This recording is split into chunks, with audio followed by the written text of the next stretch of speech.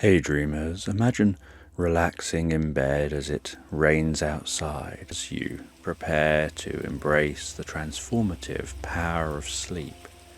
You can take a moment to allow yourself to get comfortable and close your eyes. And as you drift deeply and soundly asleep, I don't know whether you'll drift deeper asleep to the sound of my voice or to the spaces between my words. But each time you listen to these stories, people say they become like an old friend. You just find yourself drifting asleep quicker and easier and sleeping comfortably through the night. And with your eyes closed, you don't have to pay any attention to the way your body is preparing for sleep, the way you're beginning to relax as a mind and body, the way you seem to almost be breathing in peace and calm and breathing out any stress and tension. You can just focus on absorbing yourself into the story, like tuning in to an area of stillness in your mind. And you can always keep in mind that when you hear me telling these stories, then you can let go of wakefulness and drift into the most pleasant sleep. And you can imagine a calming light flowing through you as you begin to enter the first stage of sleep, allowing that stillness to set in and the muscles to relax, like enjoying the ever-present comfort of your bed lulling you gently asleep. So as you listen to me and drift asleep, you may find yourself falling asleep before you realize, or realizing you're falling asleep and trying to stay awake for a moment. And that's okay. You can let go, relax, and just enjoy the process of drifting asleep into slumberland. And it's a sleep story about a woman out hiking, and she's hiking through a rainforest. She can hear the sounds of the birds around her, almost echoing through the trees. The rustling sound of the leaves as the wind blows a breeze. She can hear the sounds of monkeys in the distance. And she can hear each cracking footstep that she takes on the path in front of her. And as she continues to walk through this rainforest, so she is swinging and hacking small branches out the way. And she's in search of a cave that's apparently deep in this rainforest. 3 days earlier, she was sat in a library. She'd been investigating some rumours about strange lights in the sky in an area above a rainforest. And she had decided that she was curious and wanted to learn more, and so she was investigating those lights. But she didn't want to read just modern books about the lights. She wanted to try to find old records.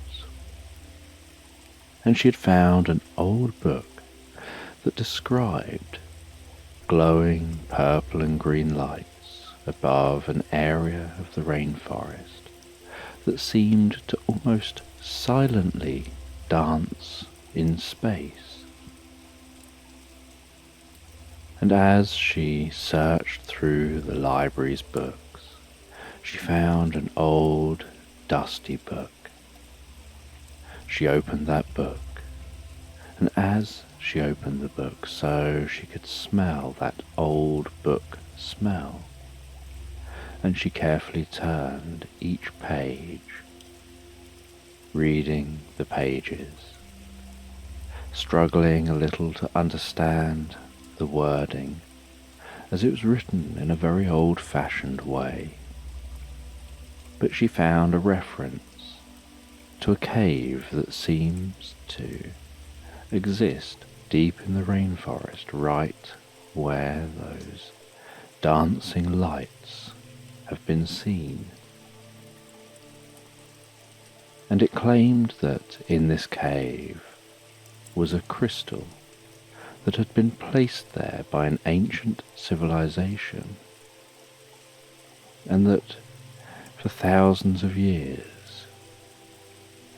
tribes of people had been tasked with keeping an eye on that cave, with keeping it safe, making sure that nobody ventured into the cave. And stories spread through those thousands of years of what was in that cave. No one had entered the cave in all that time, but many had guarded it to ensure there was no entry. And then, over more recent hundreds of years, the tribes thinned out and eventually vanished. And being tribes in the middle of nowhere, the area very quickly became overgrown, and the stories of that cave were lost to time.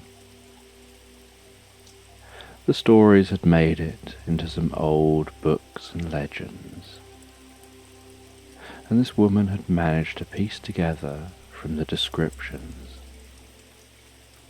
where she thought the exact location of the cave was, and she was curious what she would discover there. And so now she continued to hack through that rainforest, looking for a mound, looking for a cave, and the rainforest was largely flat, with tall, towering trees blocking out the sunlight from above. Frequent periods of dampness through the forest, the sounds of rain frequently occurring overhead, but rarely filtering through to the ground, just the pitter-patter on the leaves at the top of the canopies. And so she continued hacking and exploring. She continued to check with the compass that she was roughly on track with where she thought that it was. And after some time, hacking through the rainforest, she could tell that it was beginning to get dark, that it never really got light deep in the rainforest. At best, it was normally gloomy, but she could tell that that gloom was darkening. So as that gloom darkened, she set up the camp off of the rainforest floor. She tied some ropes between some trees. She set up a camp between those ropes, almost like a suspended tent. She climbed up, rested in that tent, and she had something to eat while she was in the comfort of the tent, and the tent protected her from some of that moisture in this rainforest. And she had a small fan with her that helped to free her from some of the temperature and the heat of the rainforest. And while she ate in the tent, Looking out of the entrance to the tent, she watched as some ants, many of which were carrying leaves and other bits and pieces from the forest floor, were climbing up one of the trunks of a tree. And they were climbing around the rope and continuing their journey up that trunk of the tree before turning along a branch. And she couldn't see where they were going, but she just watched with intrigue at the way they seemed to be so regimented, following each other up that trunk and along the branch, and that even with the rope tied around the tree, they just climbed over that rope and continued their journey. And then, as the rainforest continued to darken, and she finished eating her food, she settled down in a sleeping bag. She sealed up the entrance to the tent, and she could hear the sounds outside the tent change as the darkness fell across the rainforest. She could notice that some of the daytime birds and animals were quietening down, and there were new sounds for nighttime. And she was surprised at how loud the nighttime rainforest was. She'd imagined being out in nature, being quiet at night time, with the animals going to sleep. But here, at night time, it was still incredibly loud, like having noisy neighbours, only these neighbours were insects and bats and different animals in the rainforest. She could hear the occasional animal crawling around the top of the tent, probably crossing from one tree to another. She could hear animals walking on the ground, passing beneath the tent, probably following the easiest path through the rainforest, part of which she had cut through recently herself. But as she familiarized her mind with these sounds, she began to find the natural sounds of the rainforest calming and comforting, and something which began to just be like the sound in the background in her mind as she drifted and floated comfortably and relaxed asleep.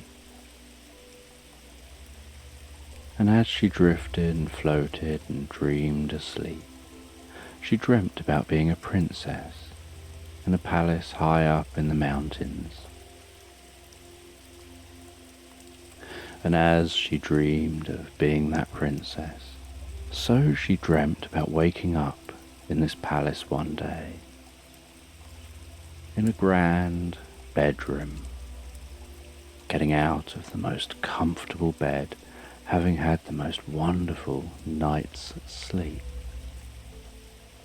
walking across the room to the bedroom door, opening the latch on that wooden door, swinging open that heavy wooden door, and heading down an echoey corridor, punctuated with rugs on the floor, and between the rugs her footsteps echoed, and on the rugs her footsteps were more dulled,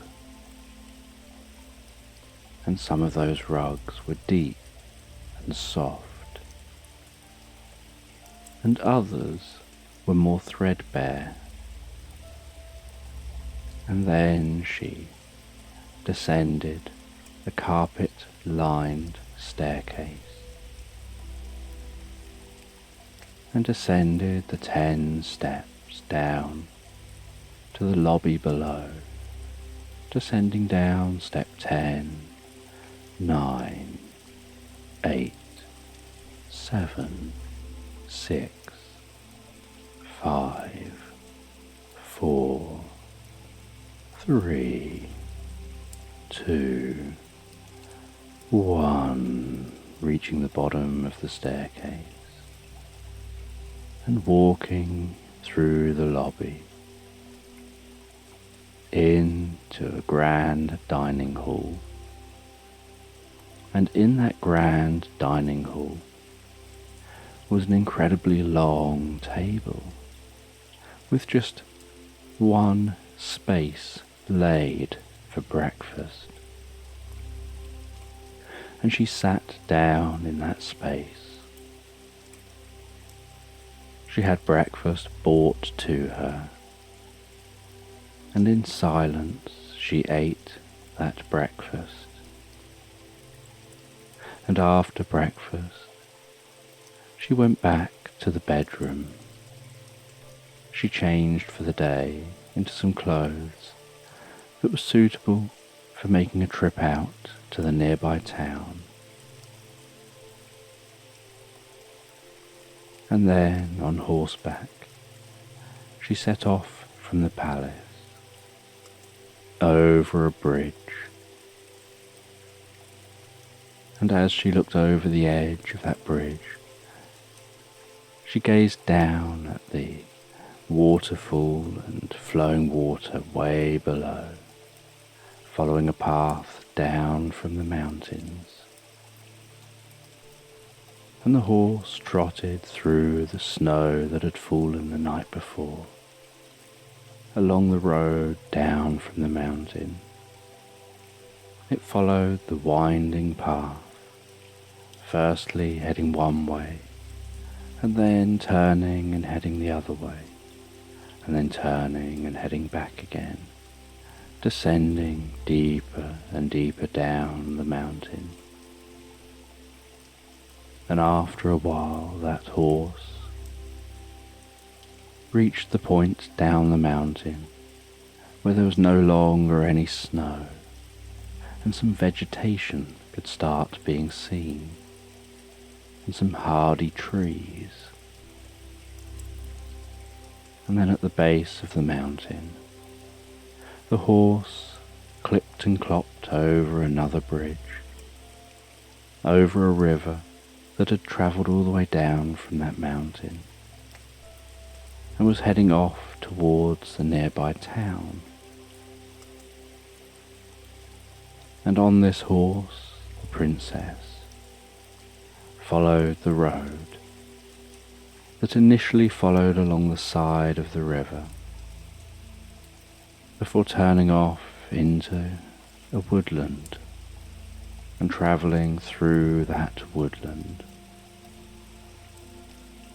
And the path through the woodland around to the nearby town took them away from that river before they would follow it back around towards the river again. So as that princess rode on that horse through this woodland, that sound of the river gently faded into the background, as the sound of woodland birds and rustling leaves began to fill the air, and the fresh scent of the woodland.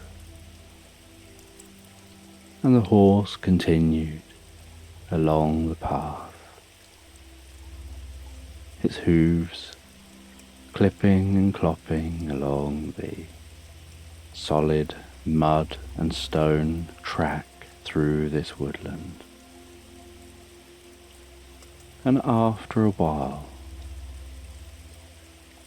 the woodland opened up to a clearing, and through in this clearing light suddenly illuminated the view before the princess. And the light, on coming out of the woodland, felt almost overwhelming to start with, But after a few moments her eyes adapted, and she could see the vast meadows, the rolling hills, and she continued to follow this path, following it through the meadows, over the rolling hills, and back down to along the side of the river. And she continued to trot along the side of the river, nearing that town. And the first sound she could hear from that distant town was the chinking sound of blacksmiths and those working metal in the town. And then as she neared, she could start to hear the muted voices of people milling around in the main street. And as she arrived at the town, she trotted into the main street, trotted through the main street, turned off of the main street, passing all the stalls, passing different traders, selling all sorts of items, food, clothing, a whole range of different items for sale. And she trotted just out from the town, still within the town's boundaries, and this town had a fence that went around the boundaries of the town. And out on the outskirts of the town were cabins and different properties with small little areas for farming. Some just had areas where they farmed what they needed for themselves. Others had larger areas which were farmed for creating produce to sell. And she arrived at a cabin, headed up to the cabin, tied the horse up outside the cabin, walked to the cabin entrance, and gently knocked on the door, and then waited. And as she waited, in the background she could hear the crickets in the long grass. She could notice the beautiful blue sky overhead, the warmth of the sun on her face. And that warmth contrasted with the coolness of being up at the palace in the mountains. And after a few moments, she could hear the bolt on the door unlock, and the door was opened. And the other side of the door stood a little elderly man, and on seeing the princess, his face beamed and he appeared to de-age by many decades.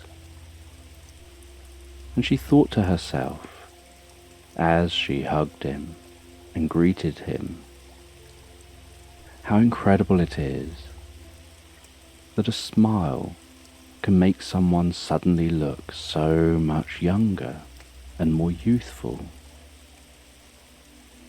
And this elderly man ushered her in, gestured to a seat by the fire. And the fire didn't need to be going. It was just gently crackling away in the background. And this elderly man offered her a drink, and she accepted, and he placed a kettle above the fire. He boiled up some water to make the two of them some drinks. And while the water was boiling up, he sat in the chair opposite the princess and engaged her in conversation, curious what she was doing here, why she had come and visited. that it had been too long since the last visit.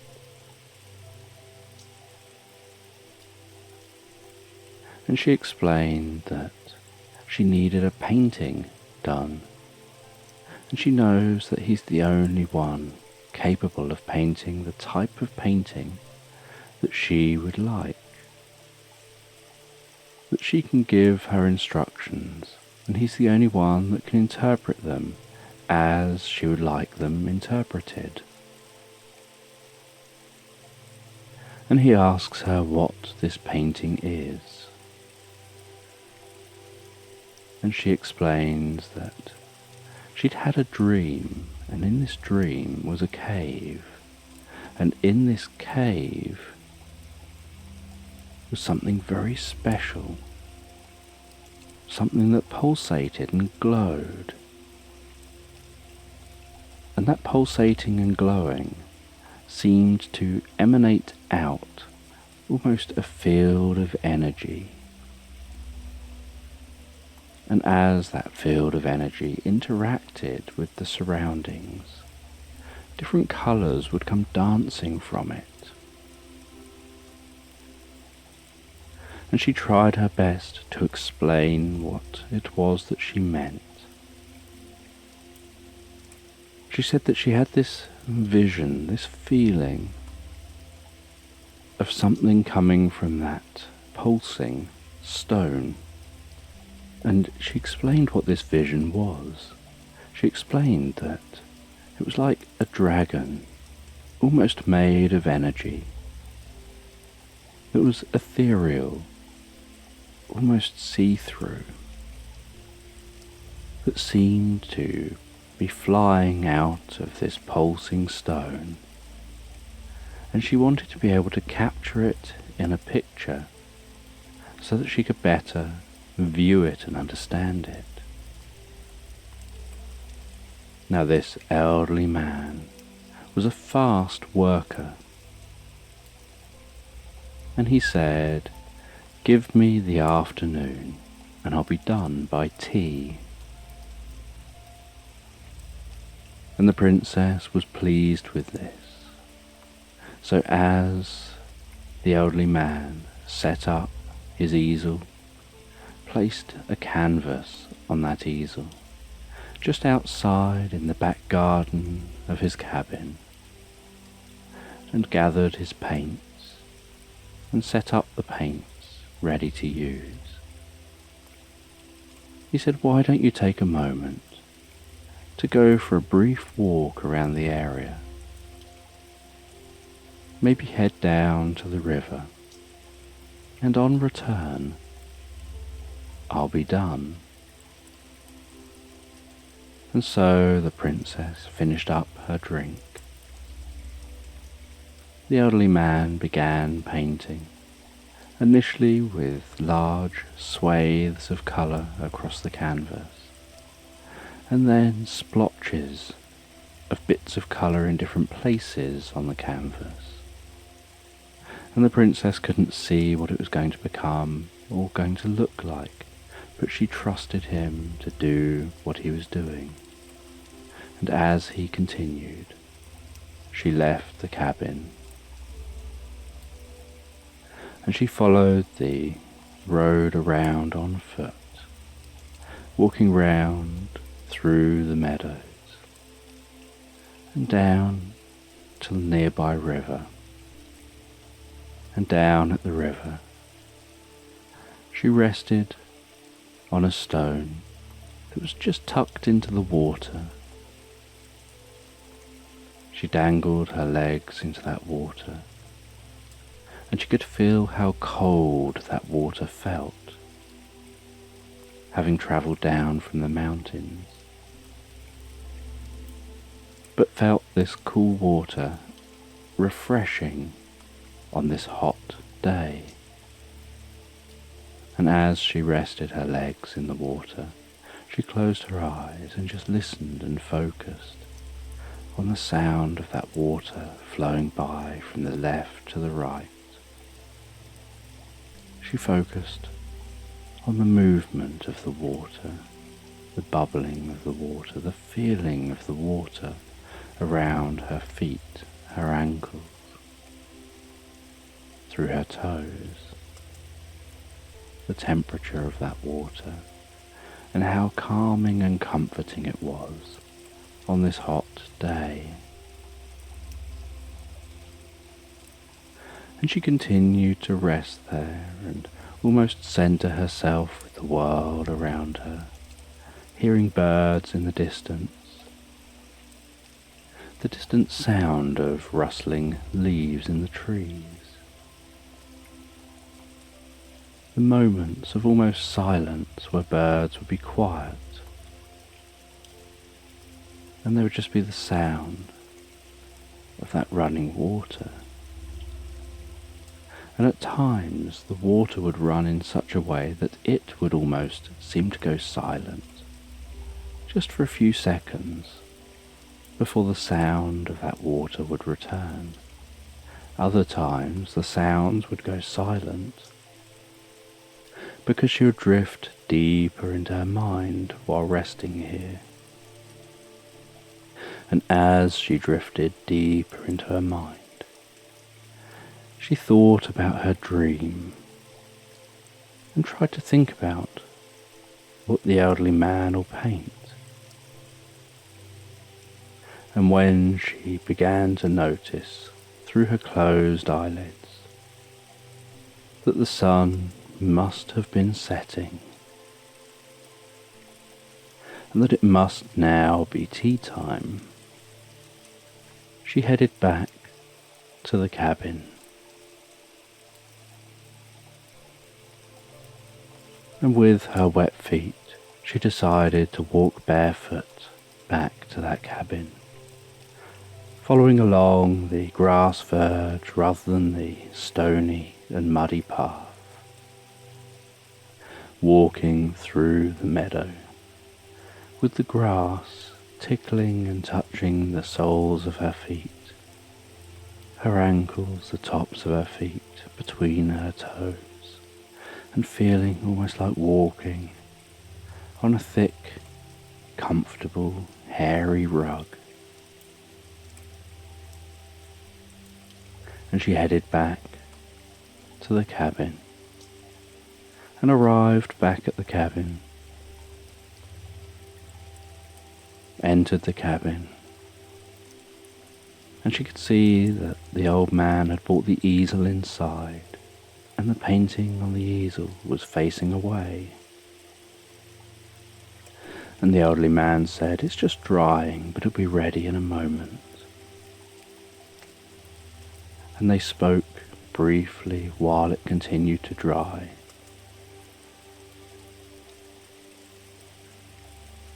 And then the elderly man went and got that painting.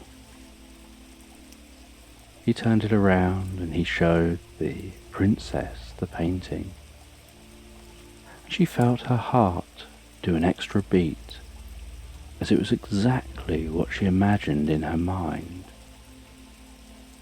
There was what looked like almost a glowing orb or stone inside a cave. And then there was light emanating up from that stone. And it had been drawn in such a way that it looked like it was emanating through the walls of the cave. And high up around the outside of the cave, some distance from the cave, were different coloured lights, which this artist had captured the movement, the swirling, the pulsating of that light. And among the light, almost coming out of that stone, was what looked like a projection of a dragon, as if that dragon is projected up from the stone through the roof of the cave, and almost exploding out the top of the cave as if it's trying to fly up into the air. And just as the princess has an epiphany, about this vision, about this painting. The woman becomes aware that it's morning and starts to become aware of her surroundings, and a part of her wants to try to remain asleep. But another part of her knows that it's time now for her to carry on her journey. But she really wants to know what happens next in her dream. And so she awakens. She has something to eat before opening the tent, taking a few deep breaths of the fresh air outside the tent, and packing everything away, and then continuing her journey through the rainforest. And eventually, after some time journeying through this rainforest, she notices that she's beginning to walk uphill slightly. And so she starts to change direction while she's part way uphill. And she follows along the side of the hill, trying to work out the shape of this hill. And she realizes that this hill is like a large mound here in the rainforest. And she suspects that somewhere under this hill is the cave.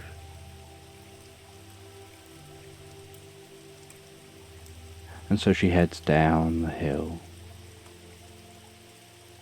and walks around the base of this hill, looking for any signs of perhaps a way that could be entering into the hill.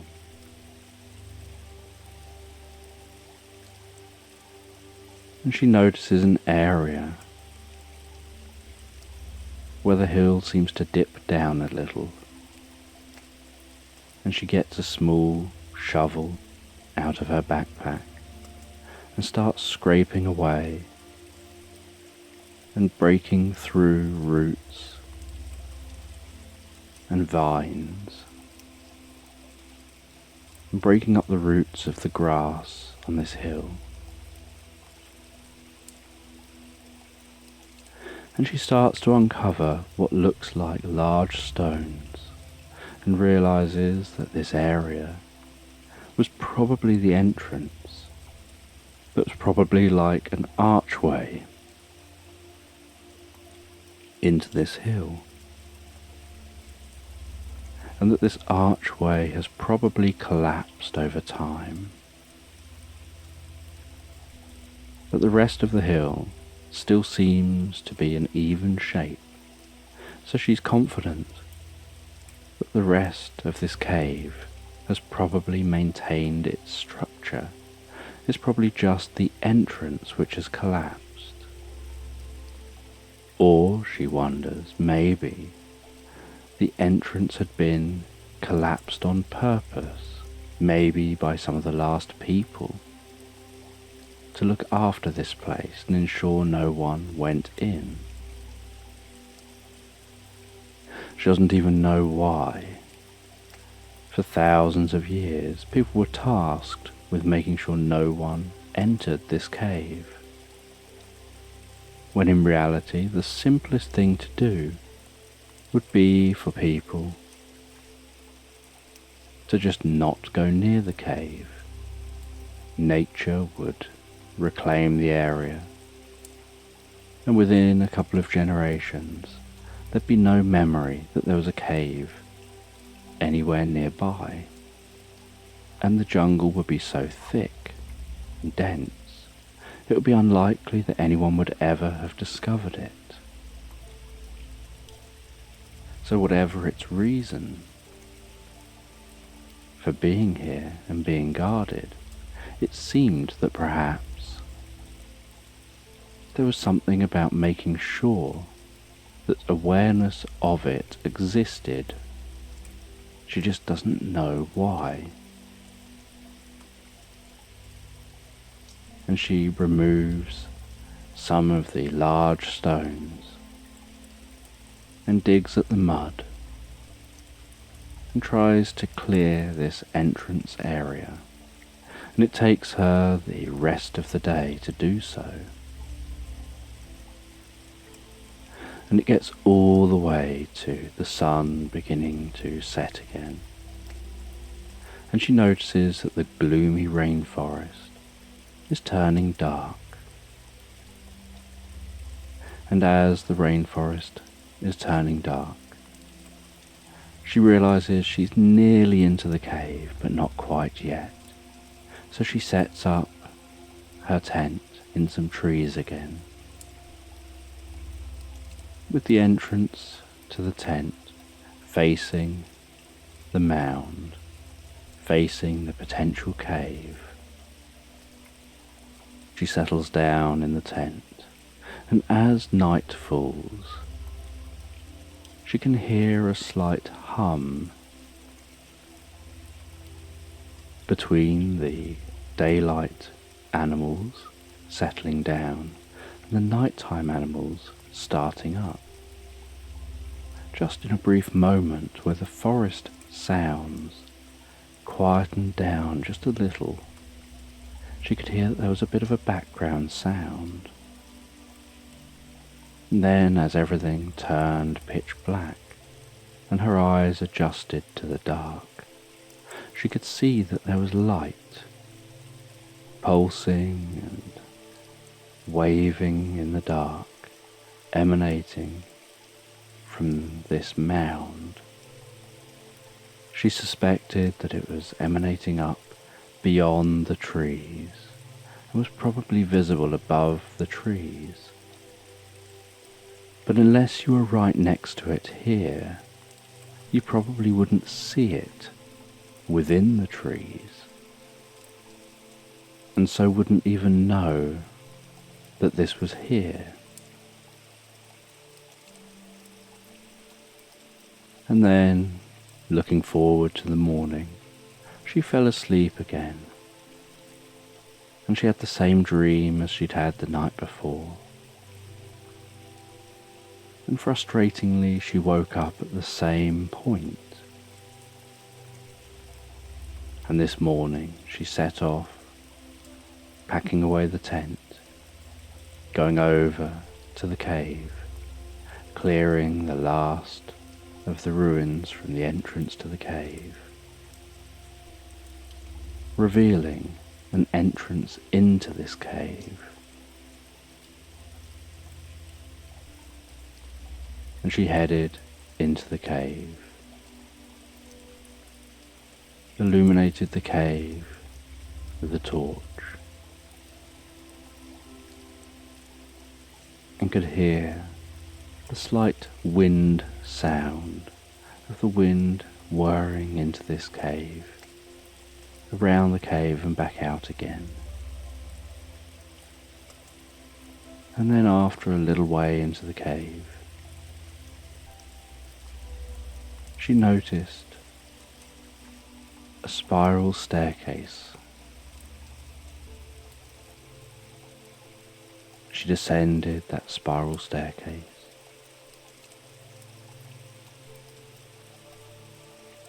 and she counted herself down as she did, thinking, I'm going deeper and deeper into this cave. 10, 9, I'm going deeper and deeper into the cave. 8, 7, I'm going deeper and deeper. And she followed this spiral staircase down. 6, 5, 4, she could almost feel the air pressure change. And then she noticed a glowing 3, 2, 1. She stepped out off the bottom step and found herself in a chamber where she didn't need the torch. It was illuminated by glowing, pulsing waves of light emanating from what looked like a smooth, polished stone on a plinth in the middle of the cave. And she walked over to that smooth, polished stone, and the slight humming increased in loudness. And she reached forward and just felt this compulsion to touch the stone. And as she touched that stone, so she heard a cracking sound, and noticed it appeared to be cracking open like an egg. And the shell appeared to be falling away, falling to the ground. And what looked like a dragon of light began stretching up in a bright beam of coloured lights out from this egg. And as it stretched up, narrow at one end, broadening out to be this vast dragon filling the chamber. A dragon that looked like it was made of light, glowing and shimmering and towering over her. And then it landed down on its legs, pulled in its wings, lowered its head to the woman, and began to speak, and she was surprised that she could understand it. And the dragon said, "Thank you. I've been trapped in this egg, in this cave, thousands of years, waiting for someone to free me." And the dragon went on to tell a story about being the protector of the land, and about a wizard capturing that dragon in an egg. And the egg was magically made, and that wizard had had to go to all parts of the kingdom to find the different materials to create a potion to forge an egg that could trap a dragon.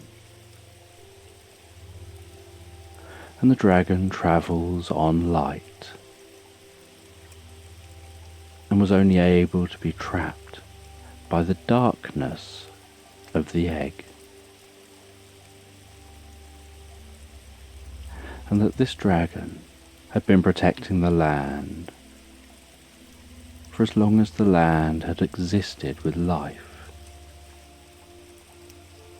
That the light beings protected the land from the darkness. And the wizard had managed to convince the humans in the area that he was the all-powerful, he was the good one, when actually he was just a power-hungry wizard, seeking to prove his powers and to gain following. And people followed him out of fear, and as generations went on, that wizard ended up being overthrown. People managed to deal with the wizard, and the dragon said that that would be for another story. But that when the people overthrew that wizard, so long had gone by that no one knew what it was that was in the cave, just that they'd been led to believe that for the safety of all things, they should protect the cave and not allow any entry. When in reality, all that was needed was the touch of a human hand, or some form of life on the shell. And that life, interacting with the darkness, cracks that darkness open, revealing the light. But everyone carried on, following instructions, long after they knew why they were following the instructions. They just continued to do so, because it's what they had always done. It's what their relatives had done, and the relatives before them had done, and the relatives before them. And the woman asked what the dragon will be doing now. And the dragon explained that their role is to travel around the world, protecting the land from darkness, bringing light where it's needed, supporting life and growth. And the woman wasn't expecting that this was what she would find. But she was incredibly moved by this discovery, and by the meaning of this discovery, and the backstory to the discovery. And she now understood her dream, and how her dream had somehow, as she had got nearer to this dragon, perhaps been communicated or influenced by the emanation from this dragon out from this cave.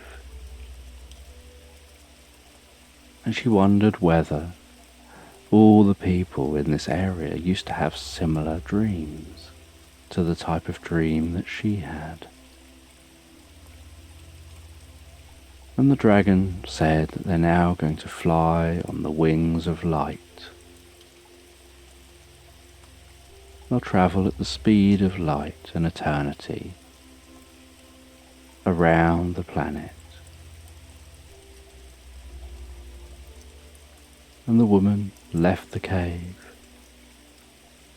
Over a couple of days she journeyed back through that rainforest.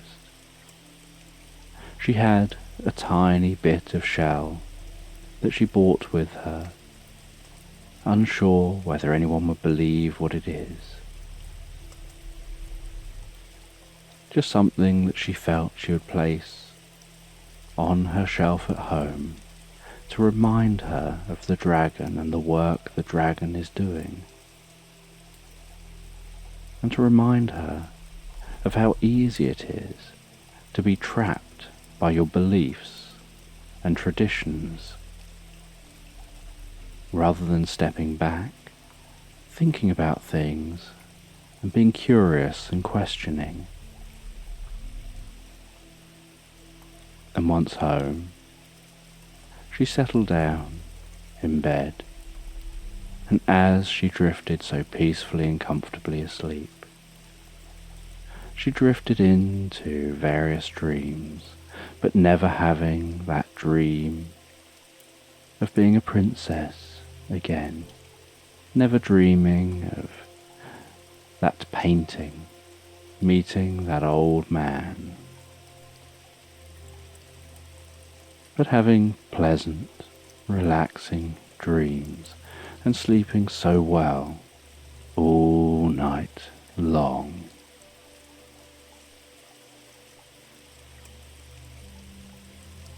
So just take a moment to allow your eyes to close and allow yourself to begin to relax. And as you begin to comfortably drift asleep, I'm just going to tell this sleep story in the background. And I don't know whether you'll drift asleep faster to the sound of my words, or whether it'll be to the spaces between my words. And as you drift asleep, I'm just going to tell the story about Ellie, the autistic duck. And Ellie, as an autistic duck, used to enjoy running around the meadow, squeaking at every single tree. They would run up to a tree and squeak at it and then run away again. And other ducks wondered what on earth Ellie was doing. To them, Ellie's behaviour was confusing, but to Ellie, her behaviour made complete sense. That she understood that to help the trees grow and be healthy, you needed to run up to them and squeak at them. And she couldn't explain what she means, but she knew that it was a thing. And one day, after squeaking at the trees, Ellie went to the stream that travelled through the meadow, and the other ducks didn't know really how to interact with Ellie. But Ellie would enjoy playing on her own. She would like some others to play with from time to time, but she had things she liked doing herself, and sometimes would become so absorbed in what she likes that she'd completely forget that nobody was playing with her. And she climbed onto an inflatable raft and sat backwards on the end of that raft, almost lying down on the raft, with her legs hanging over the back. And she kicked her legs, while tilting her head back so she could see the world upside down, and the water was above her and the sky was below her. And she kicked and steered by changing, kicking stronger with one leg or the other, and straightening up by kicking the same with both legs. And she travelled on that raft towards the waterfall, and decided she was curious about something she could spy glinting and glistening beyond the waterfall. And so the raft whizzed its way down the waterfall, splashing at the bottom, following this stream, heading around towards the lake. And as the raft arrived at the lake, Ellie jumped back into the raft upright, and the raft started floating slower and slower, till it almost came to a halt in the middle of the lake. And while it was in the middle of the lake, it was just turning incredibly slowly, and Ellie looked around for that glinting, glistening thing. And while she looked around, she saw Frank, the snorkeling turtle, pop its head up. It took the snorkel out of its mouth and excitedly greeted Ellie and asked what Ellie is doing down here in the lake, that normally Ellie's up there swimming backwards and forwards and around in the stream, or running around in that meadow. And Ellie said that she saw a glinting, glistening thing down here she wanted to come and investigate. And so Frank said that sounds like a fun thing to do. So Ellie jumped in the water, and Frank and Ellie swam to the shore. And Ellie just left that boat floating in the middle of the water. And at the shore, Ellie waddled up on shore, squeaking at the trees as she went. And Frank took the snorkel off his head and put a little red ribbon around his head. And Ellie asked, "Why the red ribbon?" And Frank said, "It reminds me that I need to collect my snorkel when I get back to the lake." And the two of them went off towards that sparkling.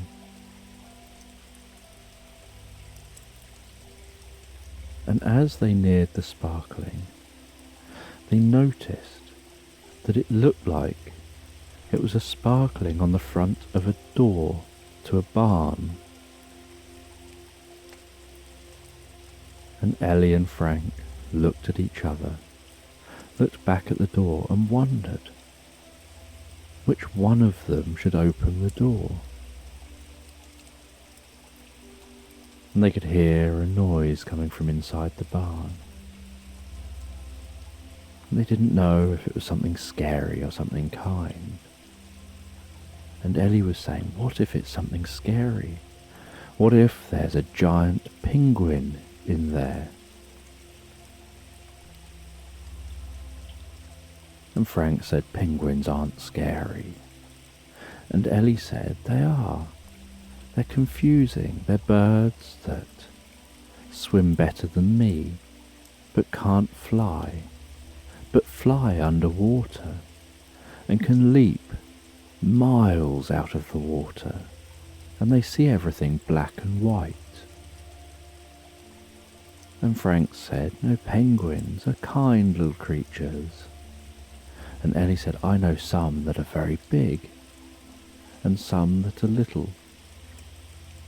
And what if it's one of the big ones in there?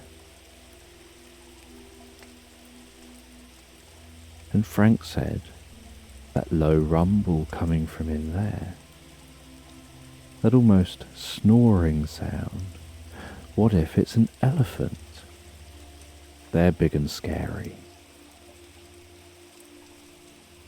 And Ellie said elephants aren't big and scary. She was named after one. Elephants remember everything. They're friendly, they look after others. They're not big and scary. They may be big, but they're not scary. And Frank said that they are scary. Elephants are like walking boulders, that they could knock anything down. They could knock down trees, they could knock down houses. That they are big and scary. And Ellie said, I think that we're making ourselves worry. We're thinking that something bad could be there, and we're creating things that we think are bad, but we don't know what's there yet. We have to think logically about this. What do we know? We know there's a noise, sounds like snoring, and it's coming from a barn. We know that we've never seen these things around here before, so it probably isn't a large elephant or a giant penguin. Let's just investigate and find out what it is. And Frank says, after you. Ellie carefully leans forward and opens the barn door with a creak. And inside the barn, Ellie sees this little pigeon resting on some hay, snoring away, kicking its legs from time to time, seemingly deep asleep in a dream. And Ellie and Frank look at each other and smile, because this pigeon definitely isn't scary. And the pigeon hears the noise and wakes up with a stretch and turns to see its two visitors. And Ellie asks, who are you? And the pigeon says that their name is Yo-Yo. They think, they may not be sure. Yes, it is, of course it is, but it may not be. But it definitely is, they say. And Ellie and Frank look at each other again. And Ellie wonders, is there treasure here? And asks Yo-Yo, and Yo-Yo says, no, there's no treasure. The only thing in here is a doorway to the sky. And Ellie asks, "What do you mean?" And Yo-Yo says, "How do you think I get in? There's a doorway to the sky." And Yo-Yo looks up. And there's a door in the ceiling of the barn that comes right in to the barn. And Yo-Yo flies off, flies through that door, and flies back again. Says, "See, there's a doorway to the sky. I've never opened that door that you've been through." And Yo-Yo asks, "Why did you come here? Why'd you disturb my sleep? This barn is usually quiet." And Ellie says that there was a glistening, sparkling thing on the barn door that attracted her all the way here. But now there appears to be nothing here worth being attracted to. And Yo-Yo thought, that sounded mean, but didn't sound like it was meant to have been mean. And Frank said that while they're all here, why don't they just rest and hang around here and explore around here? Maybe have something to eat. A little picnic would be nice. And so the three of them sat down and started having a picnic. And so the three of them gathered up some food and sat down and had a picnic. And Ellie told about thinking that maybe a scary penguin was in the barn. And Frank told about thinking that the snoring might have been a scary elephant. Again, Yo-Yo wondered whether this was being mean, being compared to the snore of an elephant, but felt that the chances are Frank isn't intending to be mean. And so the three of them spoke and enjoyed their picnic. And after the picnic, Yo-Yo said that they wanted to head back to sleep. And Frank said that he'll head back to the water, back to that lake. So the three of them went back to where they came from. But when Frank and Ellie arrived at the lake, Ellie suddenly realised that she's going to have to somehow get that inflatable boat back up the waterfall to where it came from. And Frank said that they wouldn't be able to help get it back up there, but that they probably knew someone that could.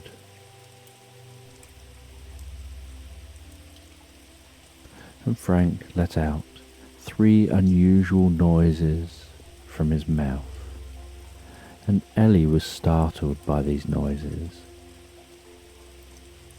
And while Frank made these noises, he was gazing up at the sky, and after a few moments there was a loud flapping noise, and Kevin the condor landed in front of them.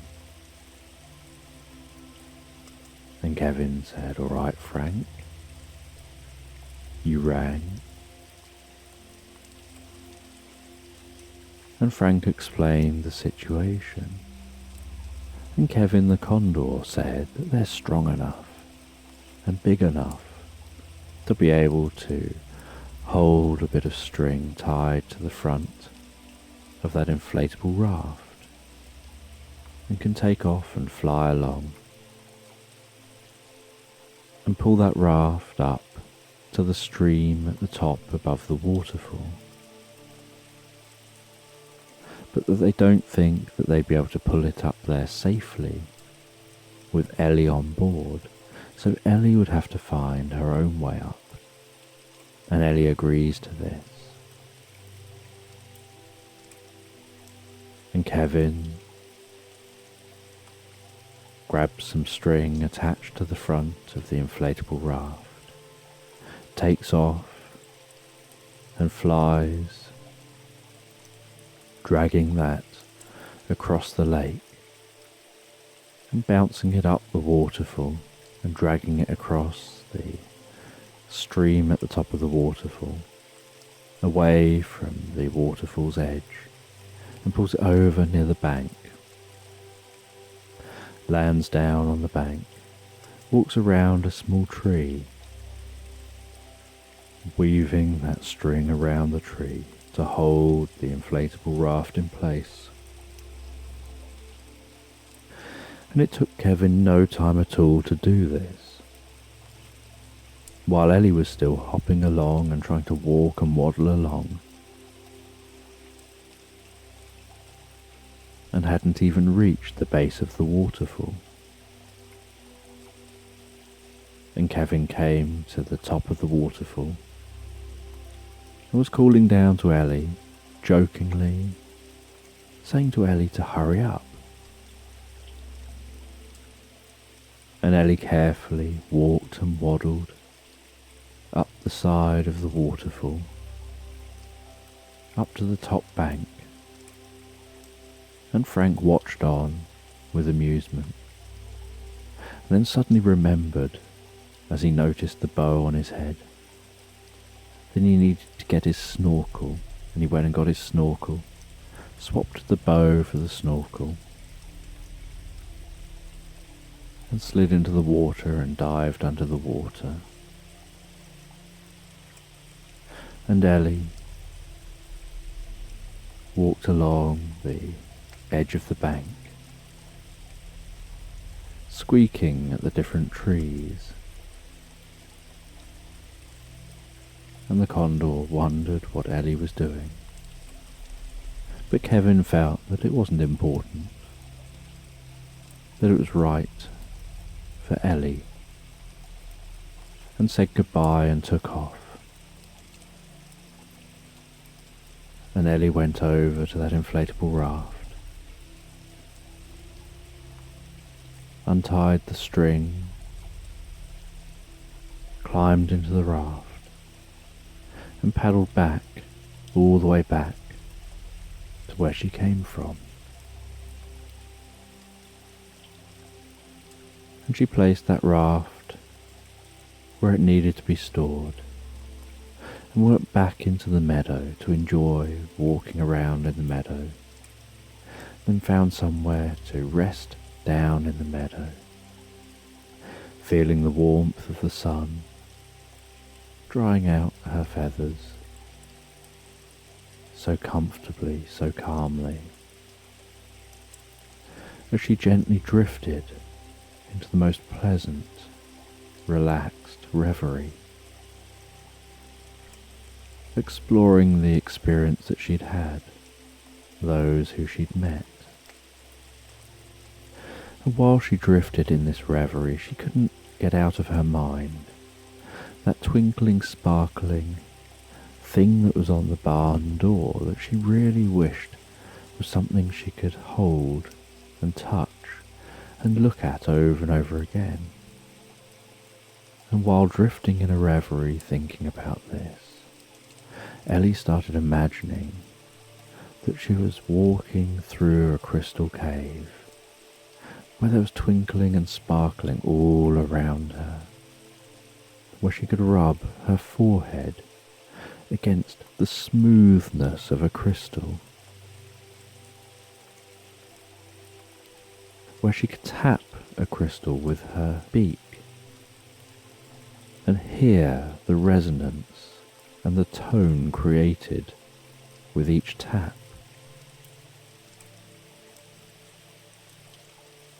where she could see the regular shapes of each crystal. And she wished that it was a crystal cave like this that she had found, that she had never been to such a place. But the geometry, the shapes, the smoothness, the dulled sound, the calmness of the environment, the twinkling, sparkling of light bouncing around among the crystals.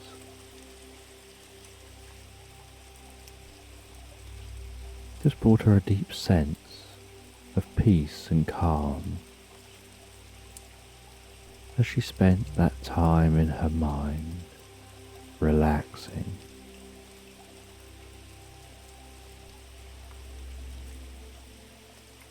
And then after a while, she opened her eyes and she went about her business, squeaking at the different trees.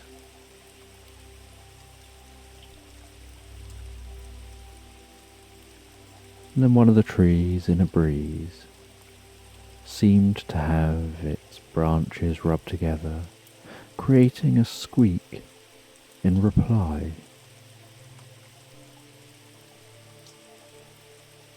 And the other ducks were surprised by this, that a tree seemed to talk back to Ellie.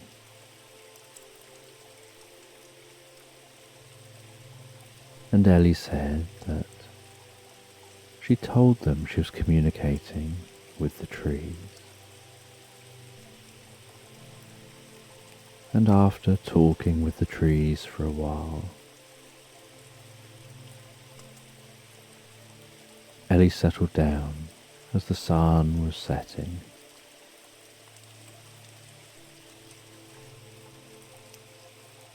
And she wondered what adventures she would go on tomorrow, and where she would explore. And she drifted and floated so peacefully, so comfortably asleep, sleeping so well all night long.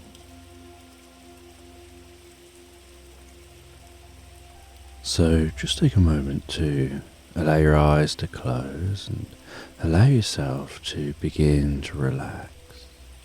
And as you begin to comfortably drift asleep, I'm just going to tell this sleep story in the background.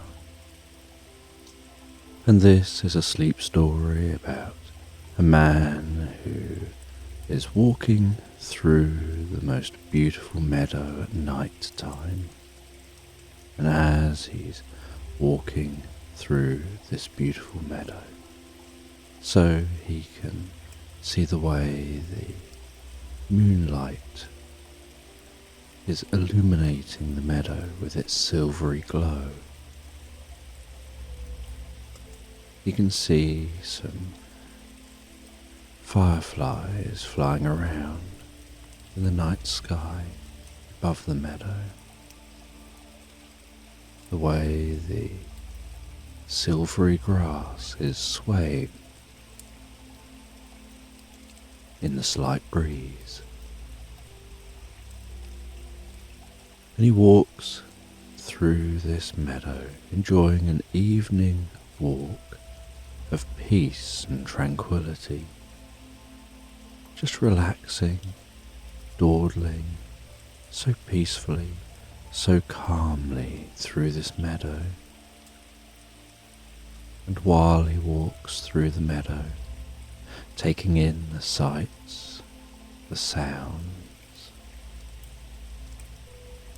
he's wandering along towards a castle at the far side of this meadow.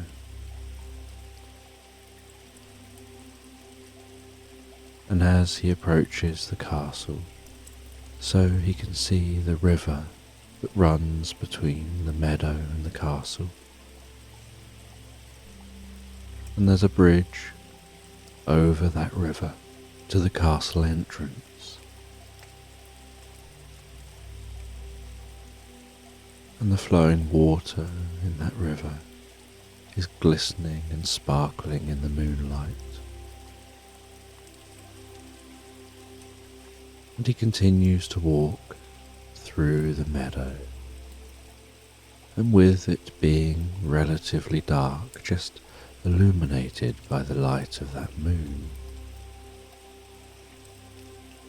Everything takes on a black and white colour, with just the slightest hint of blue in the sky.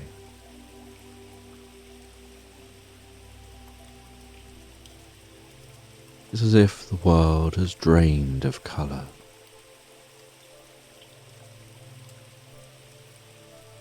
And he continues to walk and arrives at that bridge,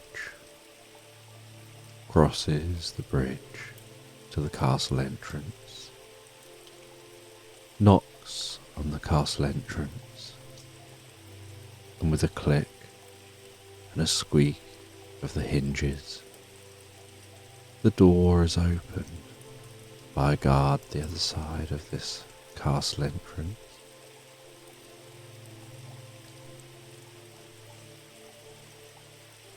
And he walks through that entrance into the grounds of the castle, walking onto gravel, noticing the way his footsteps sound so different on the crunchy gravel compared to the more solid mud surface that he had been walking on. And he walks across the grounds to the castle, ascends some steps, opens the castle entrance, closes that behind him, finding himself in an echoey room. Walking across that echoey room, footsteps reverberating around the walls. The castle illuminated with the most soothing, calming light of candles dotted around the walls and in chandeliers overhead. And he walks through this room into a more cosy room, lower ceiling, with rugs on the floor, a grand crackling fireplace, the most comfortable seats, rows of books filling the walls, a heavy wooden coffee table placed in front of a sofa. And he walks over to that sofa, walking on those rugs, and the dullness of the sound of each footstep in this room, settling down on the sofa, and someone walks in holding a silver tray, offers him a drink. He accepts that drink, thanks the person, and they turn and walk away.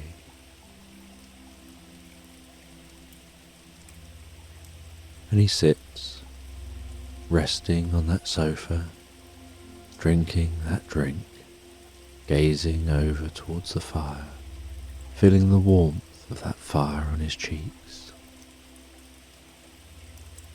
feeling a deep sense of peace and relaxation. And as he finishes his drink, he places it down on the coffee table, puts his feet up onto the sofa, and rests back and just gazes up towards the ceiling. And while he's gazing up towards the ceiling, so he can see the woodwork on the ceiling, seeing the way that the light of the fire is dancing on the ceiling as his eyes want to close, and he drifts and floats inside his mind, relaxing comfortably into a reverie. And as he relaxes comfortably into that reverie, so he can feel his breathing slowing down, his body relaxing comfortably, his mind becoming ever more peaceful, drifting deeper and deeper into that reverie. And then he has this sense of hearing a noise, of opening his eyes, getting off of that sofa and going to investigate. And as he walks around the corridors of the castle, he can hear a noise from a room at the end of one of the corridors. And he finds his way to that room, slowly, carefully, quietly, with a deep sense of curiosity, wonder, intrigue. He opens the door, and as he opens the door, he startles a creature inside this room. The creature jumps back, ducks down behind a counter in this room. And he walks in, lowers his body down a little, places his hands out in front of him, making himself look as unassuming and unthreatening as possible. He talks softly, says it's okay, There's nothing to be scared of, I'm not going to hurt you. And from behind the counter, this cute dragon steps out.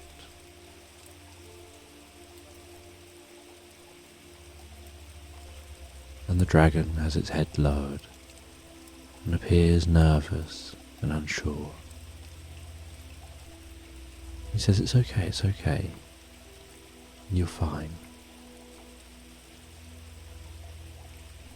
And he asks the dragon who they are. And the dragon says that their name is Eddie,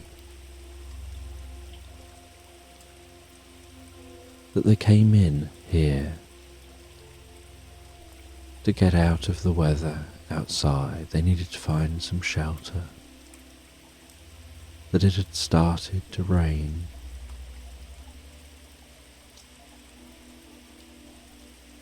and they found that the back door was unlocked, that led into this room.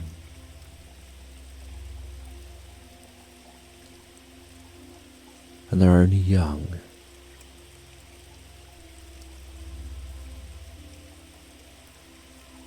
And the man showed Eddie through from this room, back down the corridor, back to that cozy room, and offered Eddie to sit in an armchair nearer to the fire. And Eddie jumped up into that armchair, his legs not reaching the ground, his feet pointing out, off from the chair. As he sat back, the man sat himself down on the sofa, and Eddie warmed himself from that fire. And the man said that he didn't even know dragons were real, or that they existed in any way.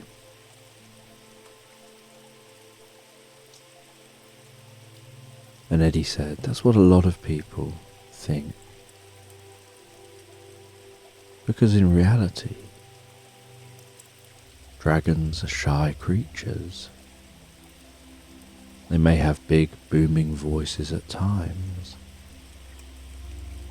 but they like to keep themselves to themselves. They're not these big scary things that people seem to think they are.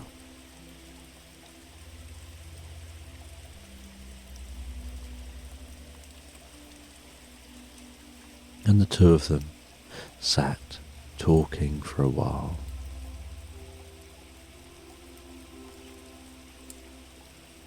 The man asked Eddie where they came from. And they said that a number of miles from this castle is a cave that they live in. They often go out into their bit of land beyond the cave. But they were travelling to another cave across the other side of the land, where a good friend of theirs, Moz, lives.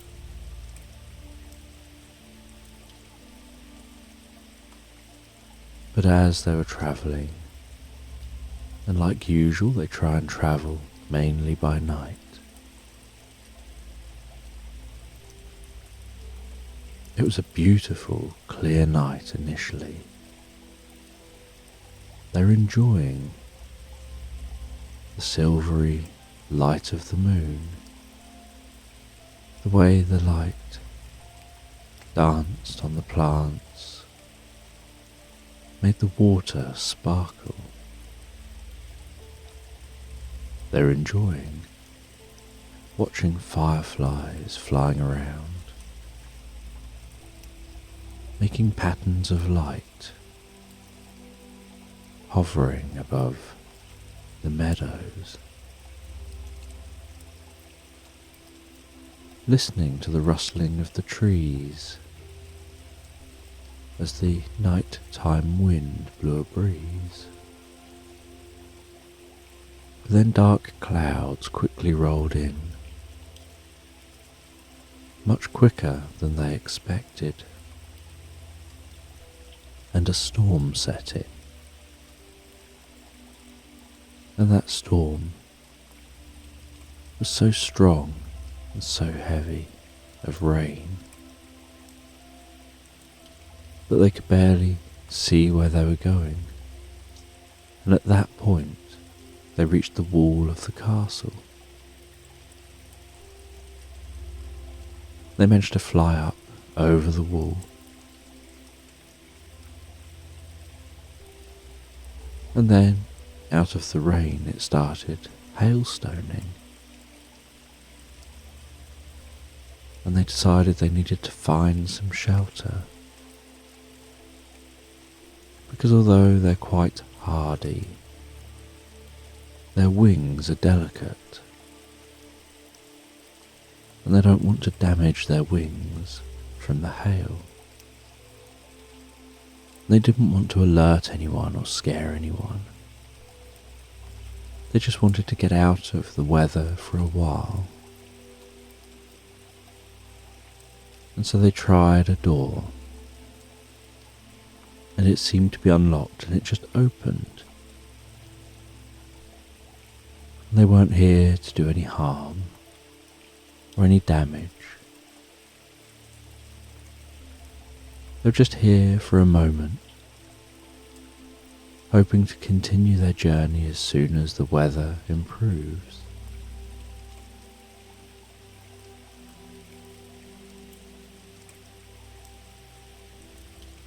And the man says that that's okay. It's quite interesting to have a dragon to talk to, having never seen a dragon before. And the man spoke for a while longer with Eddie. And in this room, in this castle, you couldn't hear the sounds from outside, just the comforting sounds inside this room here.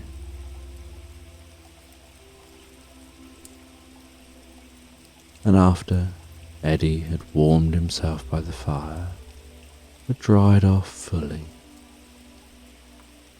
he said that he should check and see if the weather's improved. The man walked with Eddie back to that room, back to that door. And they stood near the door, looking out of that door. They could see that the weather had improved a little, but it was still raining. And so they just continued talking for a while. And with it being night time, it was hard to be able to see what the clouds looked like in the sky.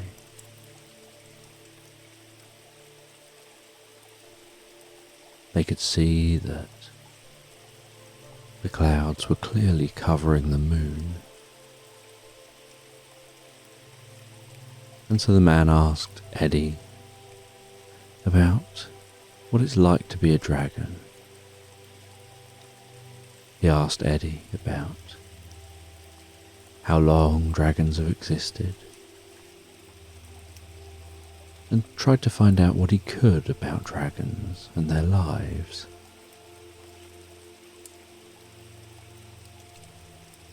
And Eddie happily answered any question that the man had.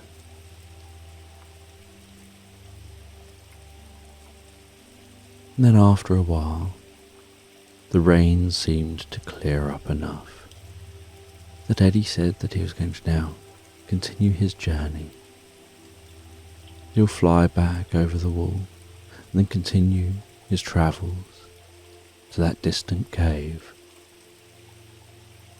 And Eddie leaves the castle, disappears off into the darkness. The man closes the door, heads out of the room, asks for another drink, and heads back down the corridor to that cozy room. He settles back down in that cozy room, and after a few moments he's bought another drink. And while he's drinking that drink, his mind doesn't stop thinking about the idea of dragons, and was curious who this Moz was. Then he remembered that his ancestors' old books are in the ancient library here in this castle. And so, carrying his drink, he walked through the castle, headed round to a thick wooden door. Opened that door with a creak, and carrying the candle, he headed down to that library, descending those steps into the ancient library.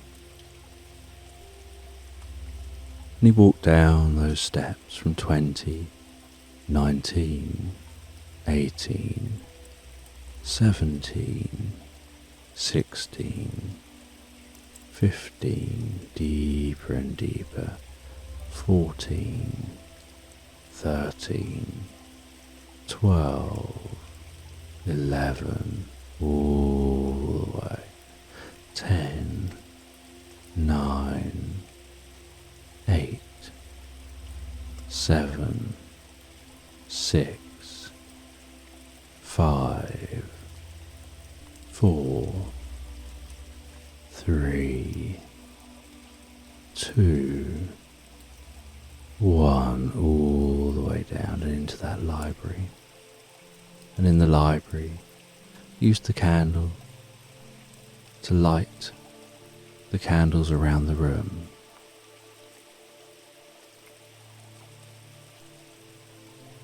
Placed the candle on a stick to reach up and light the candles on the chandelier. Pulled that stick back down again, removed the candle, placed it into a little handheld candle holder and carried it over to a table, rested on the table. Then you went over to look at the books, and he scoured the titles of the books on the sides of those books, and he found a book called Myths and Legends of Monsters and Magical Beings.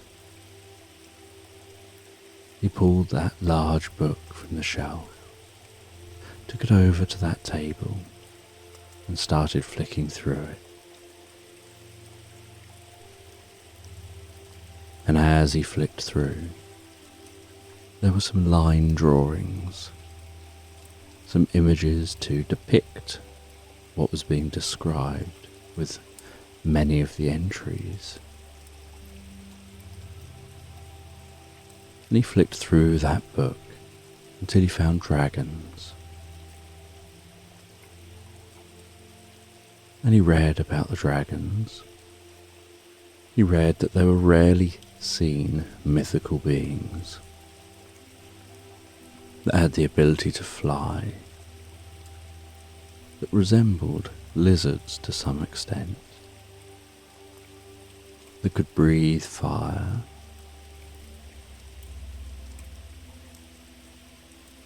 he then continued flicking through the book, and after some time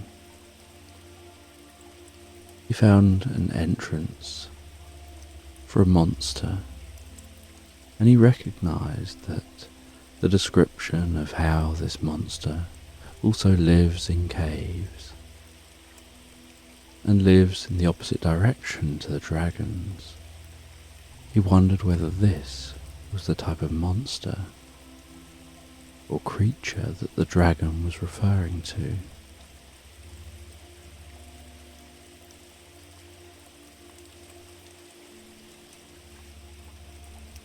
He saw that it described how this monster was good-natured, but liked to keep itself hidden in the shadows, had blue fluffy ears, and a blue fluffy coat.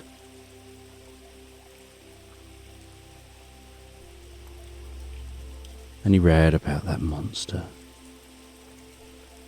And while he was here, he flicked through the book some more, curious how much of this book is potentially true and accurate, perhaps sometimes a little exaggerated. And once he'd read the majority of the book,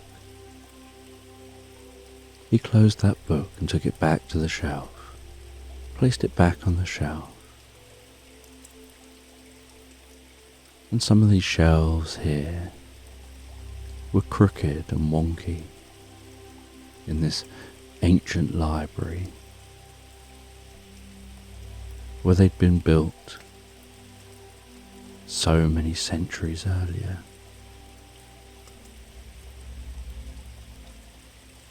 And after placing the book back,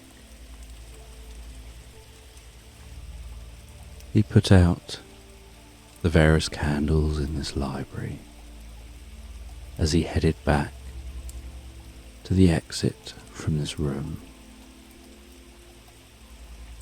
Carried that candle up with him out of the room, closed the door behind him, headed back to that comfortable room. Back in that cozy, comfortable room, he lied down again on the sofa, closed his eyes and drifted and floated deeply and comfortably into a reverie. And while drifting deeply and comfortably into the reverie, he found his mind wandering to different thoughts and ideas. before drifting back to the room, sitting up, seeing that the fire here had burned down considerably. It was time to head to bed. And so he headed through the castle, headed up to the bedroom, where he settled down in his bed. And for a little while he rested in the bed, reading a book, occasionally sipping some water,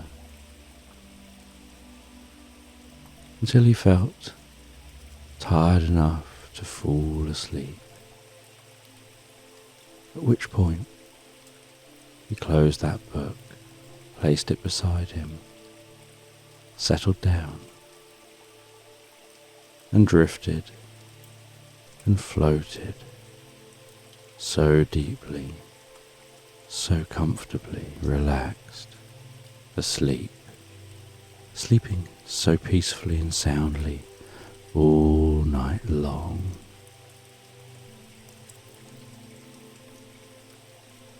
So just take a moment to begin to relax and allow your eyes to close. And with your eyes closed, I'm just going to tell this sleep story in the background. And this is a sleep story about a woman who is walking through a spring meadow. And as she walks through that spring meadow, so she can feel the grass under her feet, the slight cool breeze on her cheeks, and yet noticing the warmth of the sun and the blue sky.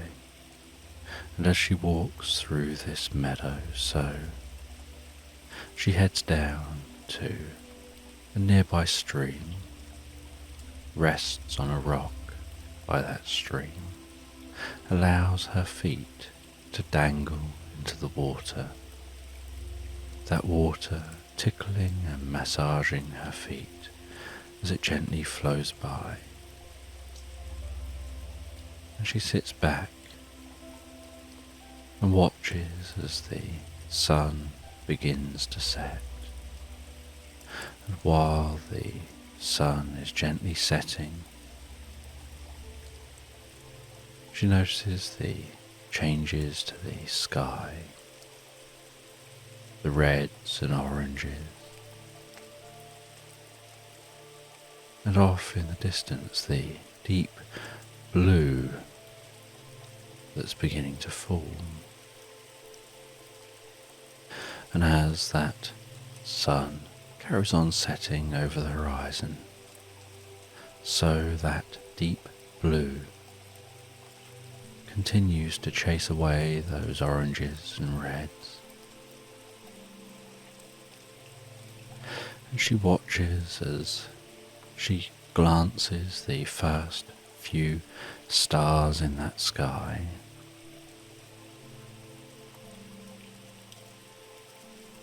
And then, as the sun continues to disappear over the horizon, more stars appear, followed by the moon beginning to rise up into the sky. And as the moon rises into the sky, and those twinkling stars hang overhead,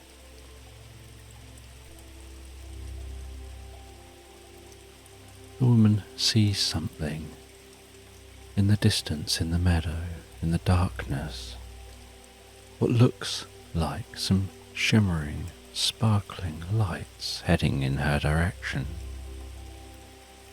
And she watches, unable to work out how far away that is.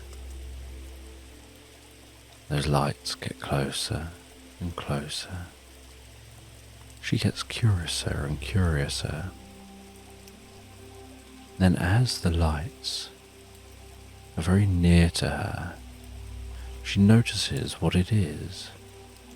She sees that it looks like an elephant with tiny little fairy wings on its back. And this elephant talks and says that I'm an elephant fairy. And it flies up off the ground, hung up, floating into the air by those wings that seem to be flapping almost impossibly fast. So fast, in fact, that she can just about feel the breeze given off by those flapping wings.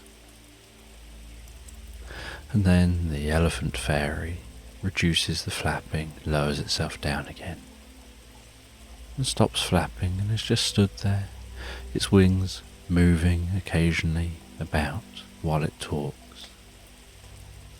The elephant fairy says that they would like you to go on a journey, that you can return back here in a little bit, and when you return back here it'll be as if no time has passed. And so with curiosity, you say that you're happy to do this, and the fairy waves a wand with its trunk. And as it waves its wand, so there's a flash of light, the sound of sparkling bells. And as that clears, there's what looks like a jelly bean in front of the elephant. And you think to yourself, as the elephant just manifested something it's going to eat. But the elephant says, climb onto the jelly bean. And so you climb onto the jelly bean, curious about what's going to happen. And the elephant slaps the back of that jelly bean, and the jelly bean seems to almost have a life of its own, and it launches off the ground. And the woman holds on tight.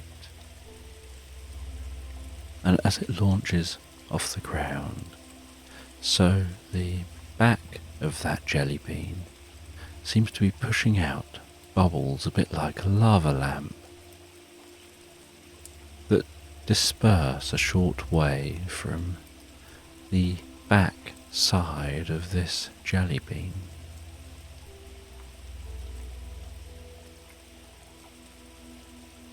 And the jelly bean flies up into the sky and then seems to accelerate, and it feels to the woman like she's riding on the back of a horse, except that she can feel under her palms the solidness of a jelly bean. A bit like a giant jelly bean. And she rides on this jelly bean, unsure where it's going. And that elephant fairy is flying along behind, its wings flapping so fast they're just a blur. The elephant hanging beneath those wings, its legs hanging loose and limp, moving its trunk around almost as if it's trying to steer itself with its trunk. And the jelly bean and the elephant fly up higher and higher until they reach the level of the clouds. They fly through the clouds. The woman finds herself above the clouds, looking down on them, and sees a curious sight.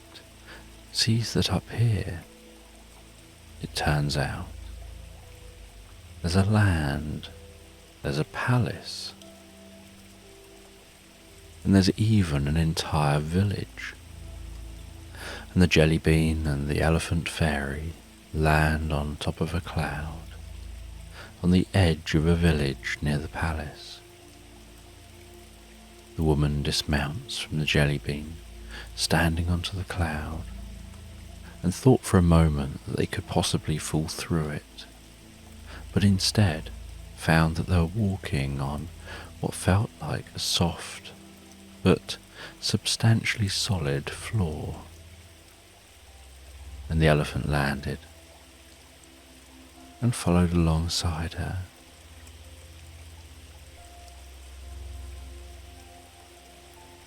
And they walked and walked until they arrived at the palace. The elephant fairy leant forward with their trunk, knocked on the palace door. The door proceeded to open, and they walked through the door. And inside this palace, the woman could see a golden egg. She headed over to that golden goose egg. She inquired of the elephant fairy what it was. The elephant fairy explained that it's a golden goose egg. It can lay a golden goose, and golden geese can lay golden goose eggs. And she wondered whether she should take it. And they continued to explore this palace.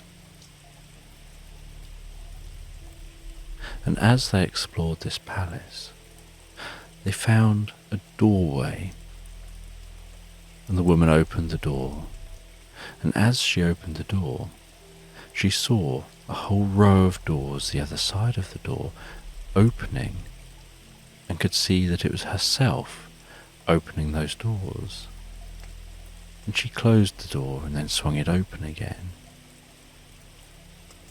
And then she could see that there was like a reflection of herself closing the door and swinging it open again, followed by another one closing and opening the door, and another one closing and opening the door, in a wave of future possibilities of herself, closing and opening that door.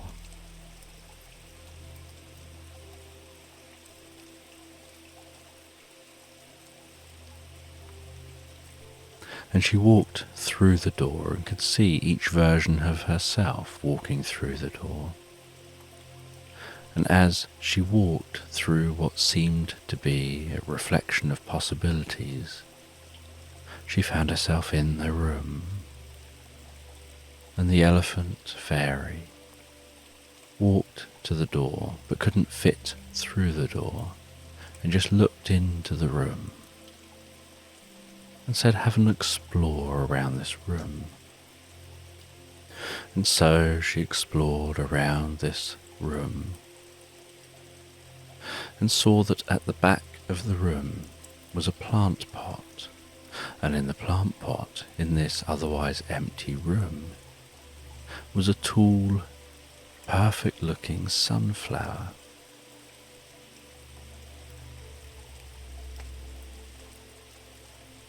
And she reached out, gently touched that sunflower with her fingertips. And as soon as she touched that sunflower, the patterns of the center of the sunflower, the shapes of the petals around the outside of the sunflower, she instantly felt a connection with some kind of universal consciousness. She saw her past, present, and future. She saw that now was multiple nows, that every decision she makes, every possible decision she could have made, creates a new potential future.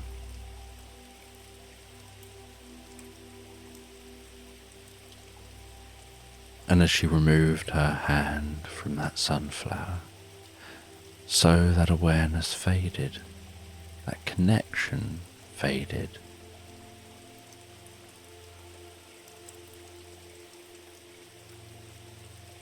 And she looked around this room, and other than this sunflower, she found it empty. She went over to the window, looked out the window, could see across the land up here in the clouds, could see life going on below, almost like it was just a normal village.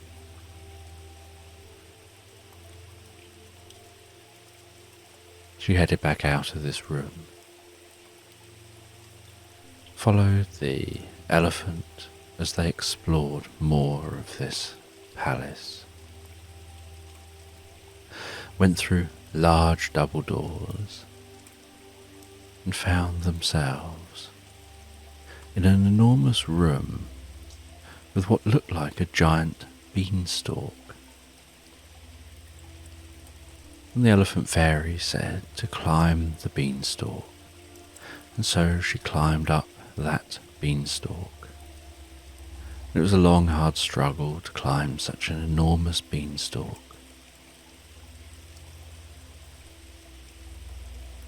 And as she reached the top of the beanstalk, she found that she was passing through the top of the palace, as if someone had broken a hole in the top of the palace. She climbed through that hole, looked around while hanging onto the beanstalk, and could see the village below, the palace beneath her, and could see a layer of clouds above her. She continued to climb, passed through those clouds, and found this was just another level of place to live. She walked off along the clouds, headed into a large door, and saw that this seemed to be a land of giants.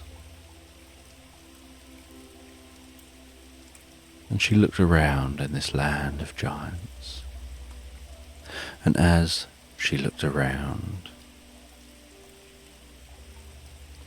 she saw a letter, and the letter was written in purple ink.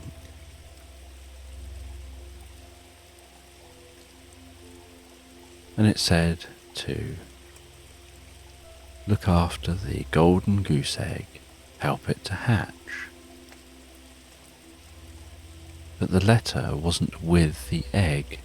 She'd found the egg previously. And a giant came into the room, its footsteps bounding and echoing. And almost straight away the giant seemed to be aware of her presence. And she explained to the giant that she's not from this land, she's just exploring. And the giant turned out to be incredibly friendly.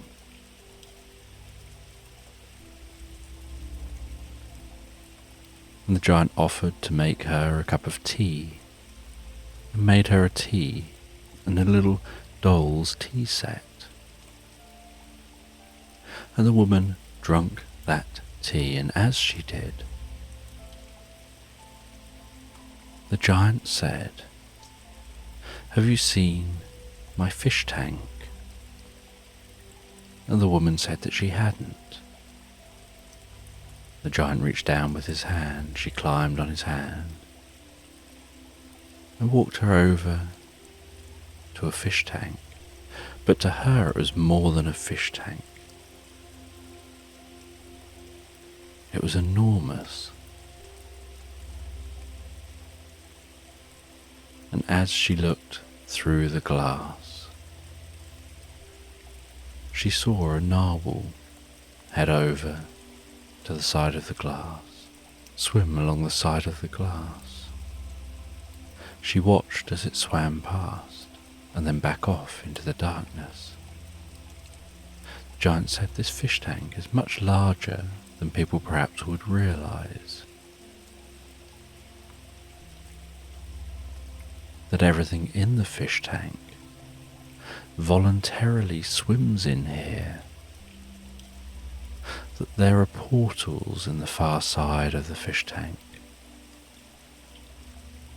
Fish are free to come and go, and the portals allow the salt water here to come and go, to cycle around.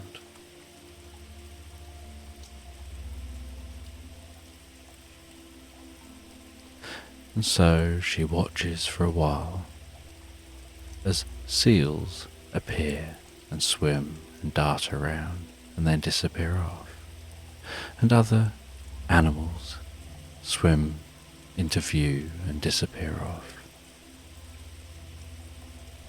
And the giant then carries her back over to nearer to the beanstalk, and she says that she should leave. She descends that beanstalk. She picks up the golden goose egg and says that it needs looking after, and heads out of this location, heads back to that jelly bean, followed by the elephant fairy. And the elephant fairy flies down from the clouds, Jellybean following, flying heading down to the ground. The woman thinks this is a very unusual experience. And after a while she gets back to where she came from. The elephant fairy sets off, the jellybean disappears. She sets up a camp. She sees that she still has that golden goose egg. She places that wrapped up, warm in the corner of her tent. She lights the fire, has something to eat, before settling down in the tent herself. And she drifts and floats so peacefully, so relaxed asleep. And as she drifts and sleeps and dreams, so she dreams of walking through the most beautiful meadow of roses, that incredible smell of those vivid roses.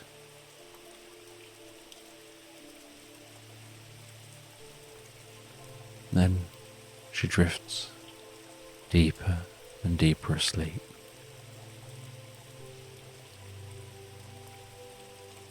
Into a very still and peaceful sleep, and awakens the next day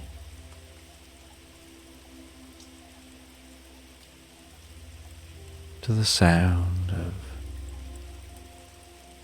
that flowing gentle water outside, and a surprise that overnight that goose egg has hatched, and she sees a baby goose walking around inside her tent. She takes some time to look after that goose, to feed it, to nurture it. And then after a while, she finds that the goose starts to lay eggs, and as it lays eggs, so she realizes they're golden eggs, and they can be valuable. And so she uses some of those goose eggs to help herself, before then helping others, without saying where the gold has come from.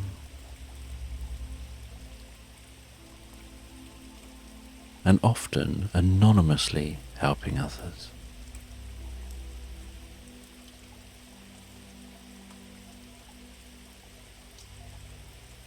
And back in her everyday life,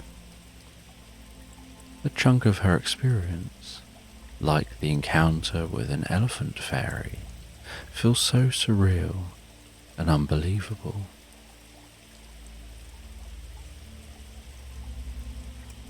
And she tries to tell her friends about the experience. They don't really believe her. And so she heads home one night.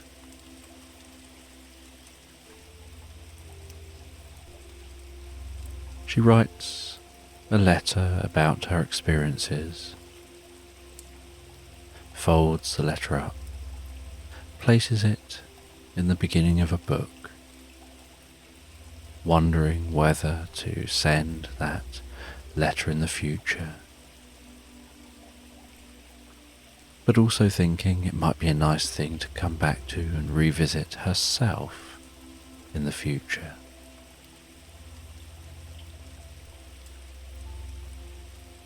And then heads to bed, and she drifts and floats so peacefully, so calmly and so relaxed asleep, sleeping so well all night long. So just take a moment to allow your eyes to close and allow yourself to begin to relax. And as you begin to comfortably drift asleep, I'm just going to tell this sleep story in the background.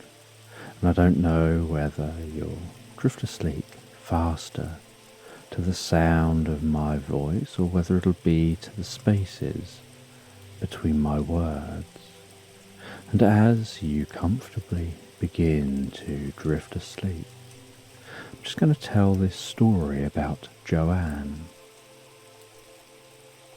Joanne is out on a ship, and this ship is heading through Arctic waters, and she's wrapped up keeping herself warm while out on this ship.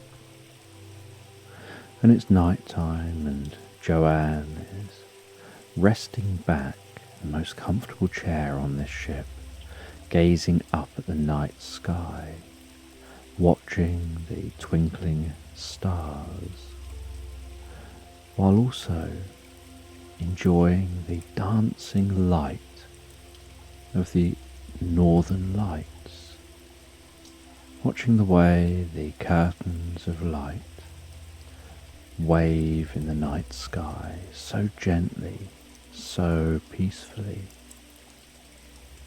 to that gentle lapping of the seawater around the ship.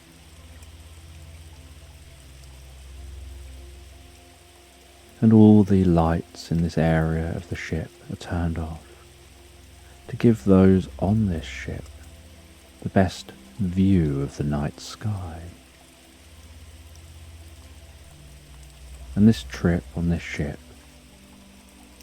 for Joanne was a once-in-a-lifetime opportunity, a chance to travel towards the North Pole, a chance to see the Northern Lights,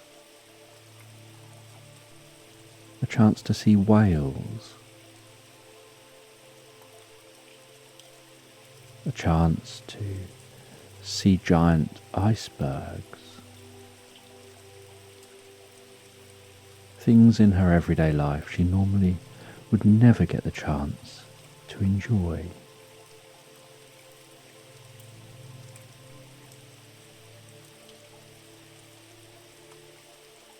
And so she rests in that comfortable chair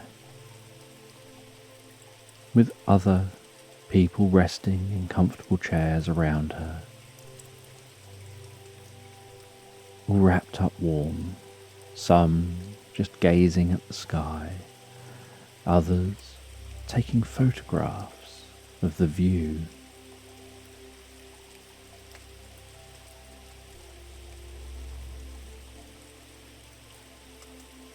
And after spending time watching this once-in-a-lifetime night sky, Joanne heads back into the ship, heads to her cabin, and heads to bed, and she drifts and floats so peacefully, so comfortably asleep. And the next day after breakfast on this boat,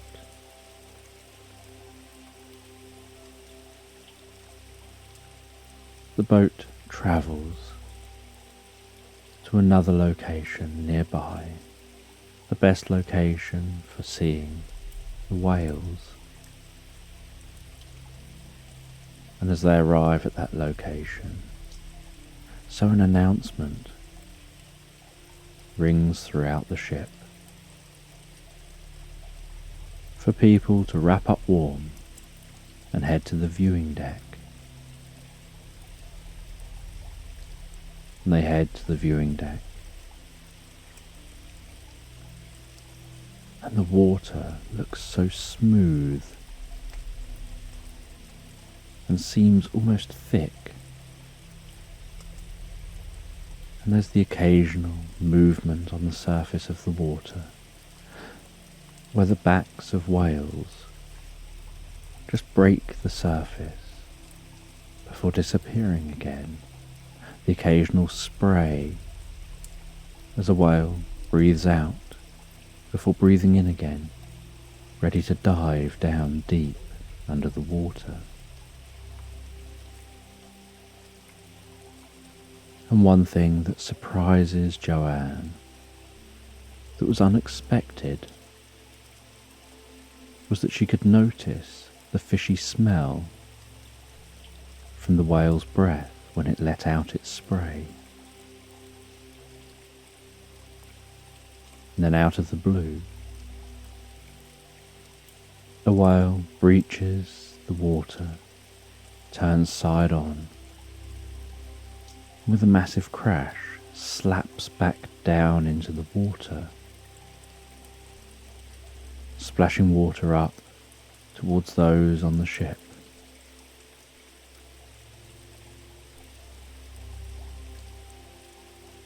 It seems like that whale is wanting to be so playful and friendly. And then a larger whale comes over and gets between that whale and the ship. And Joanne thinks to herself that it's almost as if a mum has said to behave and to stop doing what you're doing. And the mum and the calf head away from the ship before taking a deep breath and diving beneath the waves out of sight. And after a few days on this ship, seeing whales, enjoying the night sky, the northern lights, the ship heads back to land. All the passengers disembark, some heading to the airport to fly straight home, others heading to nearby hotels to continue a stay here a bit longer before they make their journeys home.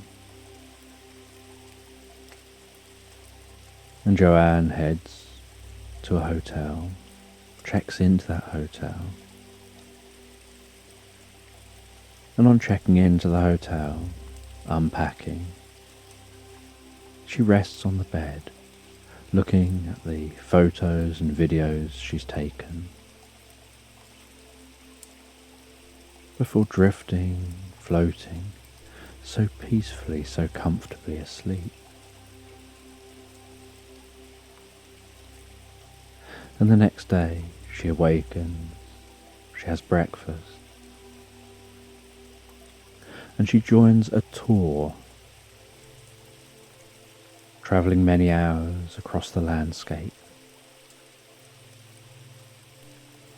to an area of volcanoes. And as the tour bus travels towards the volcanoes, so the landscape transforms from rugged, hardened grasses and the occasional plant and some trees to the landscape appearing very black, like dry lava, and a slight smell to the air. And the sound of what the bus is travelling on changes from sounding like the wheels are crossing mud to sounding like they're travelling across something that's cracking beneath them and crumbling. And after many hours, the coach nears a volcano, and everyone on the coach is trying to lean at the windows to take photos from the coach windows of this volcano which, from a distance, didn't look that large, but as they get closer, they can notice the bits that are being spewed out the top must be almost the size of the bus itself, whereas from a distance it looked like just tiny sparks being thrown from the top of the volcano. And as they near that volcano, so they can see those boulders glowing bright red, landing on the sides of the volcano, rolling down the volcano, darkening slightly as they roll. And the coach pulls up at its final destination. They disembark the coach. They follow a tour guide that guides them around the safest route near this volcano. And even from this distance,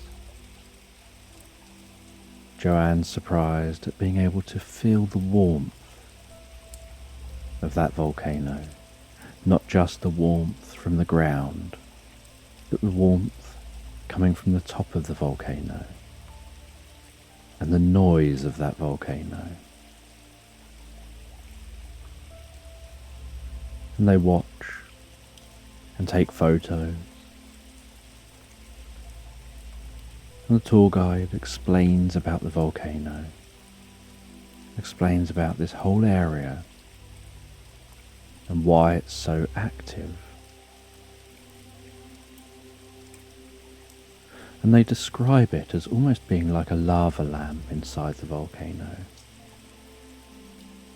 The way the land is heated, churned up, cools, sinks back down. But that it is safer at these volcanoes than some other volcanoes that perhaps don't seem so dangerous. Explaining that the volcano constantly erupting like this means there's far less chance of pressure building up and a sudden explosion of the volcano. It's more like it's just bubbling away year after year. And that's why this has become such a tourist attraction. And after seeing the volcano, Joanne and the others board the bus and make the long trip back to the hotel.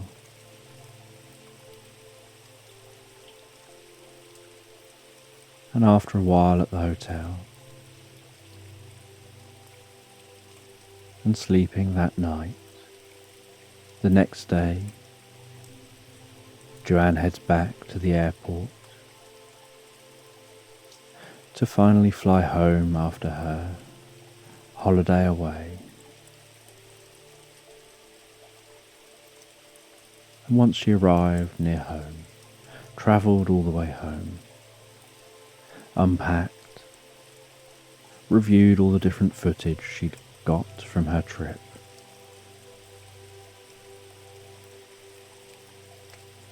She enjoyed being at home, sitting in her back garden. And sitting in her back garden on a nice, comfortable evening, she was aware that she couldn't see so many stars. She couldn't see northern lights. But she liked that she was able to be outside without having to wrap up as if it's freezing cold. And while just resting in her back garden, she saw the security light for her garden turned on. And under the light she saw a badger suddenly freeze. And after a few moments,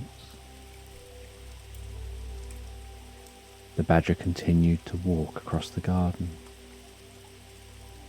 having initially been startled by the light suddenly turning on. And she watched as that badger walked across the end of her garden before it disappeared under a bush. And seeing the badger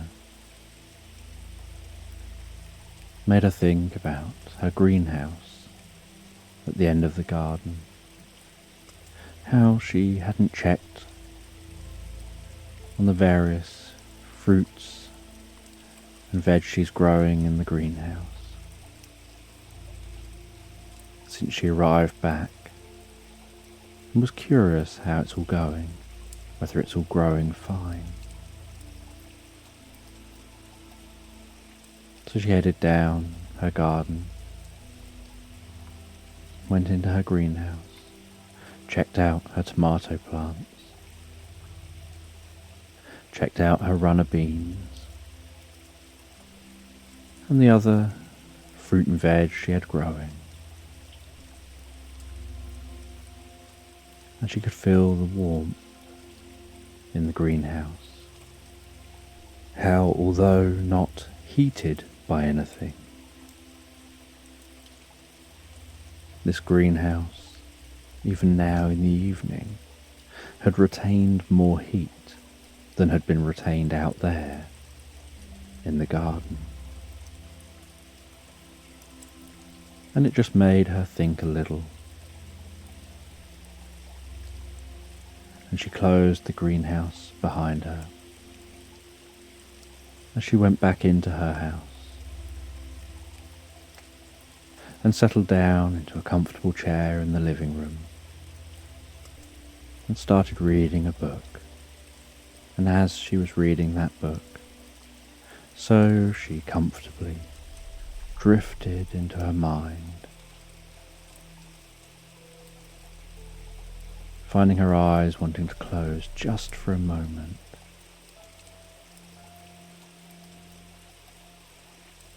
And as her eyes kept wanting to close,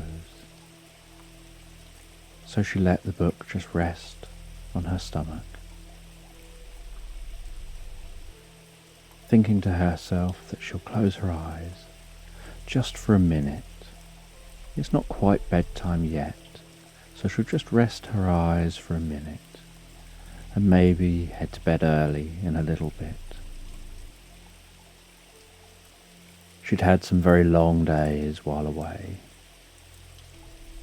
and was still just getting used to the change in time zones, having arrived home.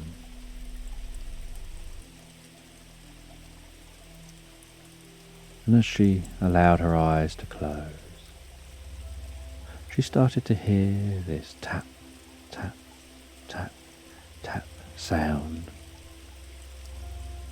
and then could see a giant Newton's cradle with the balls swinging from one side to the other, one side to the other, in front of her.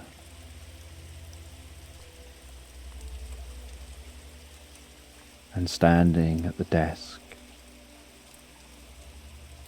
with that Newton's cradle on the desk, she could see someone who looked like a magician.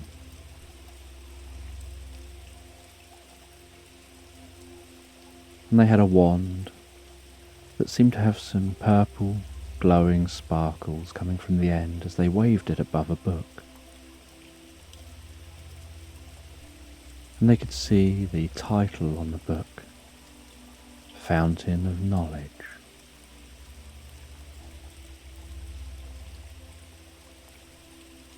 And they stepped back from the Newton's cradle to get a better look. And as they stepped back,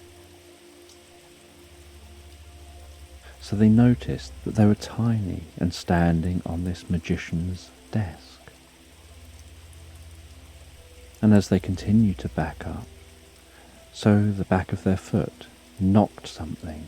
They looked behind themselves and saw that it was a purple fountain pen lying on its side on the table. They sat down on that fountain pen, just looking and observing. The magician didn't seem to notice them. They were just swinging the first ball of Newton's cradle to keep that going, before then turning over an egg timer. And Joanne watched as the sands of time flowed from the top to the bottom.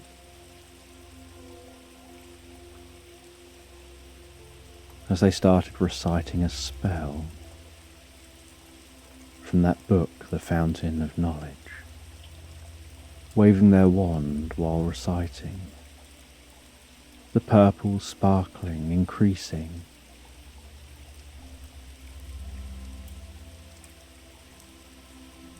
And then that purple sparkling turned to a purple light and turned to a purple glow that began to fill the room, spreading out from the end of that wand.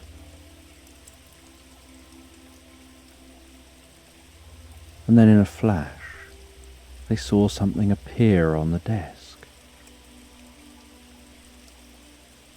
And it seemed to be a tree on fire.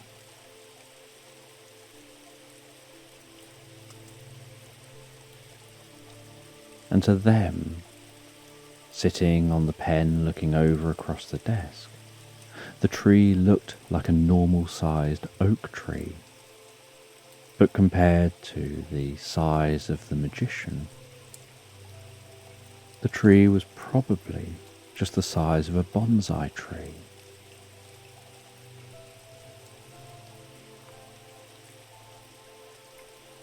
And despite the tree appearing, the magician carried on to incant a spell.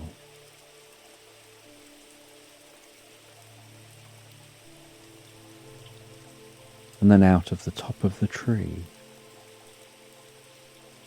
the fire seemed to change and dance, before turning into an ethereal, almost bird-like creature, a mix between a bird and a reptile.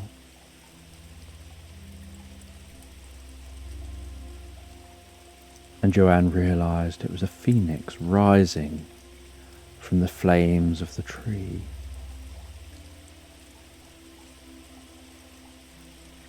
And then the phoenix floated in the air, hovering, flying just above the tree. Flames dancing from the phoenix with each flap of its wings. And then the phoenix breathed out fire in the direction of what looked like a rock, but was probably just a few stones on the desk. and the fire seemed to heat up the stones, fusing those stones together. Before the phoenix disappeared into a puff of smoke, and the magicians stopped their spell, put down the wand, picked up a glass of water, carefully poured the water over those stones, the water sizzling as it cooled the stones down. And then, in the centre of the stones, some of that water seemed to rise up again through the centre, almost creating a fountain in the centre of those stones.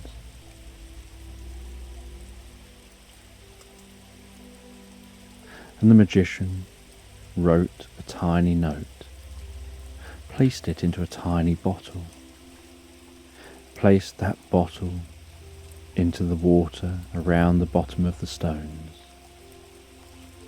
And that bottle seemed to get sucked underwater before shooting out of that fountain. And as it shot out of the fountain, the magician caught it in his hands.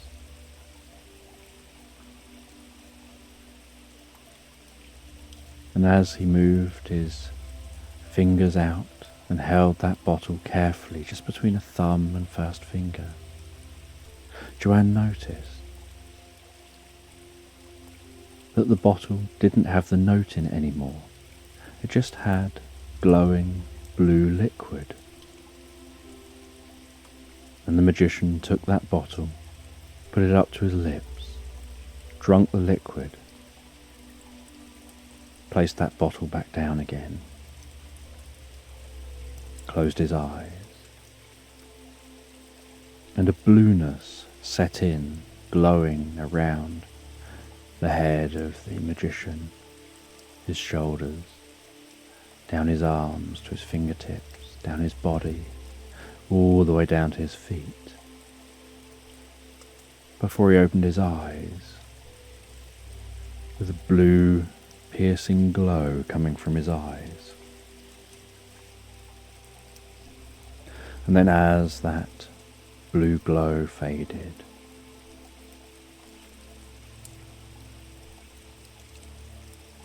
so Joanne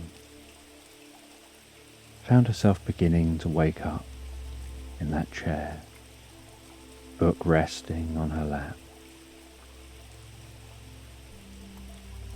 She had a sense of understanding the dream, its connection with everything going on, with her experiences that she had had.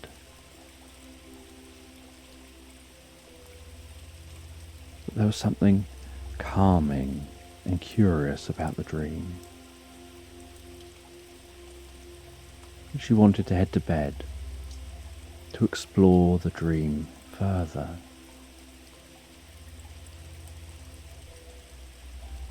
And hoped that once she went to bed, she'd be able to drift back into that dream. Only being in bed, she'd be able to then fall asleep and explore the dream much more fully. And so she closes the book, heads up to bed, relaxes down in bed so peacefully and comfortably, turns the pillow over for its coolness against her cheek, tucks herself in, and begins to drift and float peacefully, calmly, deeply relaxed asleep, knowing she's going to drift back into that dream, enjoy that dream, having a restful, healing sleep, awakening in the morning, feeling so refreshed and revitalized and ready to carry on with the next day, as she drifts and floats peacefully and relaxed asleep.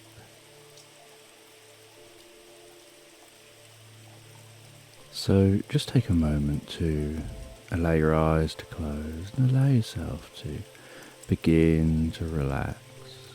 And as you begin to comfortably drift asleep, I'm just going to tell this sleep story in the background. And I don't know whether you'll drift asleep faster to the sound of my voice or whether it'll be to the spaces between my words. And as you comfortably drift asleep, you can have a sense of a woman walking through a desert. And as she walks through that desert, pushing on up sand dunes, down the other sides of sand dunes, her feet and legs sinking into that sand as she pushes and climbs her way up a sand dune,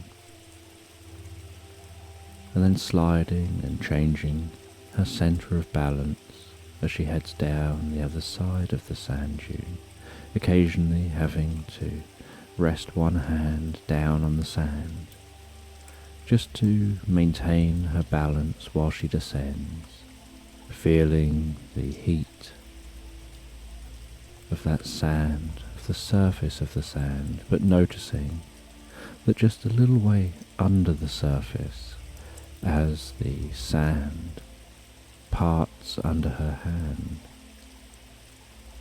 she can discover the coolness of that sand. And she can feel the heat of the sun on her face. And she has scarves wrapped around her face. She has a hat on, her body covered in clothing to protect her from the sun overhead. And apart from the sounds of her moving and the very slight sound of the grains of sand rubbing across each other in the slightest breeze, there's no other sound. And when she reaches the bottom of a dune and stands still, and the remaining sand that was dislodged from her descent slides to a halt, she can notice that silence, so silent she can almost hear her heart beating in her chest. And she quietly walks through this desert, and she thinks that she notices what looks like an area of green land on the horizon. But it's on the horizon in a location that she's not heading towards, and she wonders if she's off course, but she carries on her current course, trusting that she's on the right course, while also keeping an eye on that green area of land.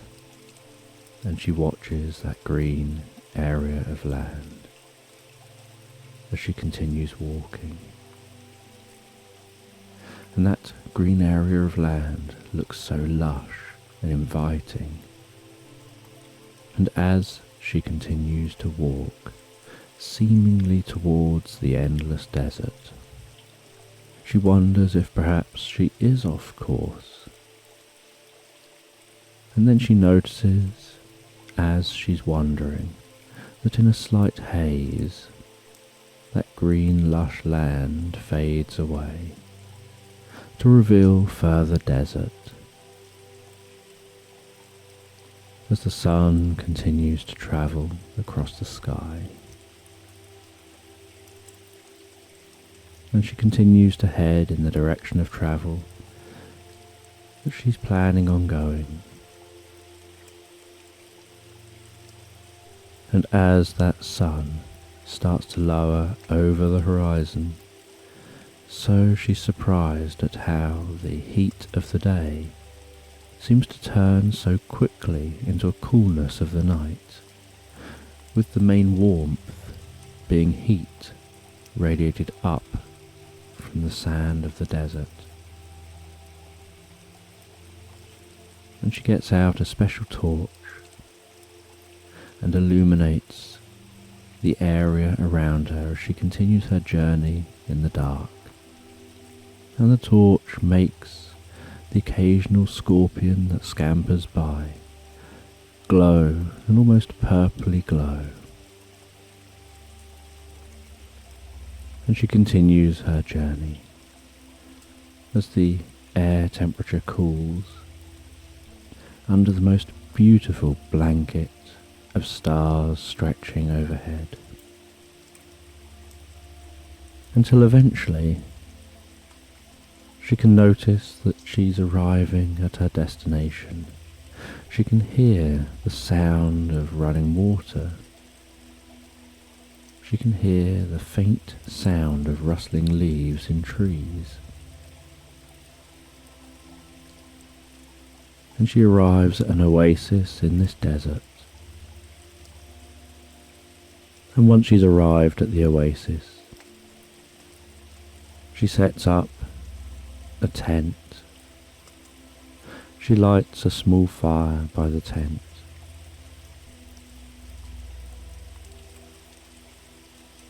She cooks herself some food before settling down in the tent, relaxing back and drifting and floating comfortably and relaxed asleep. And while she relaxes and drifts and dreams, her mind wanders to pleasant places. She starts to dream about when she was a young girl, when she used to enjoy going and playing in the nearby meadow. And she dreams about being this young girl running through the meadow, her hands, palms stretched out down beside her, with the palms of her hands touching the meadow plants, the tall grass, as she runs through that meadow, coming to an area where the grass was shorter, and sitting down in that area, being able to smell the myriad of smells of the different flowers, being able to just relax back under the warmth of the summer sun.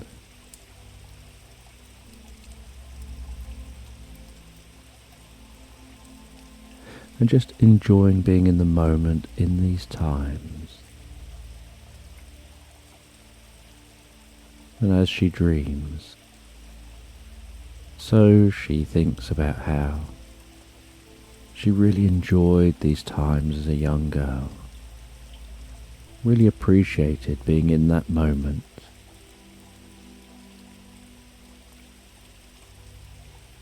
And she dreams about heading through the meadow to the fields, opening a gate to one of the fields, walking through that gate, closing that gate behind her, and that gate feeling very heavy, and yet swinging open and closed so easily and effortlessly, and heading across the field to a smaller enclosure that's surrounded by almost like a wire net, and heading into that smaller enclosure, closing the gate behind her. And then hearing all those chickens clucking, watching them as they eat seed on the ground, as they all roam free in this large enclosure. being able to roam free from the risk from outside the enclosure. And she heads over to a chicken that's sitting there quietly. And then the chicken climbs off of an egg, and she sits and watches as that chicken stands near the egg. And the egg seems to start moving on its own, just moving with a slight rocking and jolting. And then there's the faintest sound of a tap. And then after a few moments, she notices the outside of the egg cracking and sees this strange looking beak poke through the crack in the egg, and watches as this little chick hatches from that egg. She finds the whole experience fascinating. It was her first time ever seeing new life being born. And she's always remembered this happy memory, this first time seeing this as a child.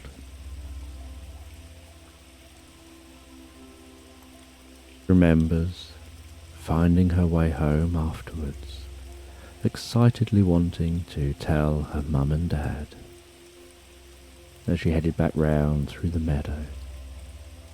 She remembers eating dinner and eating cheesecake after dinner,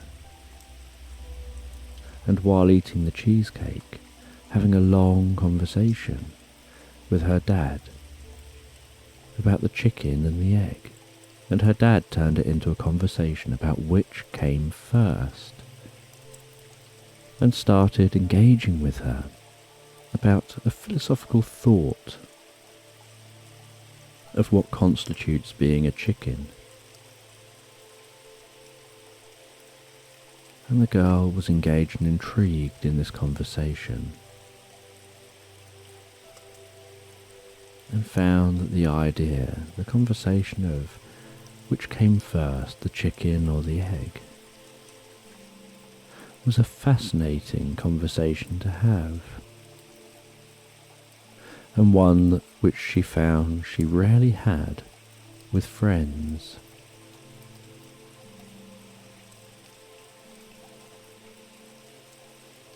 And she remembers that night she fell asleep, sleeping so soundly, so relaxed, thinking about watching that little chick hatch from the egg, and wondering about the distant past and a similar event, where perhaps the first ever chicken hatched from an egg,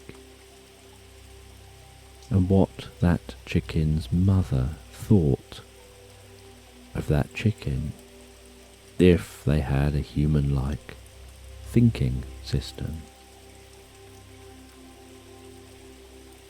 And the girl drifted and floated, so peacefully, so comfortably asleep.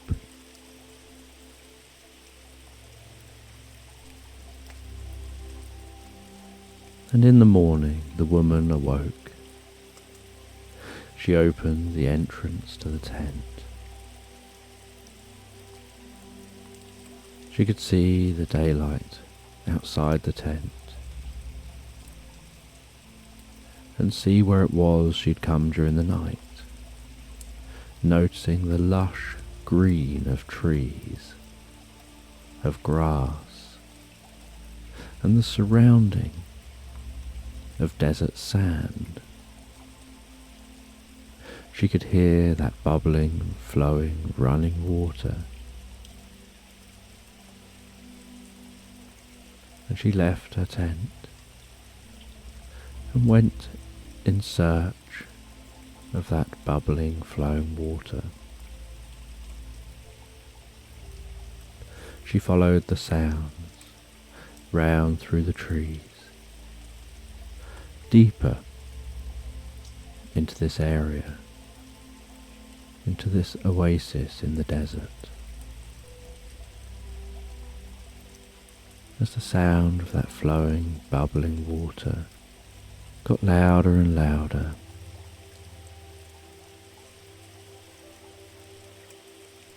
until she eventually discovered a clearing where there appeared to be a lake leading to a slight stream that seemed to travel along before descending down a hole under the ground.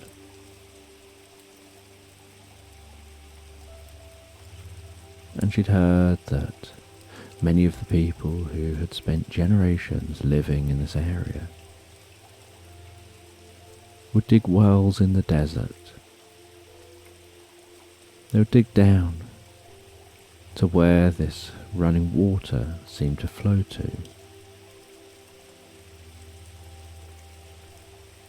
And she could see part of the lake bubbling away as water was rising up out of the ground. And it was the cleanest, most pristine, fresh water that she had ever seen. And she tasted some of that water and could feel the coolness passing in her mouth, down her throat, and down towards her stomach.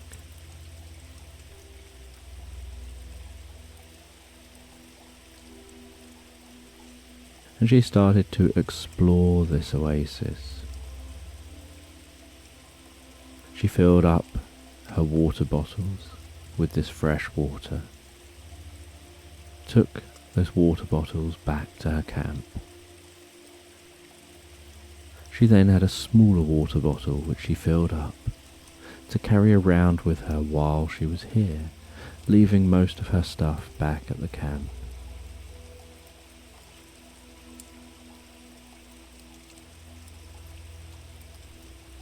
And she wasn't here for the water. She was here to make another discovery. The thing about this oasis is that the roots of all the plant life held this bit of land in place. The trees blocked a lot of the sand from flowing across here, and this oasis was large enough to protect itself from most of the normal everyday oncoming desert, that the heat and the water would end up creating a mini water cycle here in the desert.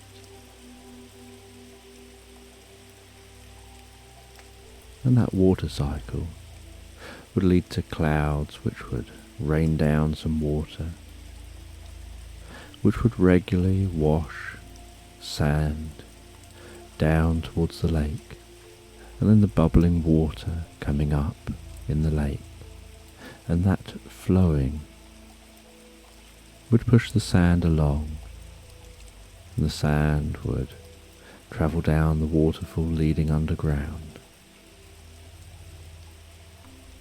and would dissolve with the water,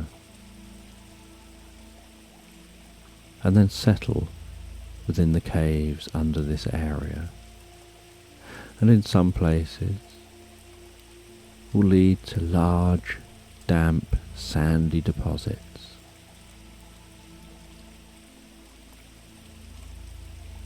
That there was a book she'd read about an ancient explorer hundreds of years earlier,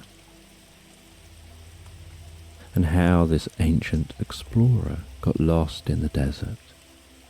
And while they were lost in the desert, they stumbled across this oasis. And when they stumbled across this oasis, they wanted to find some shelter. And they searched the oasis to see if there was any shelter. and they found a cave. And inside that cave,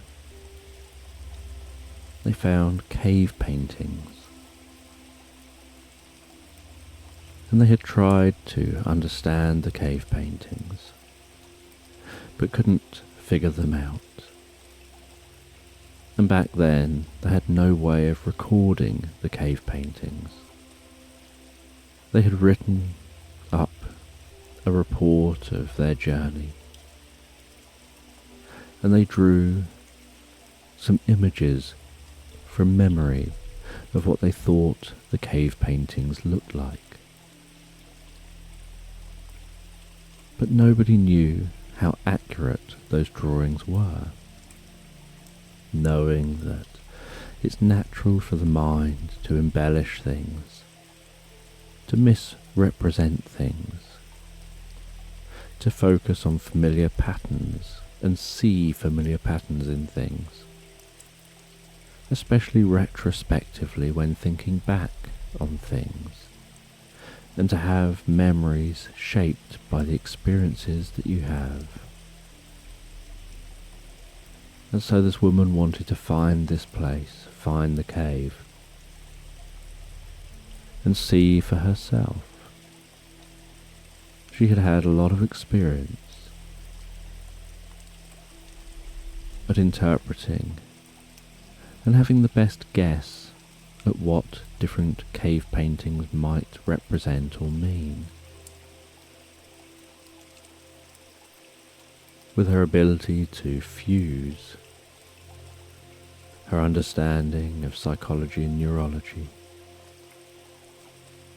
with her understanding of how people attempt to communicate things, and the ways people communicate from within their emotional needs and their essential needs, like their need for shelter, for water, for food, for safety, and the human condition of wanting to be a part of a tribe, wanting to belong, and then wanting to help your tribe to survive, and needing to communicate with them ideas that will help the whole, not just the individual. And after some time searching, she sees what looks like just a bit of sticking out stone on the ground, and she heads over to that stone. She clears away some of the mud, some of the grass from in front of the stone. And as she does, she notices that this is a cave entrance, which had filled back in again, almost to the top.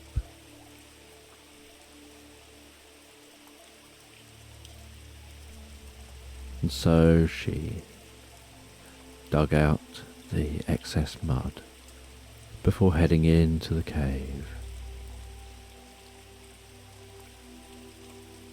And in the cave, she was pleased to feel the coolness of the air.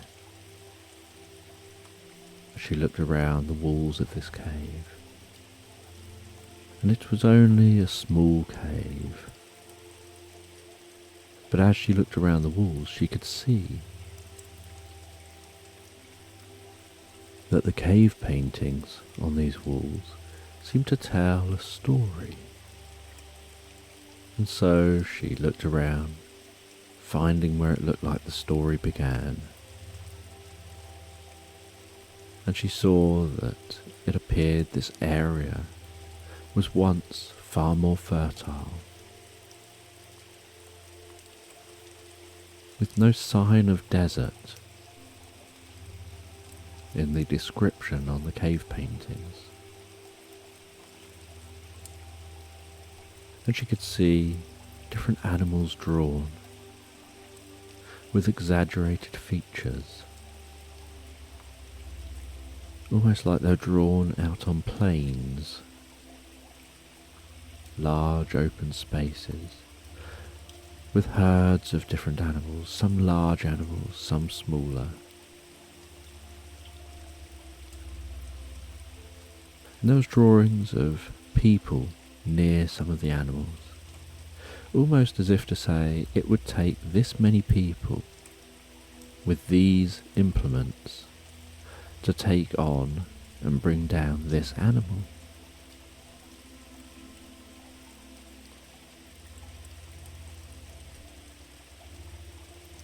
As if it was sharing what you should do when hunting those animals.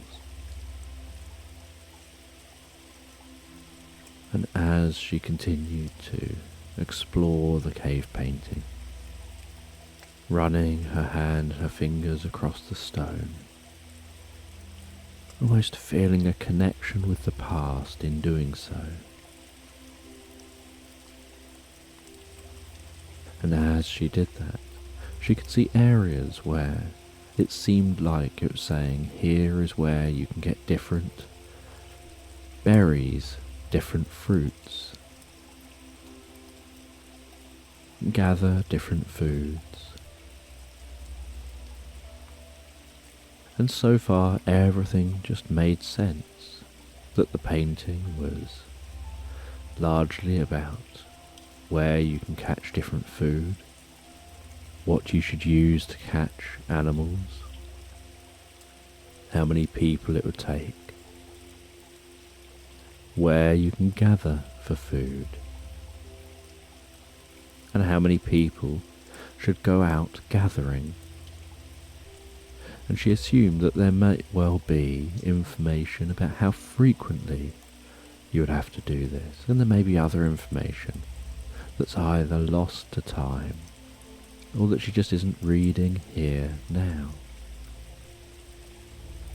As she continued on, it looked like it was transitioning into telling some kind of legend. And although she didn't know exactly the wording that was being conveyed in the drawings, she could get the gist from the drawings. That it seemed to be saying that there was a guardian of the land. And she knows that most old cultures had witch doctors or some kind of similar role, someone who knew about medicine, who was able to do healing, who was able to tell you when it would rain and when it would be dry, who was the one that would tell you what to do to bring on rain, to stop rain, to help you find water when you needed it, to tell you the future. And nowadays, the assumption is these people perhaps just knew a bit more about astronomy, knew a bit more about how the weather changed with the seasons, and had some other understandings that maybe many of those around them just didn't have, that they could read the way plants were acting, the way animals were acting, that would let them know that this is the state of the year we're in, and this is how things will progress. And often they were portrayed as being much older, and so they'd have a lot more experience with these things, and a lot more understanding. They will have seen the cycles of a year many, many times over. But this seemed different. This seemed to be talking about a guardian who was able to do magic. It seemed to tell a legend about a threat occurring from a monster of some kind. And as she continued to look, it seemed like They were saying that there was a dragon that would regularly attack this community, and that this guardian, who was able to do magic, gathered clay from the stream and from the bottom of the lake, and placed that clay just on the edge of the area, the edge of this community's land. And they fashioned from the clay what the woman could only describe as being like a Bigfoot monster. The drawing for it appears like it's as tall as 1.5 people and as wide as 2. And the way it's drawn makes it look like it could be hairy, which she thinks to herself doesn't make much sense in such a dry place. But then she has to remind herself that maybe this whole area was more like this oasis thousands of years earlier, and that perhaps it's only over the last 1,000 or couple of thousand years that so much of it is desert.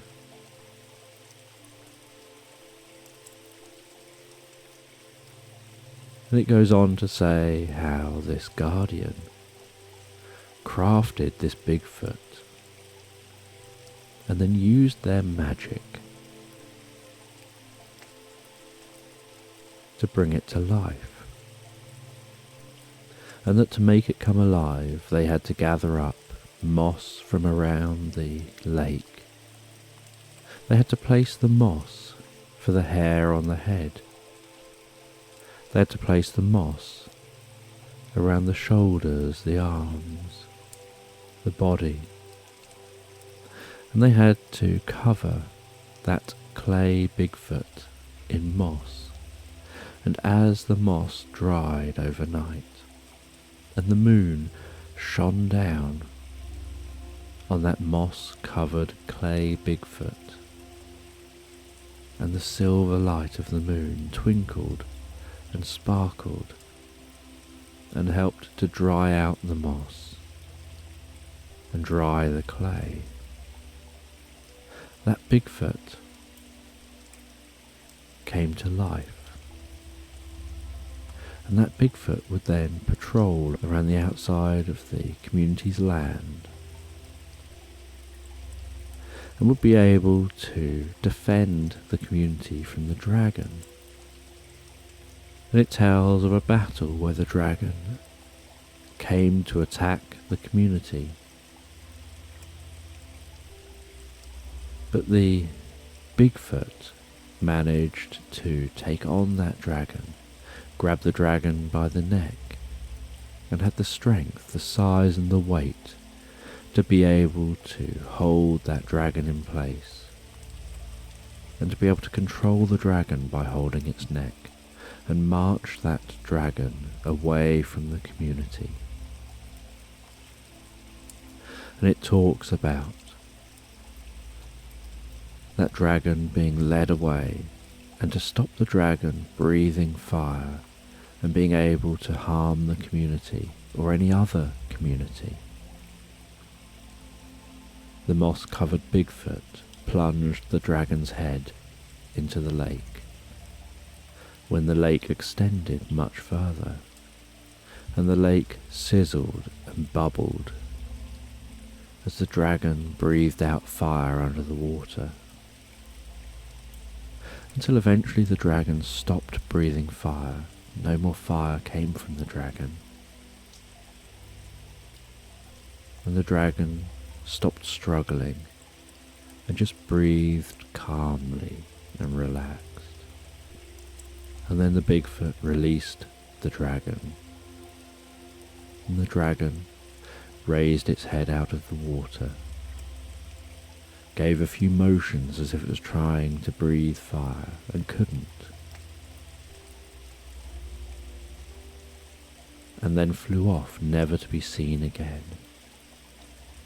And the story continued on, saying that fire that went into the land, that went into the water, began to dry up the lake and move the lake to this newer position, and that the land around where the lake was began to go dry and became drier and drier, until eventually nothing was growing around here other than what could grow around this remaining spring and bit of lake. And the community reached a point where they had to leave this area because there wasn't enough to sustain them anymore here.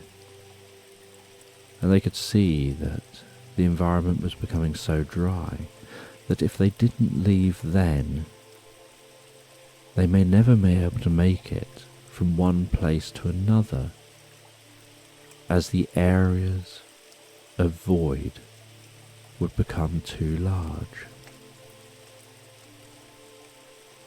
And so they all collectively left this land to go in search of new land.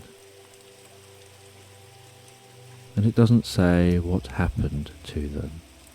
They end the story saying that they were leaving the land to search for new land. And that's where the cave painting ends.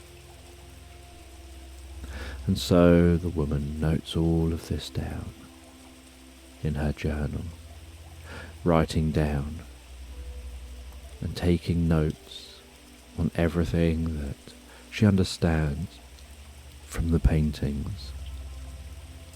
She took loads of photos of the paintings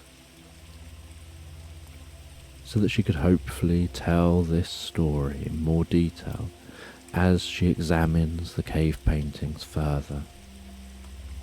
And not only did she want to take photos of the cave paintings, but she wanted to take photos of where and how they were situated through the cave, so that when she analyses all this information, maybe she'll find other details, perhaps faded images, maybe details in where things are placed and what that means. She knows that she'll probably spend years analysing this work. And after filling in her journal, taking all those photos, she heads back to her camp. She settles down at the camp, enjoys the environment here. This oasis in the middle of a barren desert.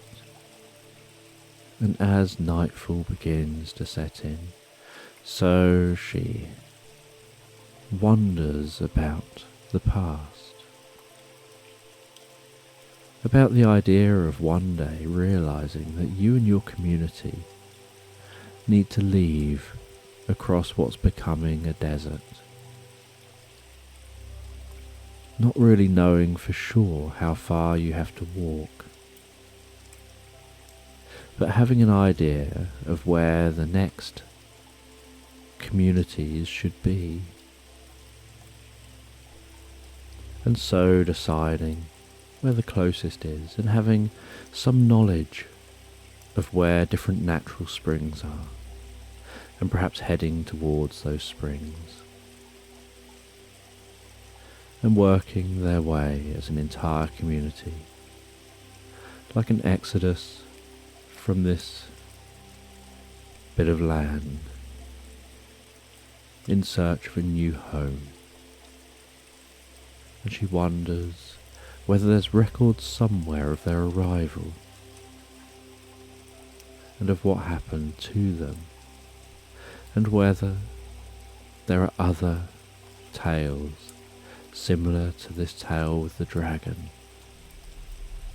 about what took place to lead to this land starting to turn to desert.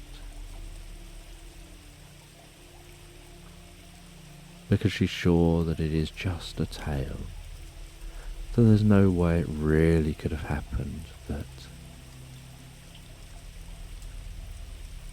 a Bigfoot was created who took on a dragon, and that leading to the desert being formed. And given that it is obviously mythology, she wonders how long ago that had occurred before the community had created the cave paintings about the incident.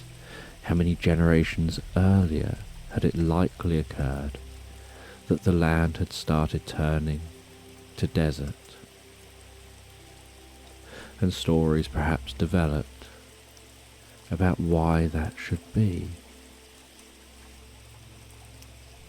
And while she thought about all this, she settled back down in that tent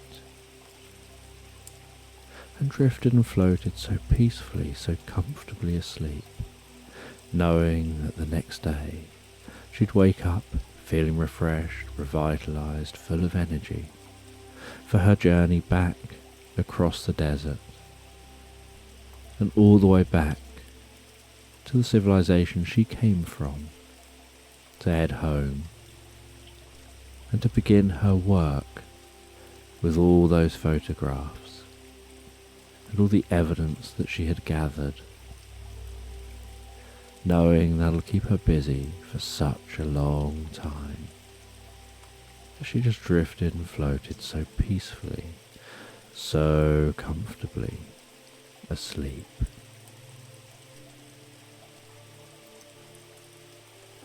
So just take a moment to allow your eyes to close and allow yourself to begin to relax. And as you begin to comfortably drift asleep, I'm just going to tell this sleep story in the background. And while I tell this sleep story, I don't know whether you'll drift asleep faster to the sound of my voice or whether it'll be to the spaces between my words. And this is a story about a woman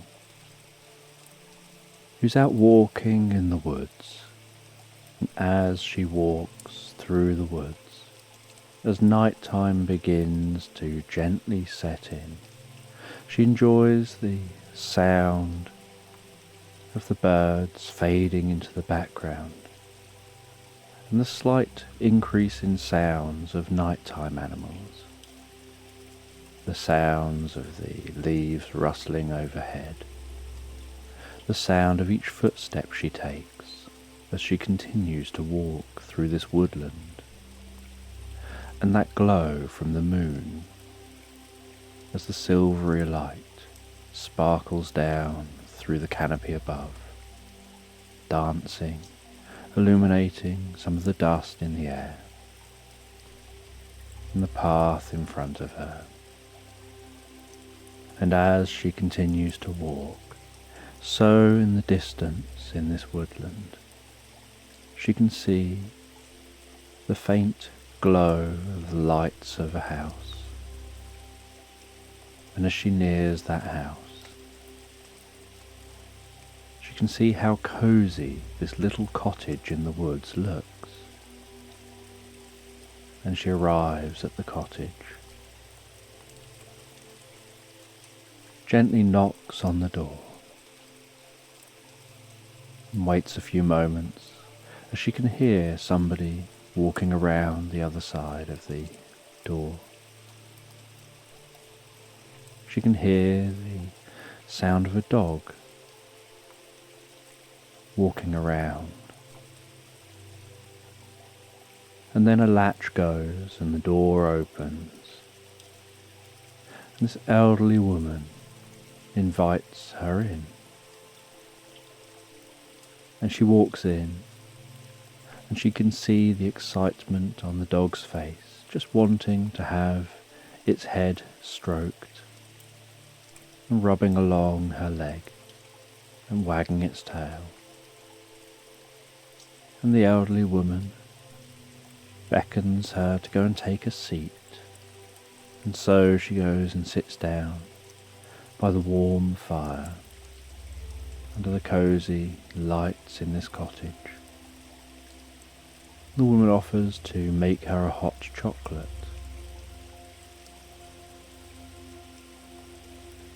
And she accepts that hot chocolate. And while the elderly lady is making that hot chocolate, the woman pets the dog, which is resting up at her legs. And that elderly lady brings over the hot chocolate, hands her that hot chocolate, and she puts that up near her mouth, gently blows across the top of the hot chocolate, feels the steam coming off of it, and takes a couple of sips, feeling the warmth of that cup in her hands before placing that down beside her.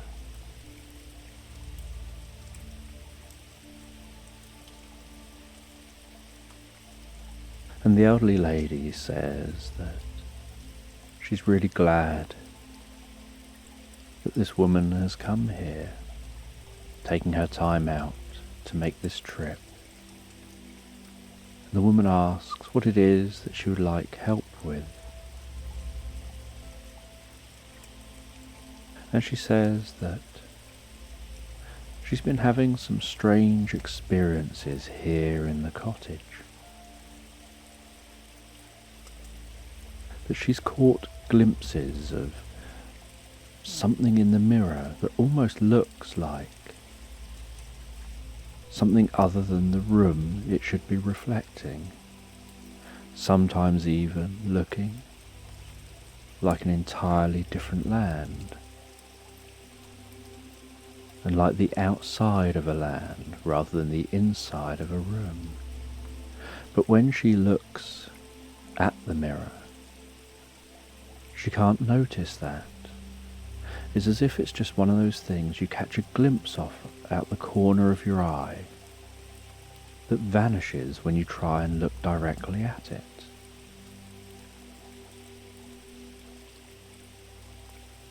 And the elderly lady explains that she's lived in this cottage for most of her life. And there's always been something a little unusual about this cottage, and she's never been able to put her finger on what that is. But it's only recently that she started noticing this weird effect with the mirror. And she's sure there's got to be a logical explanation. She just doesn't know what it is. And so after her hot chocolate, the woman begins to look around the cottage. She goes over to the mirror.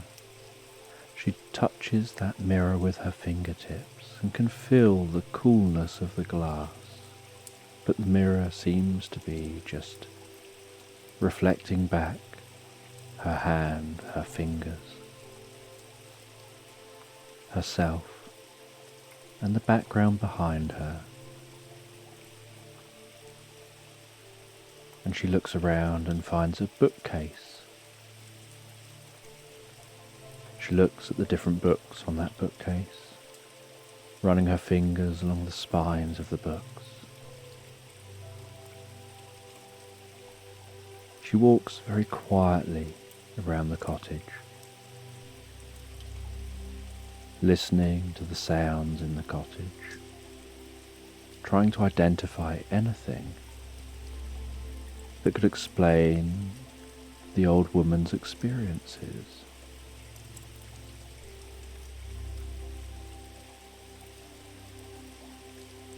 And the mirror on the wall comes down to about waist height as the woman stands in front of it, and she looks up to the top of the mirror, which is just above her head height. She looks at the frame around the mirror.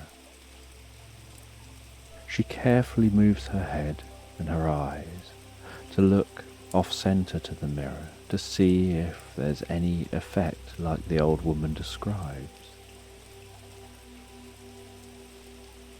that could catch a glimpse out the corner of your eyes.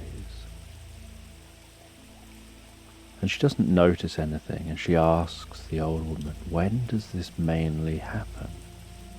And the old woman says that it mainly happens at night time, and usually when the light is low in the cottage.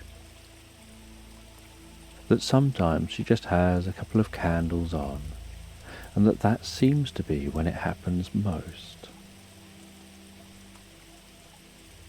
And so the woman asks for the lights to be turned off, candles to be lit.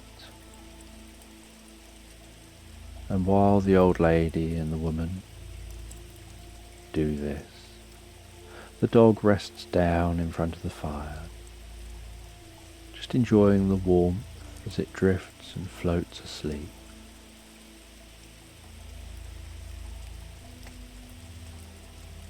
And under the flickering light of the candles, the old lady and the woman stand in front of that mirror.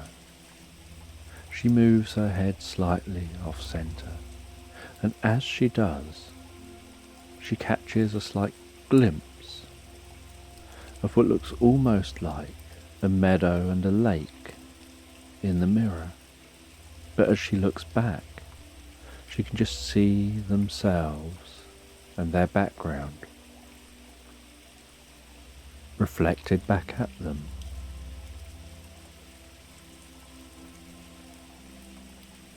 And she's curious what this could be.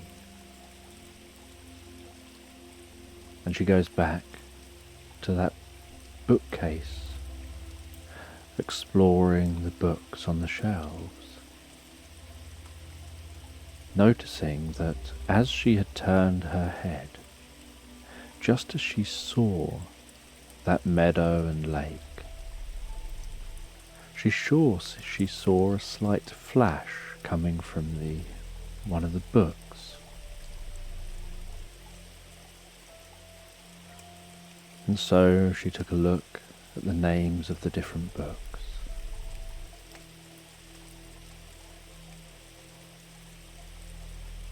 And one of the books caught her attention. There was a 4-leaf clover symbol on the bottom of the spine.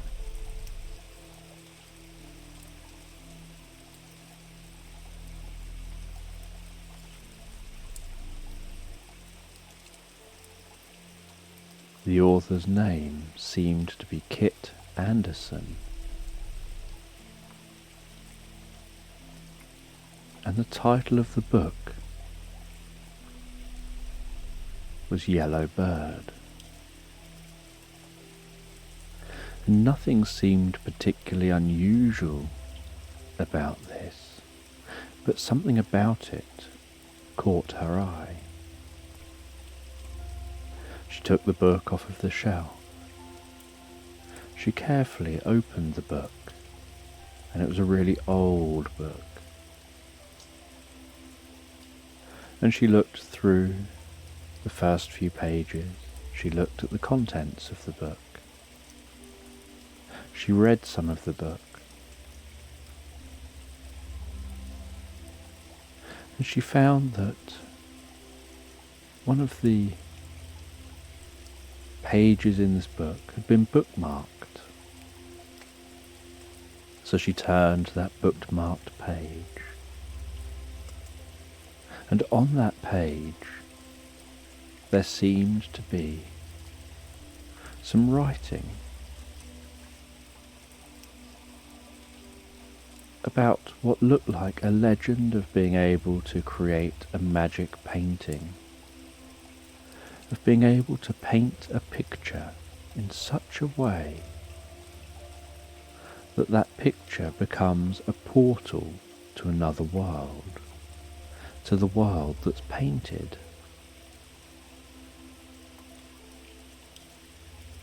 And that to paint this picture and to have this magic, it needs to be painted with specific dyes, specific colours, created from specific flowers.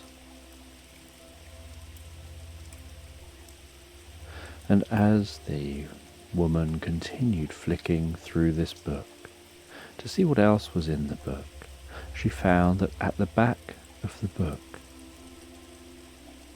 was a pack of seeds. And she asked the elderly lady if she knew anything about this. And the elderly lady said that soon before he passed away, her husband had got into painting, and that old book was a book that he had purchased not that long before he took up painting. And she'd never paid attention to the book or made a connection between the book and his painting. He used to sit out the back of the cottage, painting scenes that he said were just in his mind. And she said that she's still got a couple of his paintings. And so she took the woman through to a different room, and resting on the floor in the corner of the room were a couple of paintings leaning against the wall. And the woman went over and took a look at those paintings. And then the woman asked some questions about the husband. And she said that, like her, he was old and frail, and his time had just come. But she really loves the time that they had spent together and really values their memories. And she loved that he had taken up a hobby like painting in those last few years. And the woman went back to that book, continued reading that book, feeling that something about this book has relevance to the experience they've been having. And as she read through the book, she started to form an idea in her mind of what she thinks might be going on.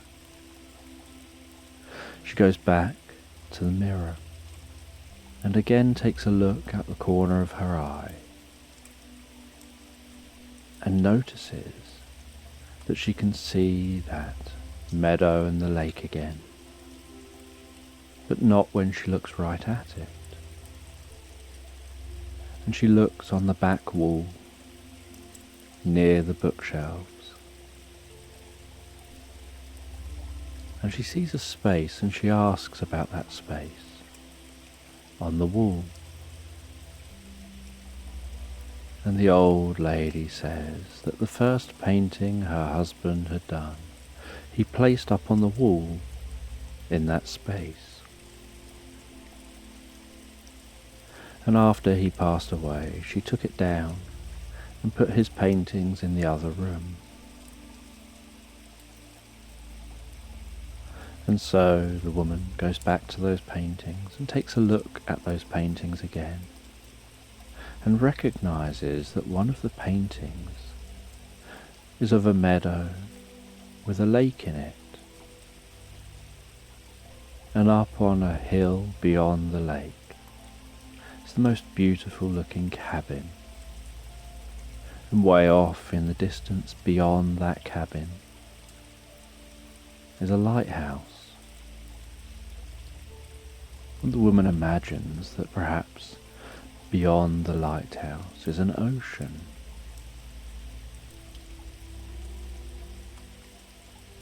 And she holds that picture up, takes a look at that picture, and the elderly lady smiles and says, "You'd always dreamt about living somewhere like this, with a lake, a meadow, near the coast, where you can enjoy trips down to the beach. But you're just up high from the water's edge, so you can look out over that water."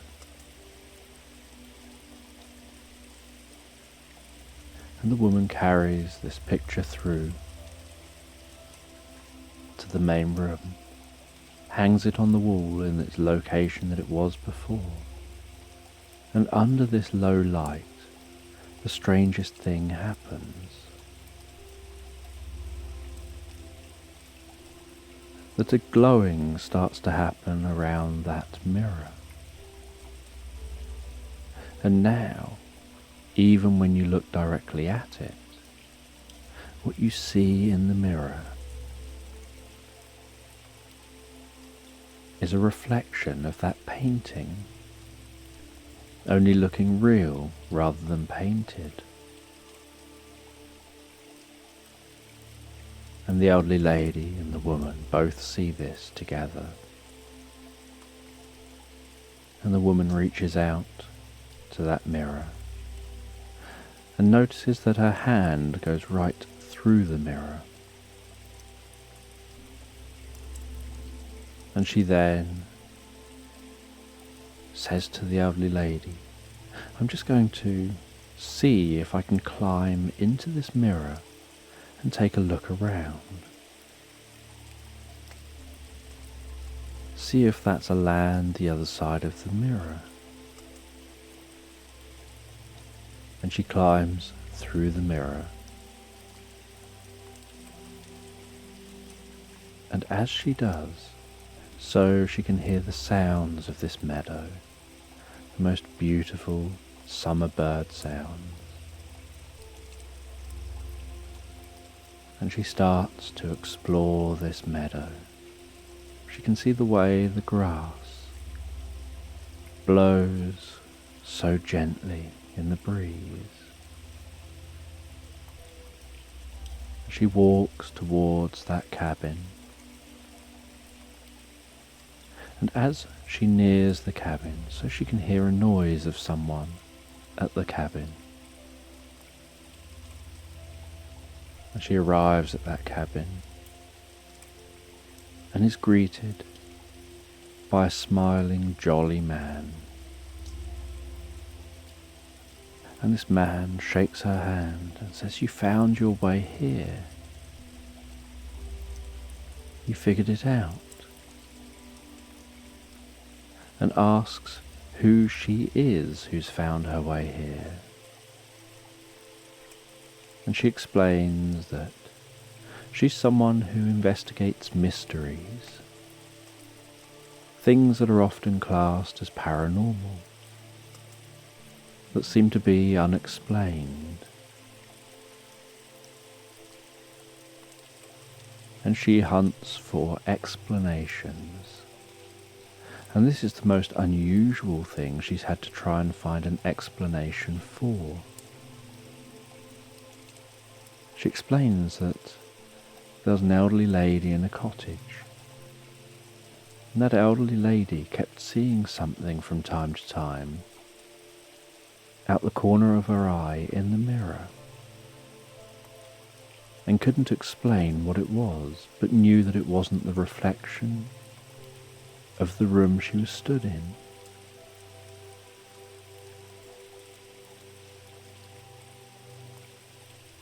And the man explains that that's his wife, that he had found a way to be able to live on beyond death, and that it involved painting a picture of the location that you would like to live in. And that picture becomes a representation of that world in your mind. And so you paint that picture And you have to hang that picture opposite a mirror. And then in doing that, you then have to make sure that there's just some candlelight in the room. So there's the lowest of light at night. Then it opens up a portal to that world that's in the picture. But the portal has to open in a mirror. So you have to make sure the picture is opposite the mirror. And then the portal will open the picture in the mirror. But that picture has to have been painted with the correct dye. And so it meant that he had to grow specific flowers in the garden to make the inks that he needed to make, and then paint with those inks. And that portal you can either step through as a whole being, or you can have that portal active, and at the point of passing away in one world, your consciousness or spirit, or whatever you choose to call it, transfers into the portal, being able to live on in that world within the portal. And he says to the woman that I'll show you around, show you what's created here. And as they walk around, he asks about his wife, how she's doing, and the woman talks about what she knows of her from only meeting her this brief period of time. Talks about the dog that she's got, that seems to be so friendly, but is currently just resting down in front of the fire. And the man walks her over the hills towards the lighthouse. And over at the lighthouse, they look out over the most beautiful ocean. He walks her along the top of a cliff, over some hills, and over to some woodland. He explains that this place is full of so much nature, so much beauty, that nobody here would ever want for anything. That here you have the life you want. That there are other communities that this place connects with. And the way this place seems to be arranged is that you can travel beyond what was created based on your picture and your dreams, and it seamlessly becomes roads or paths that merge into others' locations, and that it seems that over time people have encountered each other and created villages here. And it's like a whole community, almost like a whole other world. And there are people here who've been here for centuries. And the man explains that he's hoping that his wife one day will join him. And they can enjoy living out years here in this magical land. That it is the most incredible land. And the woman finds her way back to that mirror, passes back through the mirror, back into that cottage, and the elderly lady is stood there waiting. And she talks to this elderly lady and explains the experience and what she saw. And the elderly lady gasped and had curiosity and loved the idea she could see her husband again. And the woman tells the elderly lady that he says there's no hurry. Enjoy yourself here. But keep that picture up on the wall, opposite the mirror, and whenever you want. Perhaps you can go into that world through the mirror, visit your husband, and then return. And when the time comes off in the future, by having that picture up and that mirror up, you'll be able to travel to be with your husband. And she was really moved by this idea. And the woman helped her to make it easier to access the mirror. And she puts a footstool in front of the mirror, so that the elderly lady can easily step on the footstool and then step inside the mirror to be in that land. And the elderly lady does that to go and visit her husband. And after visiting her husband, while the woman just rests in front of the fire for a while and relaxing in the cottage with that dog and a hot chocolate, the elderly lady then returns and explains about what an incredible experience she'd just had, and knowing she can go through there to see her husband and can join him in the future. And as it's now getting very late,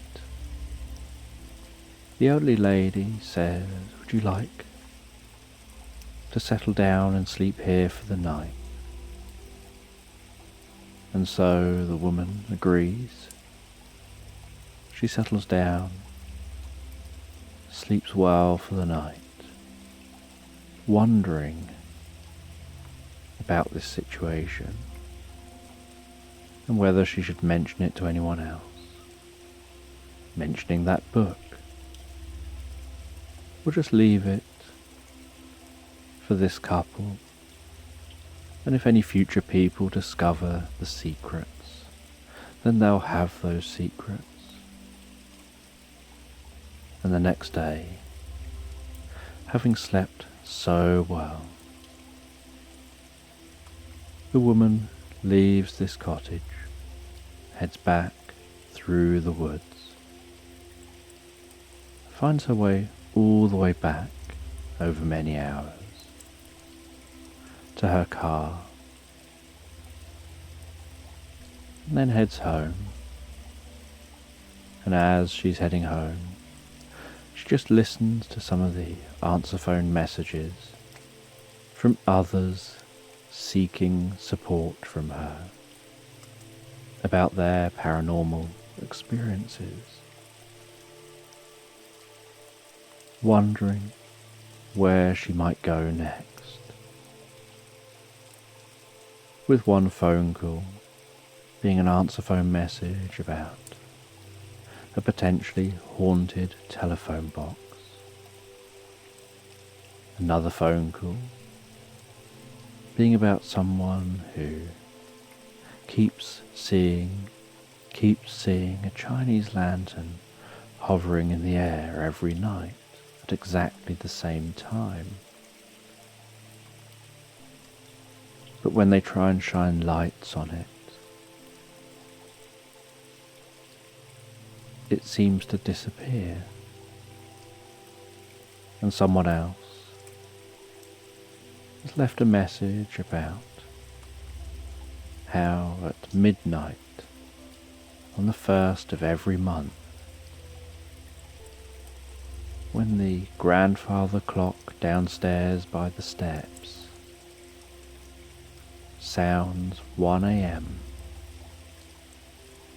they hear the sound of a cat, and a purple cat seems to walk across the bottom of the stairway before disappearing into the wall. And another phone call reported that they have an outhouse, and they heard a strange twinkling sound coming from that outhouse. And when they opened the door to it, it looked like they were looking down upon the galaxy, as if the doorway opened up to outer space. And they were so surprised by what they saw, they closed the door and decided they needed to seek help. And someone else claimed that whenever they take photos of their back garden, in the photos they always see fairies flying around the trees, the toadstools, twinkling and sparkling their way round the flowers, and yet they visually can't see any of that. It only seems to come out on camera.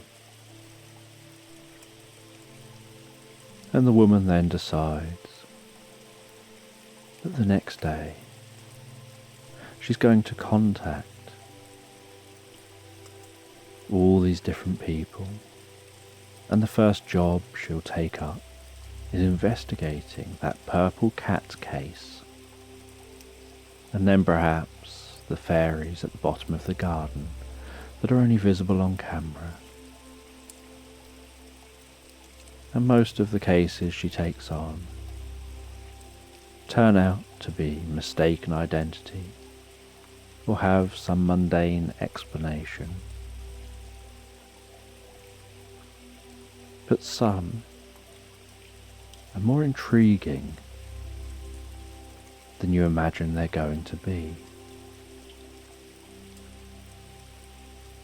And so that night, as she comfortably drifts asleep, she thinks about the couple and their future, before then drifting deeper asleep with thoughts about some of these cases, hypothesizing what she thinks will be the explanation to them, and the adventures she has trying to solve these puzzles, and some of the incredible experiences that she gets to have. And she drifts and floats so peacefully, so comfortably asleep. So just take a moment to allow your eyes to close and allow yourself to begin to relax. And as you begin to comfortably drift asleep, I'm just going to tell this sleep story in the background. And I don't know whether you'll drift asleep faster to the sound of my voice or whether it'll be to the spaces between my words. And as you comfortably drift asleep, I'm just going to tell this story about Catherine. And Catherine is in a log cabin deep within a forest. And in this log cabin, she sat beside a comfortable fire, crackling away in the fireplace.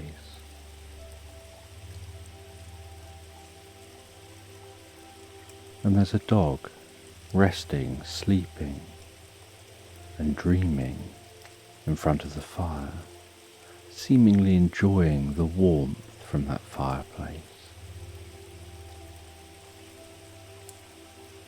And Catherine is reading a book and taking notes on sacred geometry. And she's out here in this forest on a quest. And while reading that book and taking some notes, she keeps looking up at the plants around the inside of the log cabin, noticing the repeating shapes and patterns in those plants, and realizing that a lot of this is around her in the natural world, and wondering whether that has anything to do with what she's here searching for. And outside in this forest, it's cold and it's been snowing, and the forest is covered in the most beautiful dusting of thick snow, while she's warm in here inside the cabin. And as well as working out about sacred geometry, she's also got a map out on a table of the area and is trying to work out where the location of the oracle is.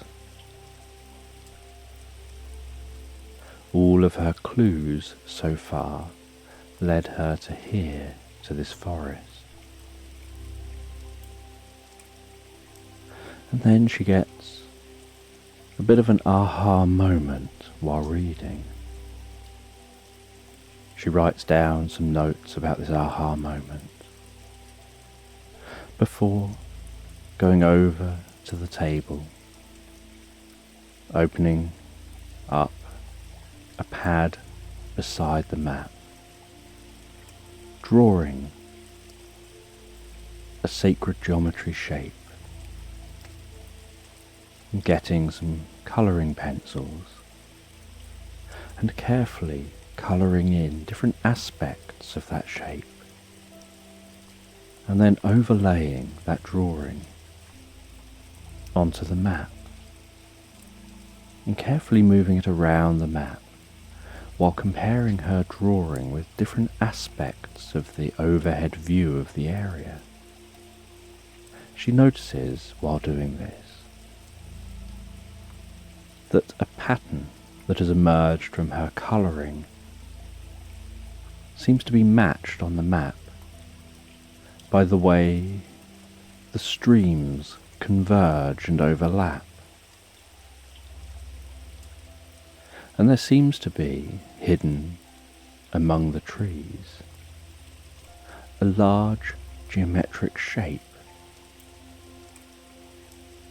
that all converges on one point. And she marks that point on the map. And then after a little while, she heads up to bed in this cabin. And the dog sleeps on the end of the bed, resting across her legs. And she drifts and floats peacefully and comfortably asleep. And the next day she heads out into the snowy forest with her dog beside her, crunching through the snow away from the cabin,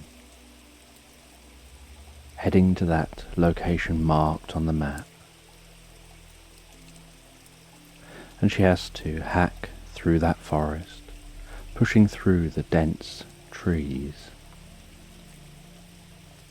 until she finds the nearest stream to the cabin. She follows that stream, and while walking along the edge of the stream, has to do far less hacking than when she was heading through the dense forest. And after a long time, she eventually arrives at the centre where the three streams converge, and notices they all seem to be flowing towards that convergence point. And there seems to be a slight whirlpool in the water, exactly in the centre of this convergence point from these streams. And she has a waterproof camera on her that's very small. She attaches it to some string. She attaches a large stone hanging beneath the camera, so that the camera doesn't just float back to the surface. She then carefully lowers it down into the centre of that whirlpool, and carefully lowers it down as it starts to lower into a hole that seems to be underneath that whirlpool. And she keeps lowering it and lowering it and lowering it until she doesn't have much string left to hold it with. She then gently twirls the string in her fingers, holds it there for a few moments, before carefully lifting that back up and back out of the water. She then plays back the video that she's recorded, and she can see on the video as it's being lowered into the water, she can see it swirling around slightly as it gets caught by the swirling water. Then she sees darkness as it's facing the dirt and rock that it's passing down through. And then the light on the camera illuminates what appears to be a large underground cavern. And as it twirls around slightly, it illuminates areas of this cavern, showing that it's larger than the light can illuminate, catching just glimpses of bits and pieces that are within this cavern. And she's curious whether there's an alternative way into the cavern or just this one location. Nothing shows on the camera to say there's a different way in. And she's curious whether this is just a quirk of nature or something meaningful. And she tries to think about how she can get into this cavern. She can see how big the cavern is. She can't see the full extent of the cavern, but she can see how big it is, how far it extends in the various directions as a minimum. And so she decides to try and walk as far as she can away from this location, before digging a hole down and seeing if she can dig into the cavern, and then access that cavern from that location. And after a while of walking, she finds a spot that's near a large, sturdy-looking tree.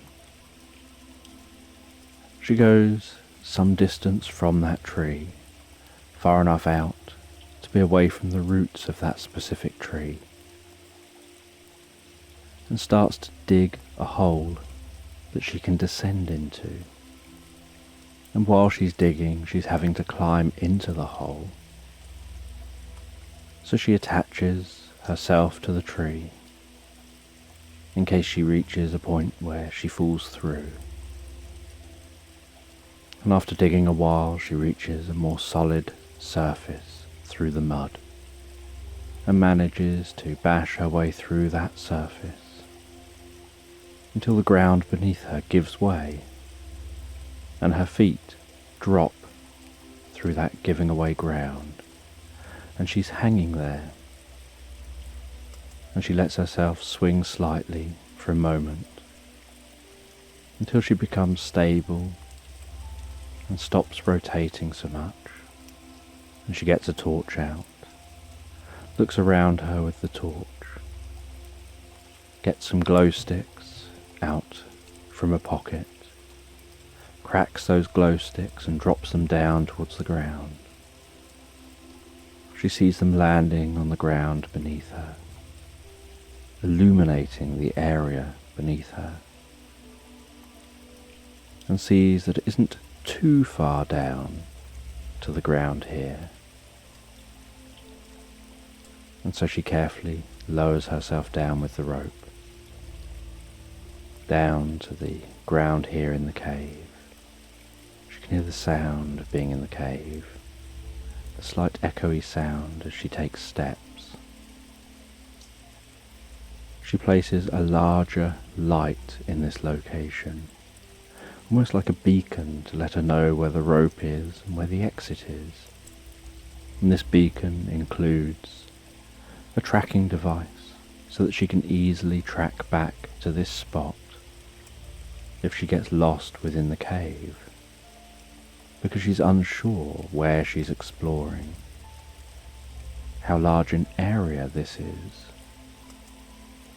and whether she'll even find what she's here looking for. And so she starts to explore. She can hear the sound of the running water.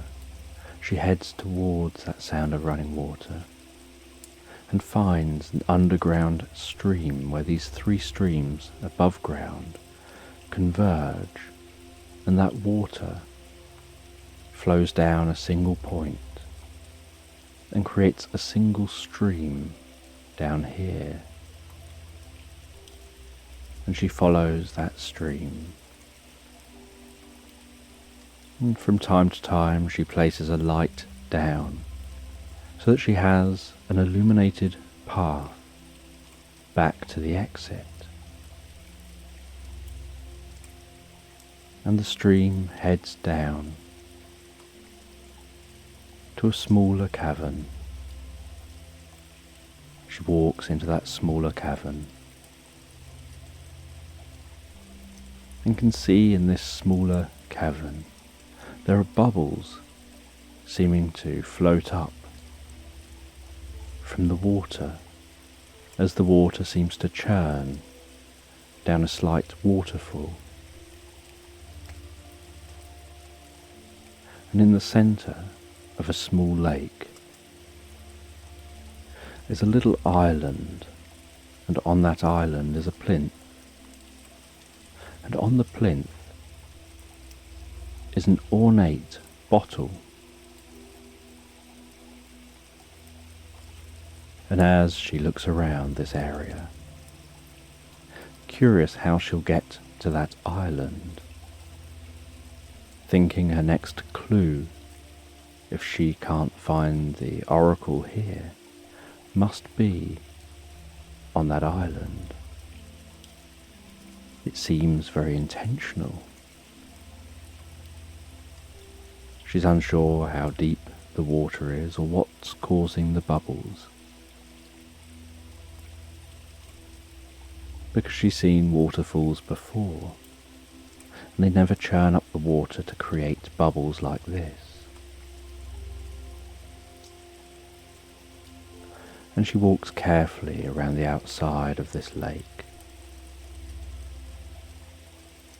And around the outside, she sees what looks like a nest in the mud containing eggs. And she stops and initially gasps slightly. at the unexpected nature of discovering eggs down here in this location. And she walks back from the side for a bit, places some lights around the area, and decides to place lights all around this lake to try to illuminate this entire small cavern. And when she does that, she notices that the bubbles move around. They come from different points under the water. And realizes that something is moving in the water. And her first thought is that it must be some kind of a monster, something scary that's obviously laid those eggs. And then she sees this furry, friendly looking creature with strangely webbed feet and a squeak when it opens its mouth and makes a noise that sounds almost like a little animal squeaking, almost like the squeak you get from a newborn kitten. And it waddles over, a bit like the way a sea lion moves across the land to those eggs, and seems to rest itself on the eggs, as if keeping them warm.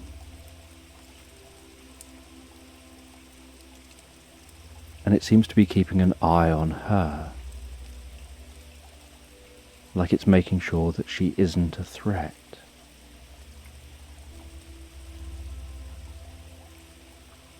And as she continues to explore this cavern, she sees that there seems to be some kind of a button on the far wall, like a stone sticking out slightly. So she heads around and carefully passes that creature that continues to watch her as she goes around. And she presses that button, and as she does, so she hears the grinding sound of stone as a bridge rises up from the lake, revealing a path from the shore on the side she's on to that island in the middle. And she crosses that path carefully to that middle island and takes a look at that ornate bottle. And she can see that it looks like something's written on the bottle. But whatever it is hard to read under what seems like a mix of dust and moisture. So she rubs that with her top to try and get a better look. And as she rubs it, so the cavern begins to fill with smoke, or a thick fog coming from that bottle. And while that smoke or thick fog is beginning to fill the cavern,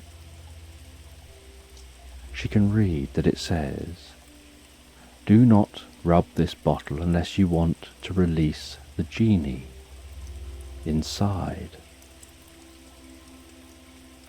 And she thinks to herself, it's a bit late for me to discover that now. And out of the bottle pops a large genie. And the genie starts off white like the clouds that are filling the cavern, and gradually solidifies into something more tangible, into a turquoise-coloured being. And this genie in a very lively voice. Seems very animated about the excitement of escaping the bottle, of being able to stretch for a while. And they say that their name is Peaches, that they were named Peaches years and years ago by someone who called them up and spent all their time saying, "Be a peach and grant me this wish." And they never got round to using their last wish because they never wanted to have the experience end, and they didn't want Peaches to be trapped back in the bottle. And so they ended up just calling the genie Peaches and enjoying their time together, spending time with Peaches, and they became friends. And it was the first time that Peaches had ever experienced someone not just rattling through their 3 wishes, using them all up, and on the 3rd wish, once it's granted, they get sucked back into the bottle to be stuck there until the next person comes along and rubs the bottle. And they say that there's only one thing that they want. They're looking for the oracle, but all their clues have led them here. So they don't know if they can be helped or not. But they wish they knew where the oracle was. And Peaches says, "Your wish is granted." And on Catherine's map, a location is suddenly marked of the location of the oracle. And she says to Peaches, "Thank you. Is there anything I can do to repay you? It's very kind." And Peaches said, "I did that because you wished for it. You still have 2 more wishes to go." And she asks, "What would you like as a wish?" And Peaches says that she's not allowed to make her own wishes, that others have not used all their wishes for as long as they can, so that she can be around for as long as she can. But she can't tell someone what she would want wished on her behalf. But if someone can guess her wish and happens to wish for it on her behalf, then that wish will become true. And Catherine says, "What are the chances of someone guessing your wish?" And Peaches says that with thousands of people, and hundreds of them offering to try to guess her wish, they've said, "I wish for this for Peaches, I wish for that for Peaches," and they've always been wrong.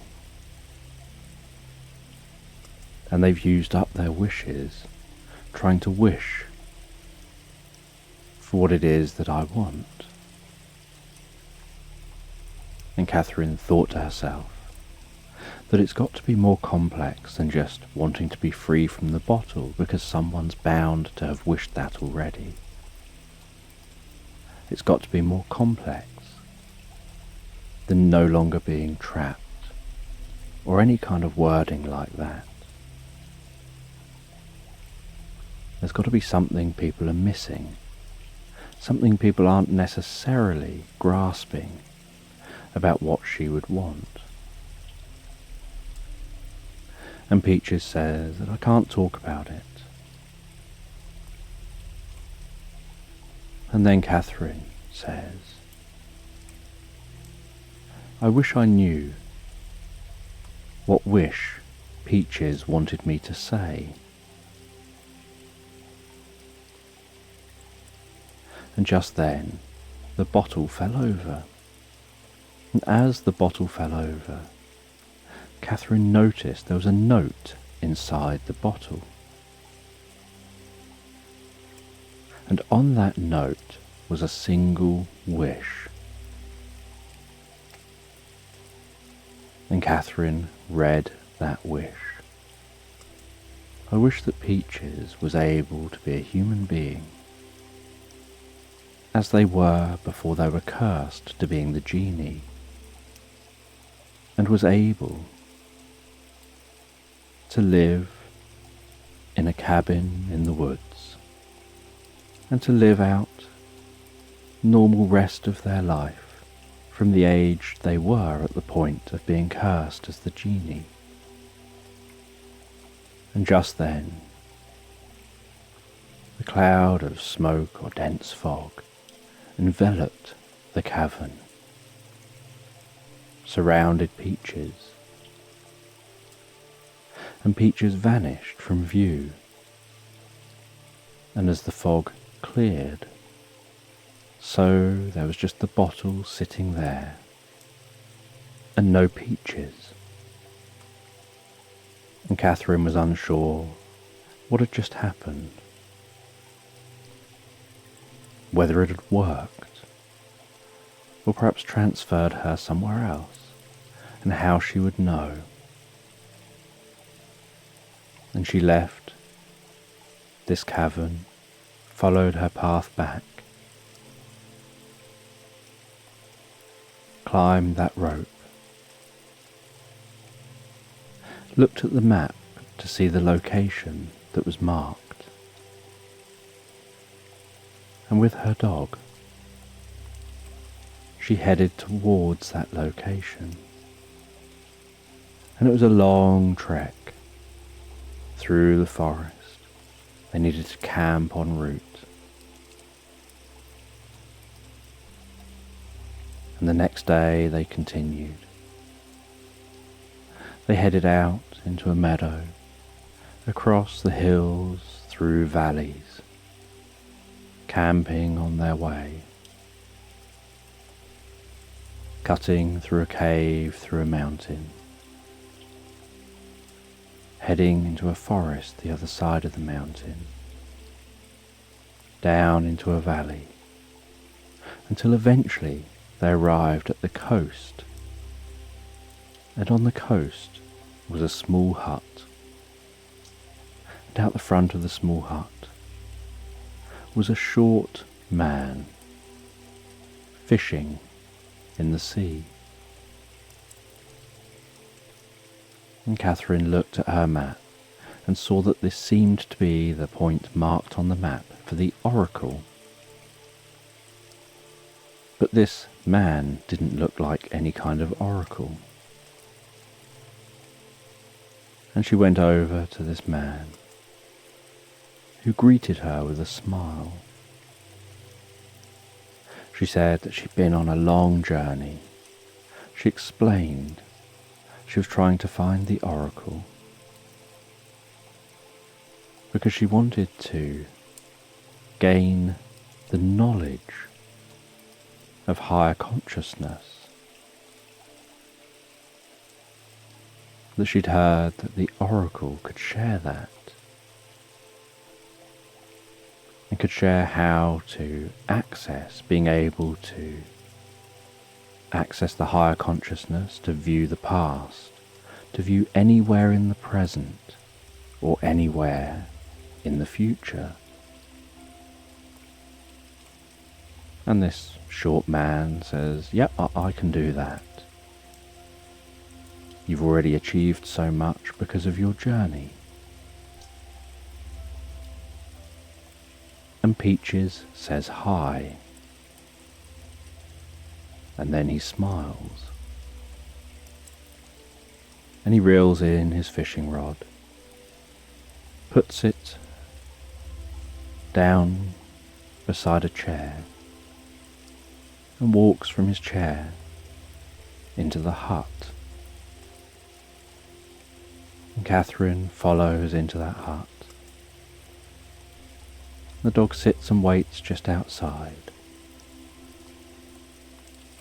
And he walks over to a book, blows the dust off the top of the book, and says, "Ah, here it is. This is the one we need." He opens the book. On a specific page, says, "Tell me what you see on that page." And Catherine says, "All I can see is a mirror." And he says, "Tell me what you see." And she says, "All I can see is a mirror." And he says, "Tell me what you see." And so she says, "Well, I can see the rafters. I can see the plant in the corner of the room. I can see myself." He says, "That's right, you can see yourself. And just keep looking into your eyes. Keep looking at yourself. And as you keep looking into your eyes, so you can notice the way that everything around your eyes begins to defocus. Perhaps your face begins to look like it changes and transforms as you go deeper and deeper, absorbed and connected with yourself in that mirror. And as yourself in the mirror guides you here deeper and deeper, you can guide yourself in the mirror even deeper still. And just keep watching yourself in that mirror. And watch as you go deeper and deeper and create a more intense connection with yourself. And the deeper you go, the darker everything around you can become. And Catherine noticed that her peripheral vision was getting darker and darker. She could no longer see the room. All she could see was her eyes in the reflection, and her face seeming to distort almost like a different face looking back at her. And then after a little while, even that turned to black, and she could just hear the oracle's voice in her mind, guiding her to go deeper and deeper into the experience.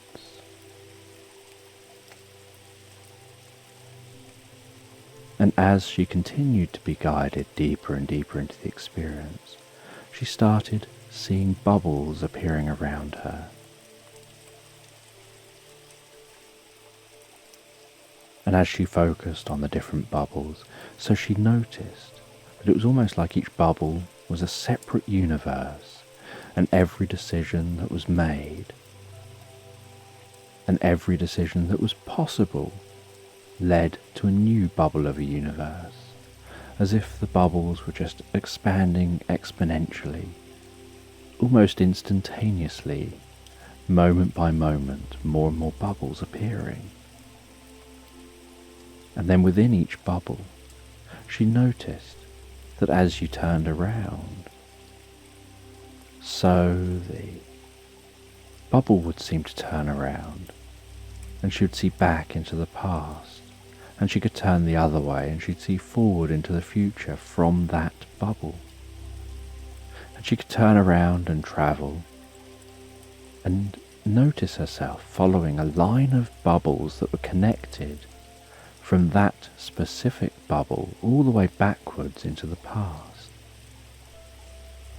And yet when she turned and went forward, she would notice that every bubble led to more than one future bubble, and so she had a choice of which bubbles to move forward through. And she could think about where she would like to go, and that bubble in the past or the future would become illuminated, and she would think her way from one bubble through the series of bubbles that leads backwards or forwards to that specific bubble. and she realised that each bubble was the birth of a new bubble, and each bubble was born from a previous bubble.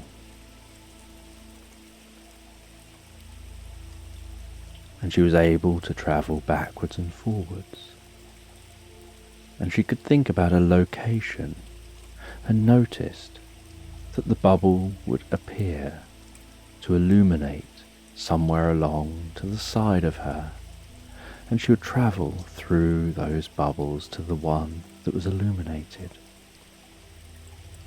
And once in the illuminated bubble, she'd have this feeling like she's opening her eyes even though her eyes are closed, and would see the universe as it is within that bubble, rather than just a bubble of the universe.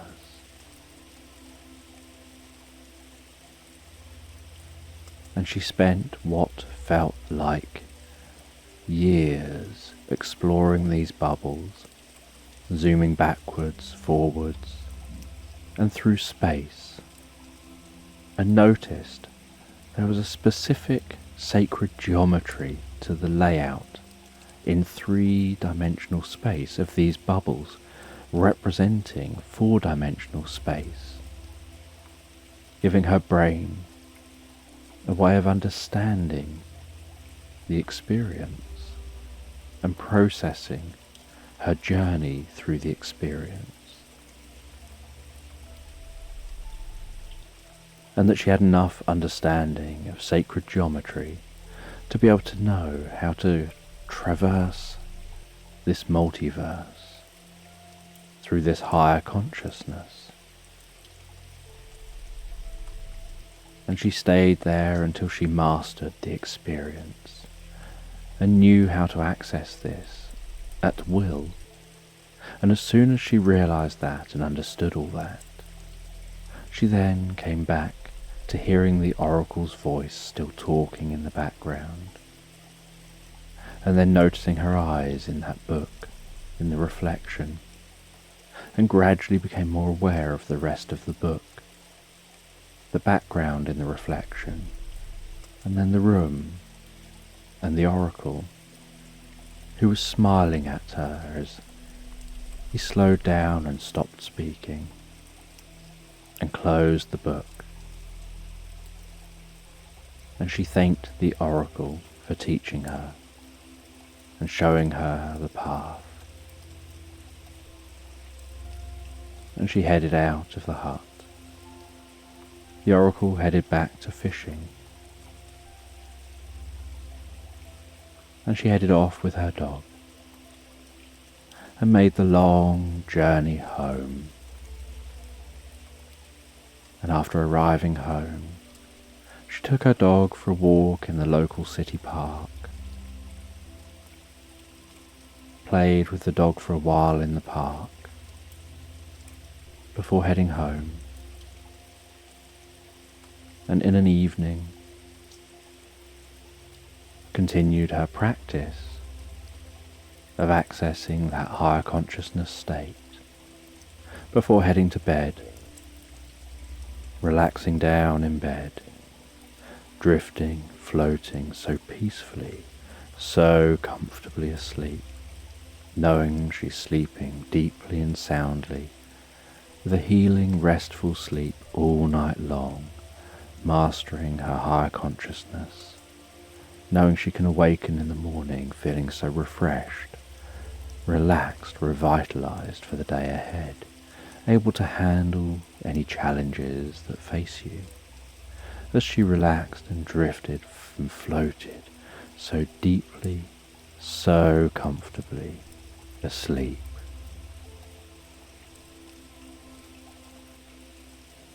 Okay, so just take a moment to allow your eyes to close and allow yourself to begin to relax. And as you begin to comfortably drift asleep,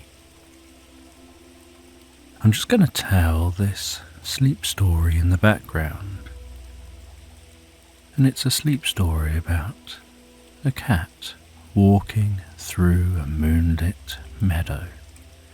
And as this cat comfortably walks through this moonlit meadow. So the cat notices the way the moon seems to cast a silvery glow over the top of the grass. And as that grass sways and moves gently in the breeze, so that silver glow seems to dance in waves, passing across that meadow. And the cat is surprised by how quiet it is out here in this meadow. Just the occasional sound of a bird settling down in a tree. And the cat walks through the meadow and stops and rests down in this meadow and gazes up at the sky. And while gazing gently up at the sky, the cat watches the way the clouds pass across the moon. And as some high up, fine, wispy clouds pass across the moon, so the cat notices the appearance of the most incredible looking circle of light, like a silvery rainbow encircling that moon. And the cat watches as that circle of light becomes clearer and clearer, and as those clouds continue to pass by, so the circle of light gradually fades away again. And while gazing up at the sky, the cat notices some shooting stars overhead and becomes curious, while the cat's eyes continue in the dark to adapt to the view, at how many stars there are in the night sky.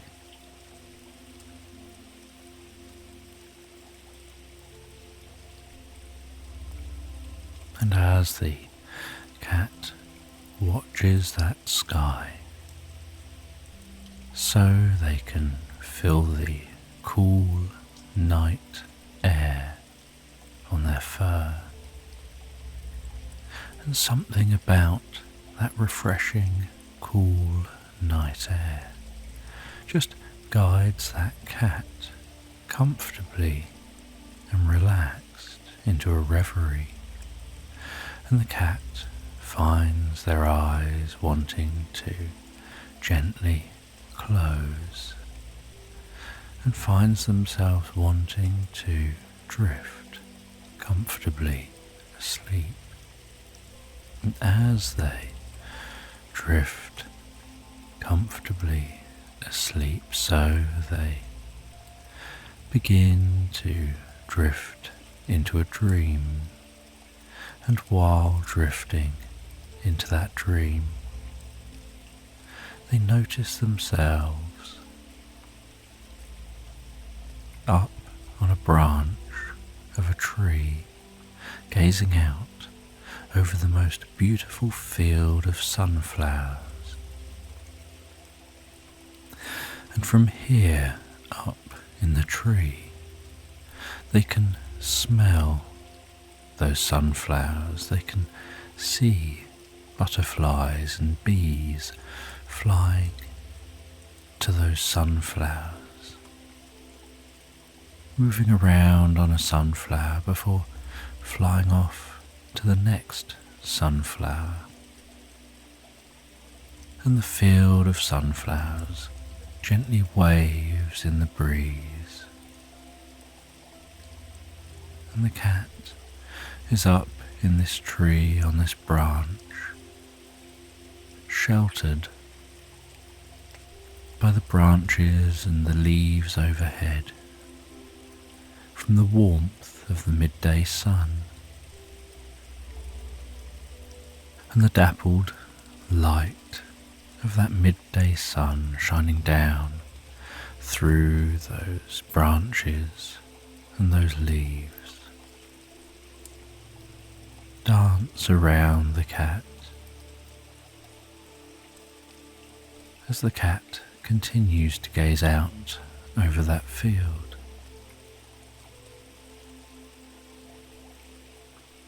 And a part of the cat is aware that they've drifted into a dream, and yet another part of them is experiencing this dream almost as if it could be real. And so the cat climbs down from the tree and begins to walk into that field of sunflowers. And while walking through the field of sunflowers, they notice how sturdy the stems of the sunflowers are, and the coolness down here in the shade as they're walking around on the mud on the ground. And they walk through this field of sunflowers until they discover what looks like a rabbit hole, and with curiosity they begin to walk into this rabbit hole. And as they walk deeper and deeper into the rabbit hole, so the hole gets darker and darker, and as they look behind them they can see the glow of the entrance, while in front of them is just darkness. And after a while of walking deeper and deeper into this rabbit hole, so the hole is so dark they can no longer see. And so as that cat walks deeper into the hole, they rely on their whiskers to guide them. And they don't normally need to rely on their whiskers, but they walk deeper into the hole with their whiskers gently touching the sides of the hole. And as they move their head, they almost map this tunnel using their whiskers. And their experience in their mind's eye is that this mapped tunnel is almost like a 3D representation that they can see inside, even though they're just mapping it with the touch and the sensitivity of those whiskers. And they continue on walking deeper and deeper into this hole. And after a while of walking deeper into the hole, the cat notices that the temperature seems to be changing, that it seems to be getting warmer and warmer. And after a few moments of it getting warmer and warmer, so there feels like a disturbance, almost like if the cat could see, there would probably be a haze at this point. And the cat continues on and then passes that zone of disturbance and finds that the hole is calm again. And they continue to walk deeper and deeper into this hole. And as they do, they notice off in the distance just the faintest of glows. And so they continue on walking towards that glowing in the distance. And the glowing gets brighter and brighter the closer they get. And so they continue to walk towards that glowing. And after a while, the cat can begin to notice that beyond that glowing are signs of shapes out there. But the cat's eyes are currently too acclimatized to the dark, and so the light out there is too bright to see clearly what's beyond the exit of this hole. But as the cat nears the exit, and the hole appears larger and larger in the cat's field of vision, so the cat can look out of the hole, and their eyes can begin to adapt and adjust. And they start to notice that beyond that hole, it looks like some kind of a farm. And the cat eventually reaches the exit, walks out of the exit, and finds themselves in a dry farmland. And there's an old building, and on top of that old building is a weather vane. And that weather vane is moving and pointing towards the wind. And on the very top of the weather vane is a small cyclist, and its legs seem to go round and round as the wind blows past that weather vane.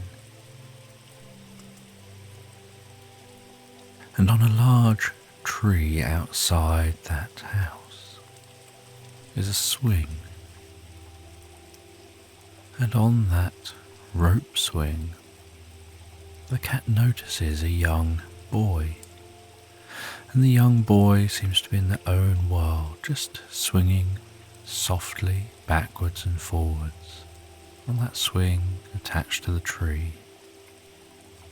And the cat carefully walks towards that property, keeping an eye on that young boy. And as they enter the property grounds, so the young boy notices the cat, and as they do, a smile comes across their face. And they begin to beckon the cat over. And the cat realizes this is a friendly child, and so they walk over to that young boy. They jump up onto the lap of the young boy. And the young boy begins to stroke that cat as the cat begins to purr and find themselves relaxing deeper and deeper. And after a little while, the cat turns around and looks back in the direction they came, and is surprised to see that they can notice the hole over there, just outside the property grounds, looking like a rabbit hole on the ground in a slight mound of dirt, on the edge of a dusty, muddy field. And they can't see that field of sunflowers. And it seems almost like maybe they've travelled through to a different place and time, but they're unsure of where or when. And the cat jumps off the boy's lap, climbs the tree to get a better look, and the boy continues to beckon that cat back to stroke that cat. And so the cat descends the tree again, climbs on the boy's lap, and allows the boy to gently stroke them as they find themselves relaxing, drifting deeper and deeper into the experience.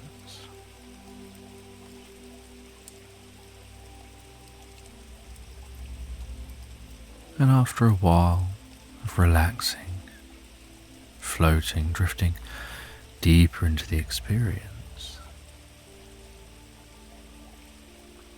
a parent comes out of the property and calls the child over, saying that it's tea time. And the cat jumps down off the child's lap, and the boy heads to the house. And the cat follows. And as the cat nears the house, so they can smell the smell of dinner. And so the boy goes in to eat their food, and the cat climbs up and looks in the window and watches as the boy and his family eat their food. The cat thinks that looks so nice, and the boy gestures, calling the cat in. And so the cat heads in through the window. And they jump down onto the floor and they walk over to the boy, and the boy passes down some of the food. And the cat eats that food, and after the boy finishes dinner, so the boy heads out into the back garden. And the cat's curious what the back garden's like and follows that boy.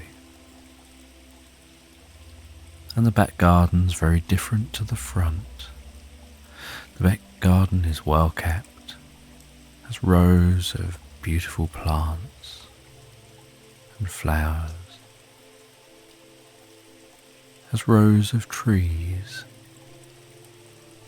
and some trees with fruit on them.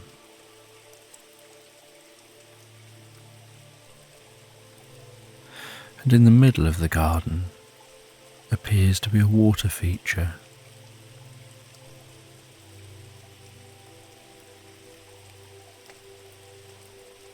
And they walk towards that water feature. And at the water feature they notice some birds landing in the water, splashing water over their wings, over their back, dunking their head into the water, flicking their head back, flapping their wings to splash the water around and wash themselves, and drinking a little bit of water while here, before then flying off. And the cat watches, intrigued.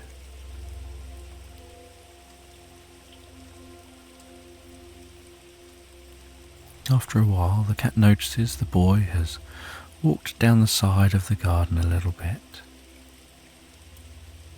and they seem to be almost hiding in a den.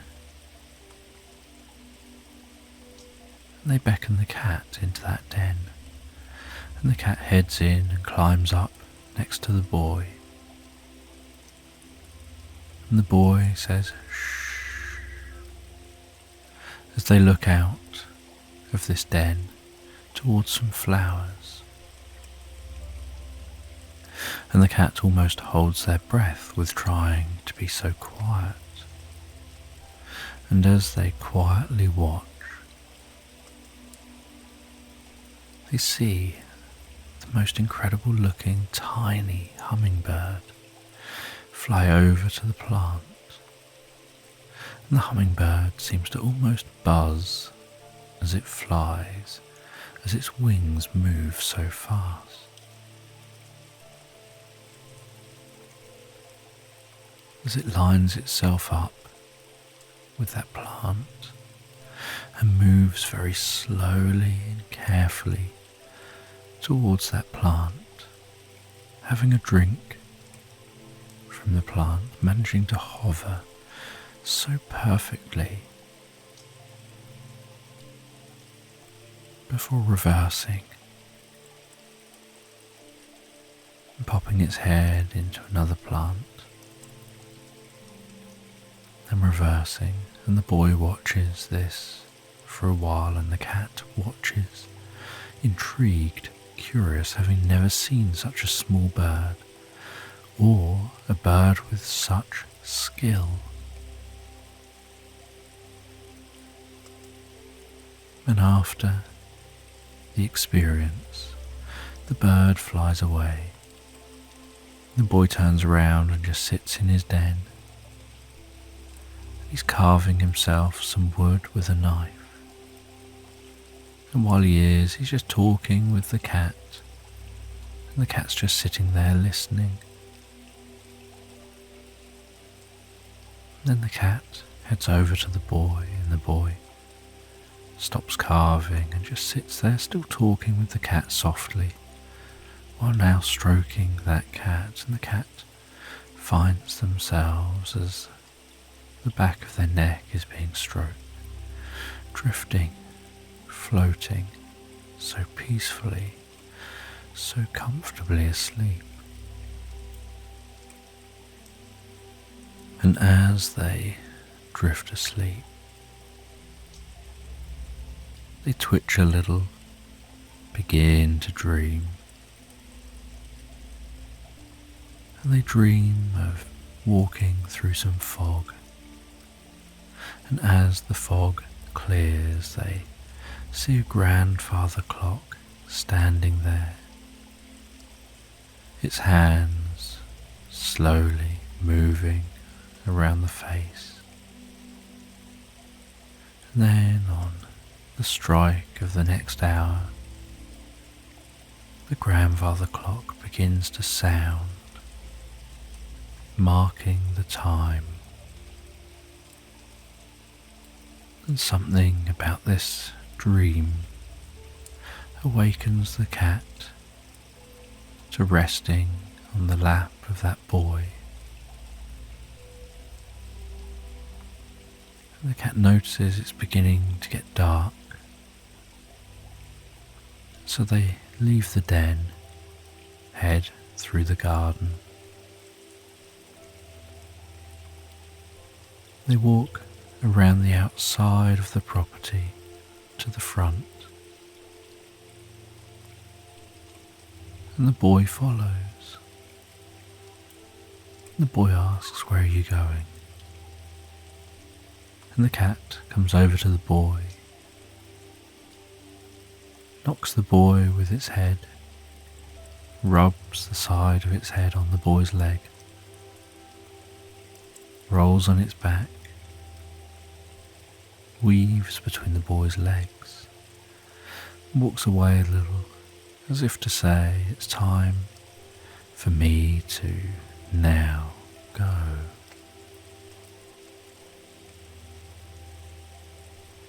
And the cat continues walking, and the boy watches and smiles and almost seems to say goodbye as that cat heads back towards that hole, heads down that rabbit hole, and begins to follow this rabbit hole. And after a while, walking in darkness, the cat finds themselves coming out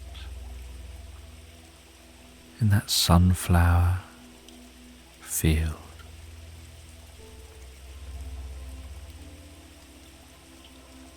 In that field of sunflowers, they notice the sun is setting here, but the beautiful orangey yellow glow of the setting sun just helps to accentuate the colours of the sunflowers, and the soft light creates the most incredible view. The air seems to have become so still, so calm, and the cat heads back through this sunflower field, heads to that tree, climbs up the tree, settles down on a branch and finds themselves drifting and floating so peacefully and comfortably asleep. And as they do, they find themselves back where they started, walking through a meadow, aware that the sun here is setting, walking through, and they walk through the meadow. With the most beautiful night sky overhead.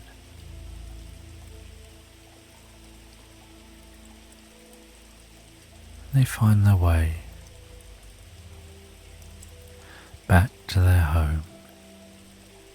Once they arrive back home, they settle down in front of a log fire, sounds of the crackling fire in the background, aware of the flickering of the light through their closed eyelids as they begin to relax deeper and deeper asleep.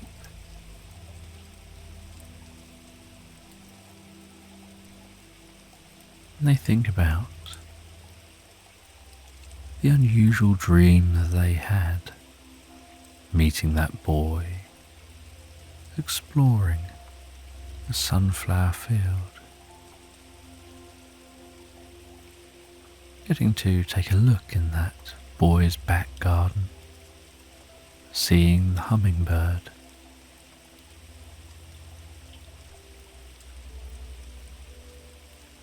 and as they think these thoughts,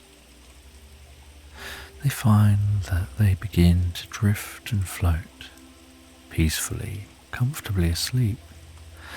And while drifting, floating asleep, these thoughts guide their dreams. They guide their dreams to the most pleasant place,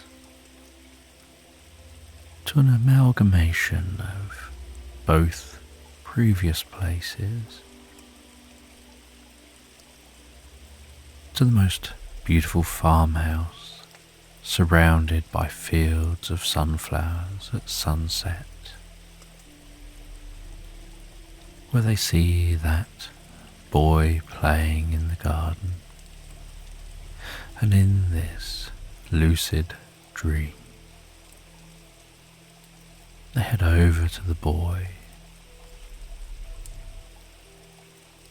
And it's almost as if time stands still as they play with that boy.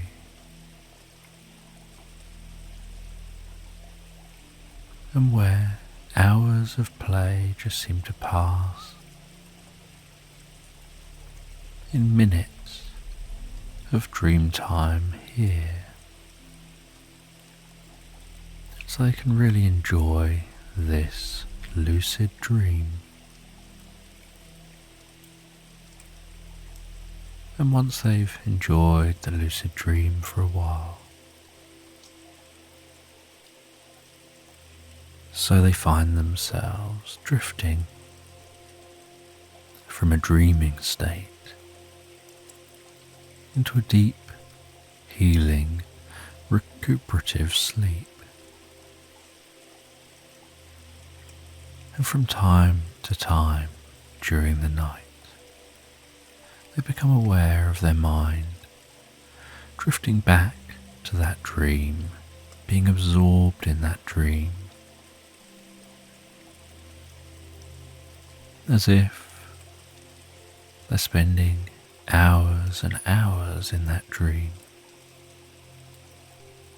enjoying plenty of time, even though in reality it may only be 10 or 20 minutes, before then drifting deeper and deeper into sleep, before then drifting deeper and deeper into a recuperative sleep, and then into the next dream. And they continue this cycle through the night as they drift and float so peacefully, so comfortably asleep,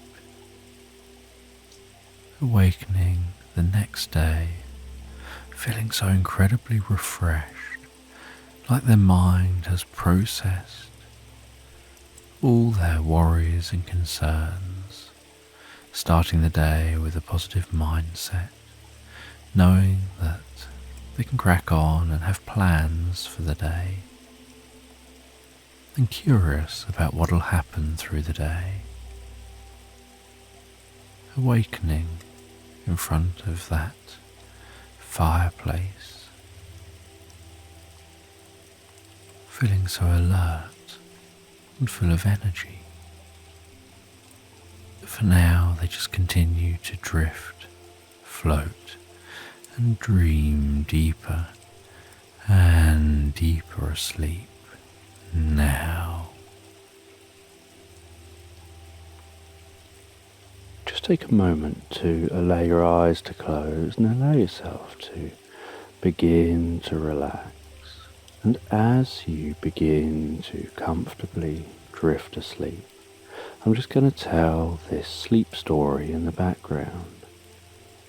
And I don't know whether you'll drift asleep faster to the sound of my voice or whether it'll be to the spaces between my words.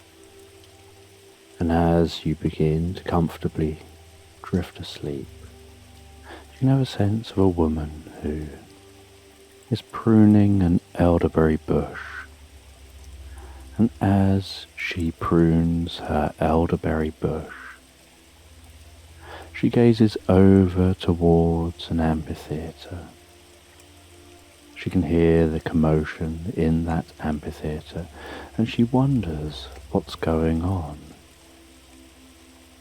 And she can see the different people wandering around, past her bush, down the street, heading towards that amphitheatre.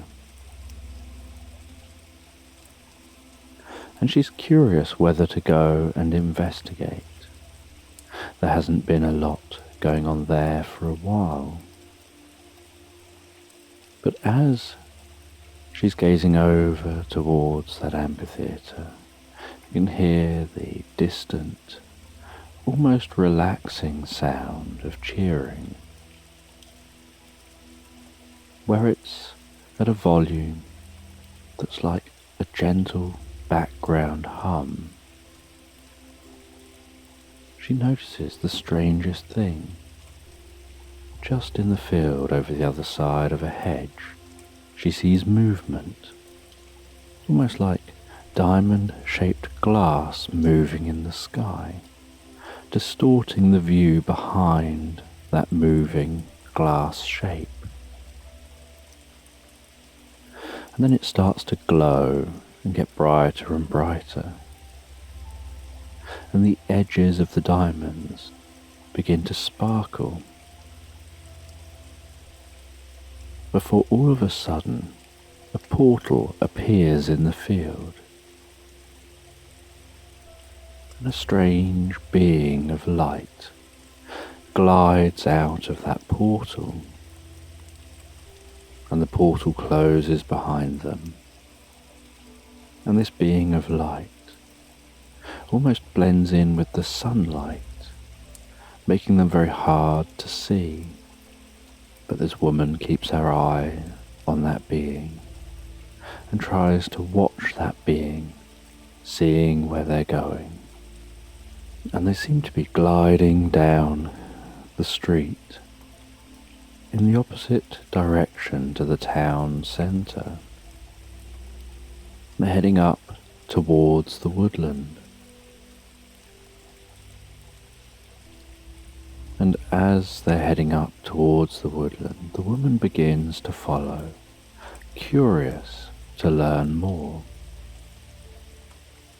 And as she follows, so she can see heading in the other direction is a horse and cart. And the being of light seems to rise up into the sky. And the horse and cart pass by, and the people on the horse and cart don't seem to notice that being of light. Perhaps from their position, the being of light just blended in with the sunlight, as it had with her when it passed her by. And she carefully and secretly followed that being of light, curious to learn more. And it turned off into some woodland, and the woodland was dark, with the trees arched overhead. The being of light floated through that woodland, illuminating an area around it, while seeming to almost give off the subtlest of hums while it moved, and the woman carefully and quietly followed. And as she followed, so she made a bit of noise, stepping on the occasional twig, and the being of light seemed like it was turning to look in her direction, so she hid behind a tree. And as it stopped to turn, so the humming changed, so she could tell when it was stopping, because it would sound different, and she could tell when it was going, because that humming would return to the same sound. And she carefully and quietly followed that being of light as it travelled through the woodland. It was almost like watching a bright light, like a bright torchlight moving through the woods, adding an orangey glow to the underside of the green leaves overhead, to the bark of the trees. And she followed it through the woodland until it reached a clearing. And she had known about this clearing for years, but locally it was known as the Witch's Patch, because for whatever reason no trees ever seemed to grow here, just grass and some wild flowers. It's like a circular patch in the centre of the woods, where the trees just never seem to grow.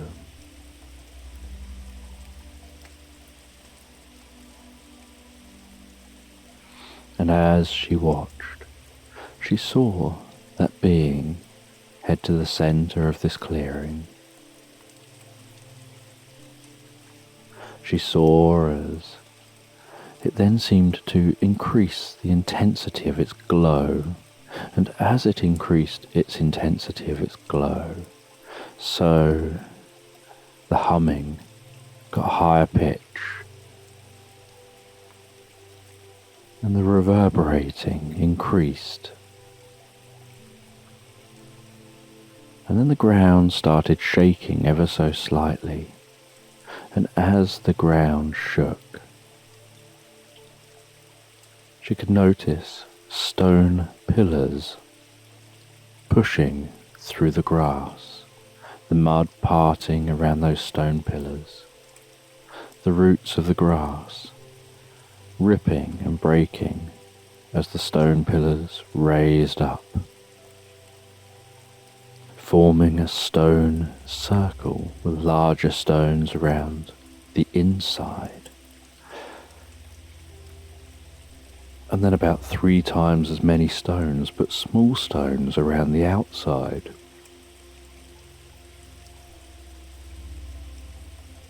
And in the very centre, just around the being, 2 stones, wider, narrower, and taller than all the others, rose up, pushing up through the mud. And then there was silence, and the being dropped to their knees, turning from light to seeming to be a naked human man, breathing heavily, as if they've just been under a lot of stress and exerting a lot of hard work. And the woman headed over to that man carefully and slowly. And as she got closer, the man looked up towards her with such friendly eyes, and then smiled ever so slightly as he began to stand. And as she got nearer to him, she took a shawl off and she handed it to him to wrap around himself. She asked him who he was, and he explained that he's a multidimensional being, and that he had appeared in this reality while still sharing a connection to the multiverse. And that was why he was seen as a being of light, because there was no physical substance to him in any one universe. Just his essence in a single point throughout all universes, while his consciousness was here in this universe, and so this is the universe he was aware of while passing through and finding this location. And that there are these locations that were built thousands of years earlier,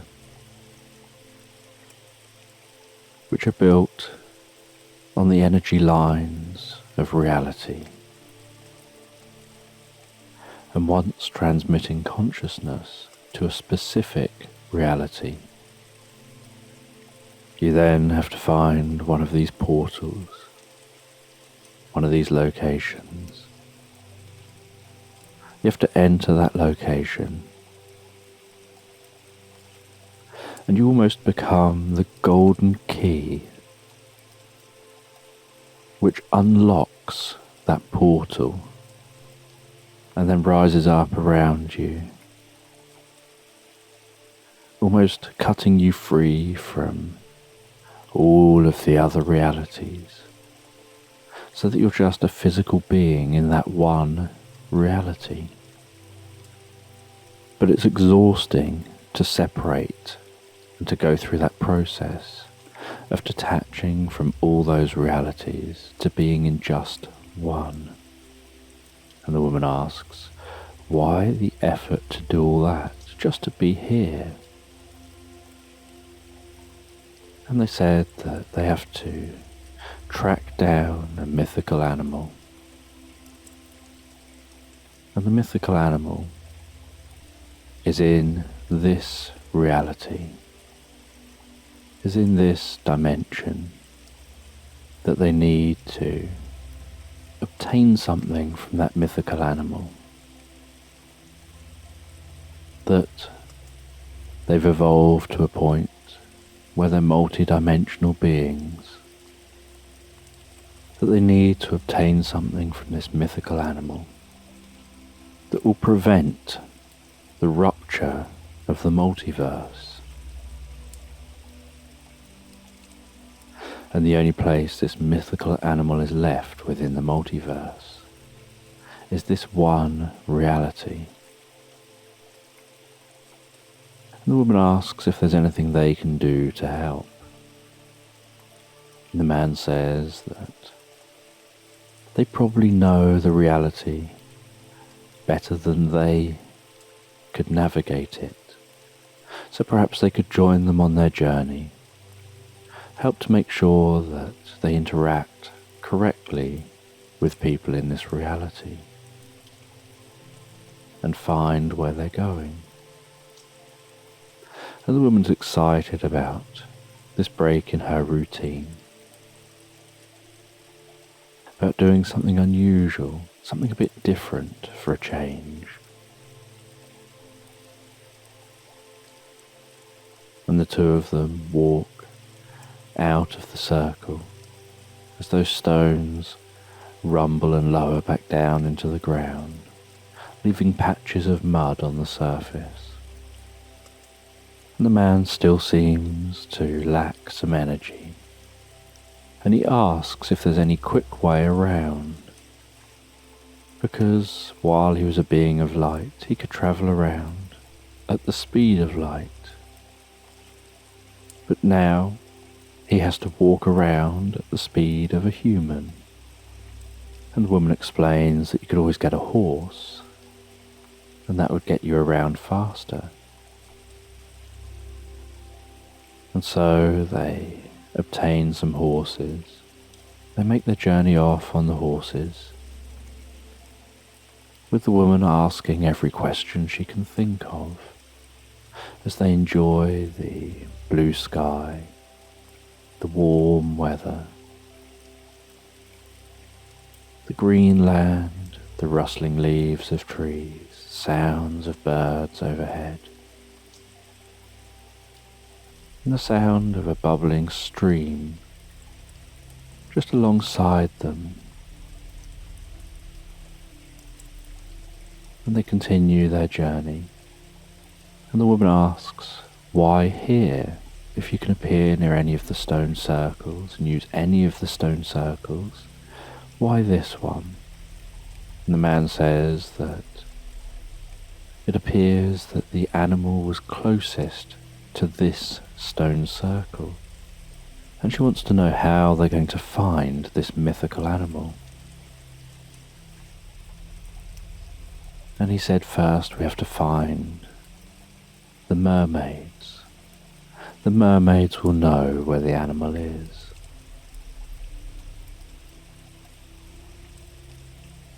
And so they head towards the coast, and at the coast they dismount from the horses. They walk and wade just into the water, and while walking and wading in the water, the woman says to the man, I've never seen any mermaids. I've heard legends of mermaids.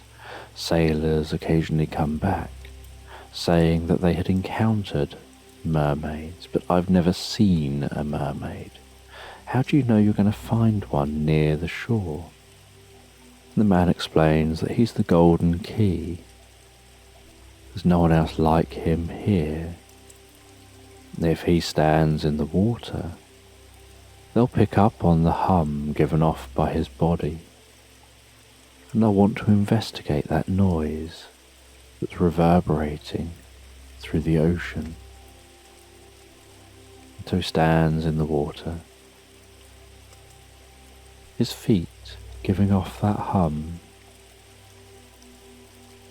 And to the woman, she finds that unlike when he was a being of light, she can't hear any noise, the hum is inaudible to her.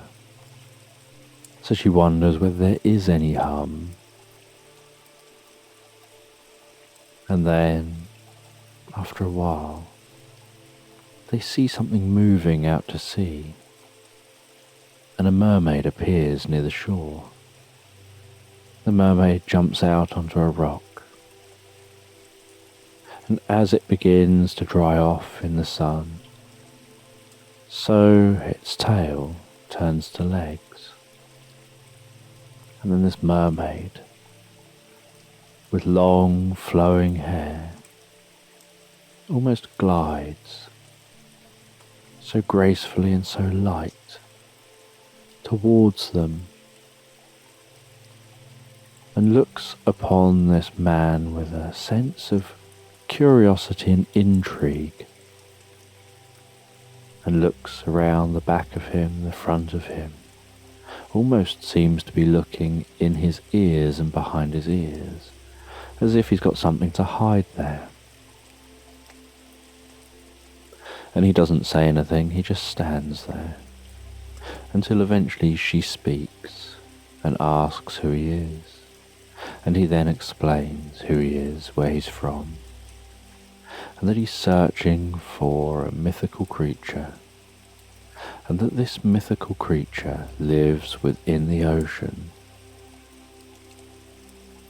and there's only one left, and it was detected near this shore, but he can't know where it is now, that he's a man here. And the mermaid knows what creature he's talking about, and says that she can take him to the creature. And the woman wants to go along as well. So the mermaid explains that if she's holding both of them, whoever she touches, she imbues with the power to breathe underwater, and that it can be a strange experience at first, but within a few breaths you'll be used to it, and it'll just be comfortable. And the woman agrees to come along, and the three of them walk into the water till they're up to their waists. And then the mermaid holds the hands of both of them and says, "We're going to dive." And then the three of them dive into the water, still holding hands. The mermaid's feet turn to a tail. And within a fraction of a second, the woman discovers that she's able to breathe underwater, and that it does feel strange at first, but then comfortable and almost hypnotic how slow and calm everything is down here under the water. And they swim deeper and deeper, further away from the shore, initially through the almost pulses of waves passing towards them,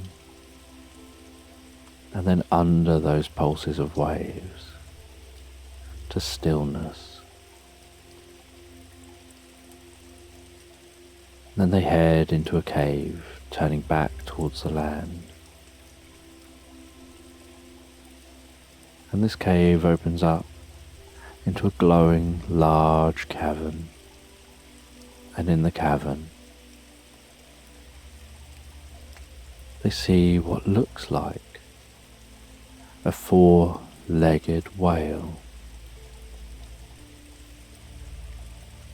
with the head of a jackal, and it's the strangest sight. And on the tip of its tail seem to be feathers, which it seems to be able to splay out and pull in, and seems to use to help it to control its movement. And this whale surfaces in the cave, and from where they are, they can see it clearly.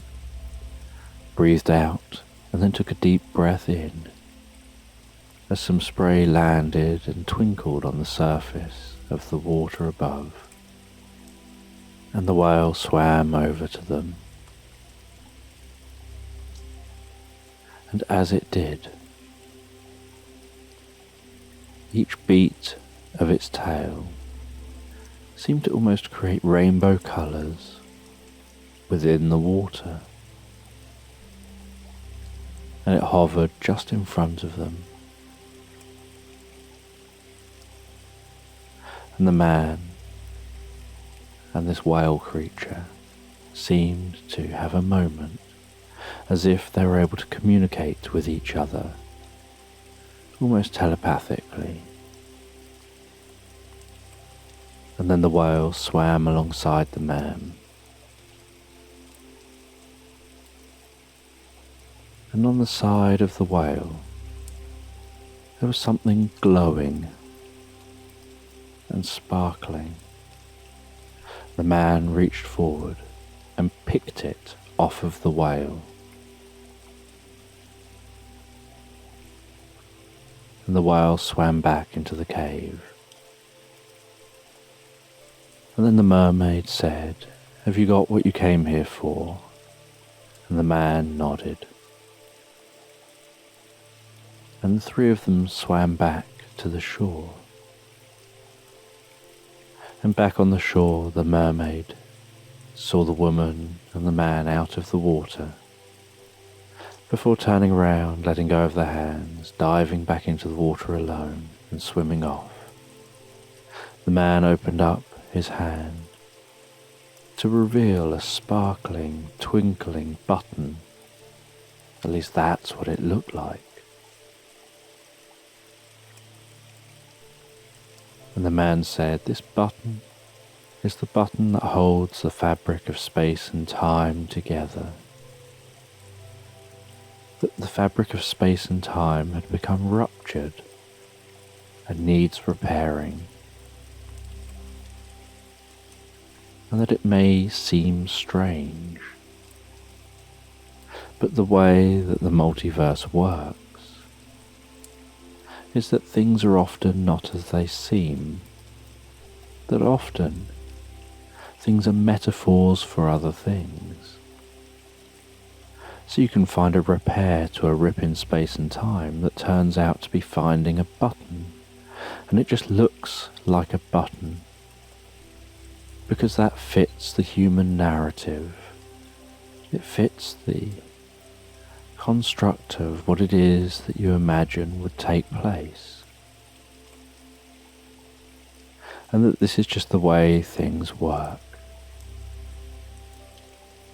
That often what you're searching for is a metaphor of what it really is, so that it's easy to understand. And they travel back to that clearing. And the woman really wishes that she could see more and learn more about these realities.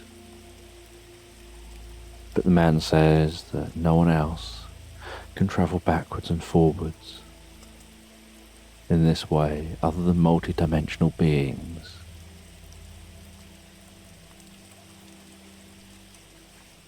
And he stomps on the ground in the centre of the clearing and gazes down and focuses and closes his eyes. And then there's a rumble, and the stones start rising around the man. He takes the shawl off, hands it back to the woman, thanks her. She steps back out of the circle. Then in a flash he turns back into a being of light, holding that button.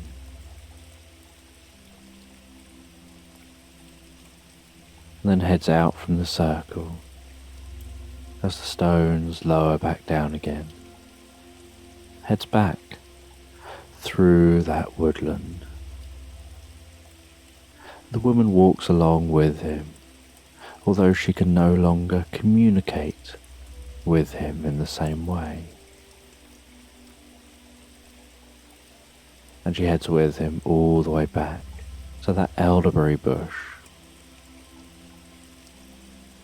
And that being of light, the multidimensional being, heads into the field opposite. The diamond-shaped bits of glass appear again. The portal opens up and the being of light travels through. And she wonders if there's any way she would ever know whether he has been successful in fixing the rupture in the space-time. She assumes that if space-time continues, then he probably has. But was really curious about whether there's any way of knowing what took place and what he did after he left this reality. And that night, while she drifts and floats peacefully asleep, she hears a hum that wakes her from her sleep.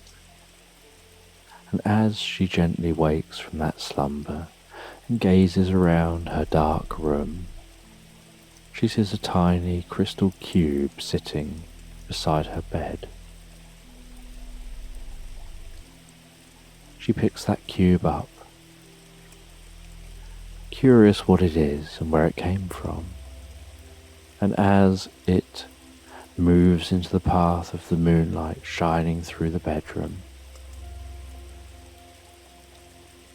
so she sees what happened next, almost like a holographic projection into the middle of her room, showing that being of light appearing back in a strange universe, something that was indescribable.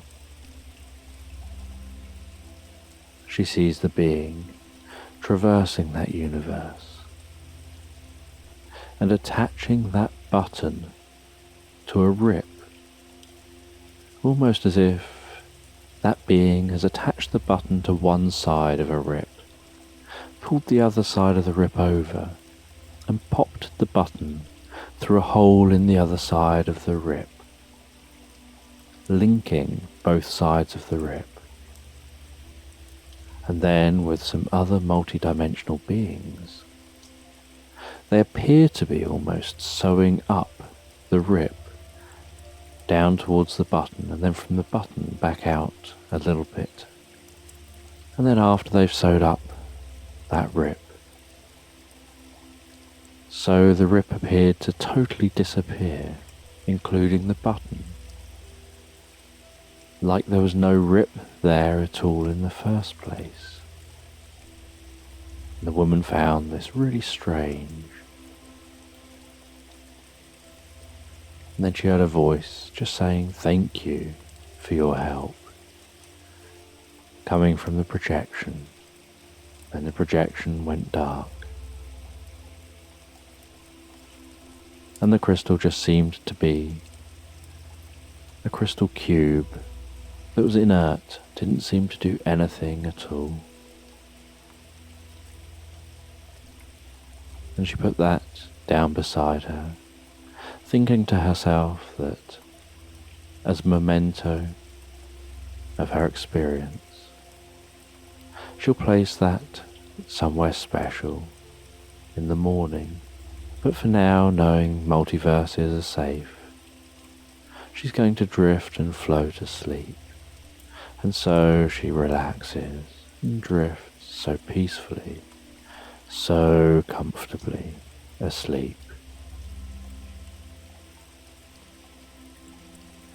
So just take a moment to allow your eyes to close and allow yourself to begin to relax. And as you begin to relax, I don't know whether you're going to drift asleep faster to the spaces between my words, or whether it'll be to the sound of my voice. And as you gently begin to drift and float comfortably asleep, I'm just going to tell this sleep story in the background. And this is a sleep story about finding yourself walking through a forest. And as you walk through this forest, so you can hear the sounds of birds around you. You can hear the rustling sounds of the leaves and the sound of each step that you take. And while you continue to walk through this forest, climbing over fallen down trees, stepping over branches, noticing the way that moonlight manages to shine down through the canopy above, creating silver shards of light, cutting diagonally across your path. You continue to gently walk through the forest. And after some time walking through the forest this night time,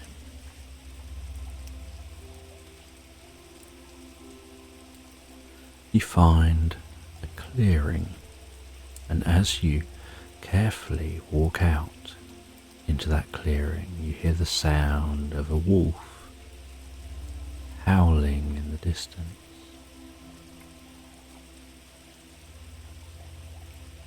And as you stand just on the edge of the clearing, noticing the way the environment has a blue hue, where everything appears illuminated with that silvery light of the moon, and you can feel the breeze tickling your cheeks. You listen carefully for that sound of the wolf again.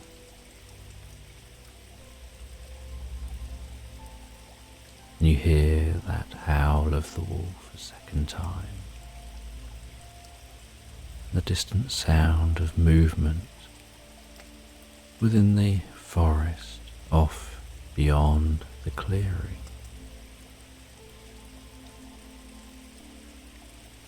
And you follow the edge of the clearing.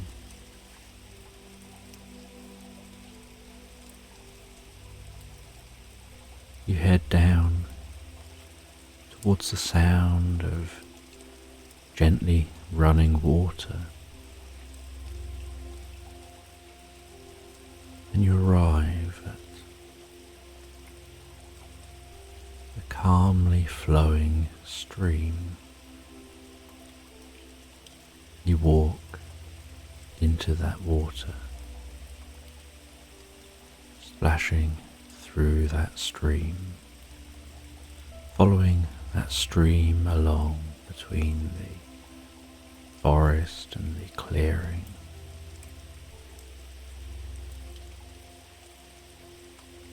And after some time, the water of the stream begins to deepen.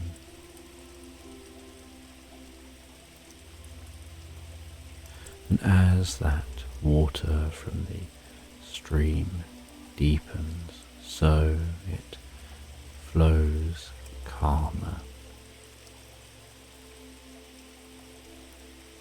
And at just the right point, you head out the far side of that stream. You climb up into the trees. And as you prop yourself in those trees and balance yourself, between some branches of the trees, you begin to set up a camp up here in the trees, tying a tent between some trees. Before entering that tent, and this tent has a clear window in the front, and so you enter the tent, you zip up the tent, leaving the clear window to look through, and you sit in this tent quietly, looking out from this angle over the meadow, over the stream, along the edge of this forest, over to the area of forest the other side of the meadow. And after a while of silently sitting and waiting patiently, you see that wolf heading out into the clearing, walking slowly through that clearing, heading towards the stream.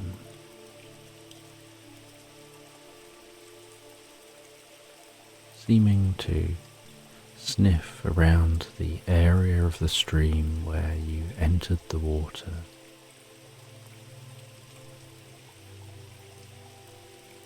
Before walking back out into the clearing a bit further, walking through that clearing, sniffing around, looking around, turning around, sniffing the air some more.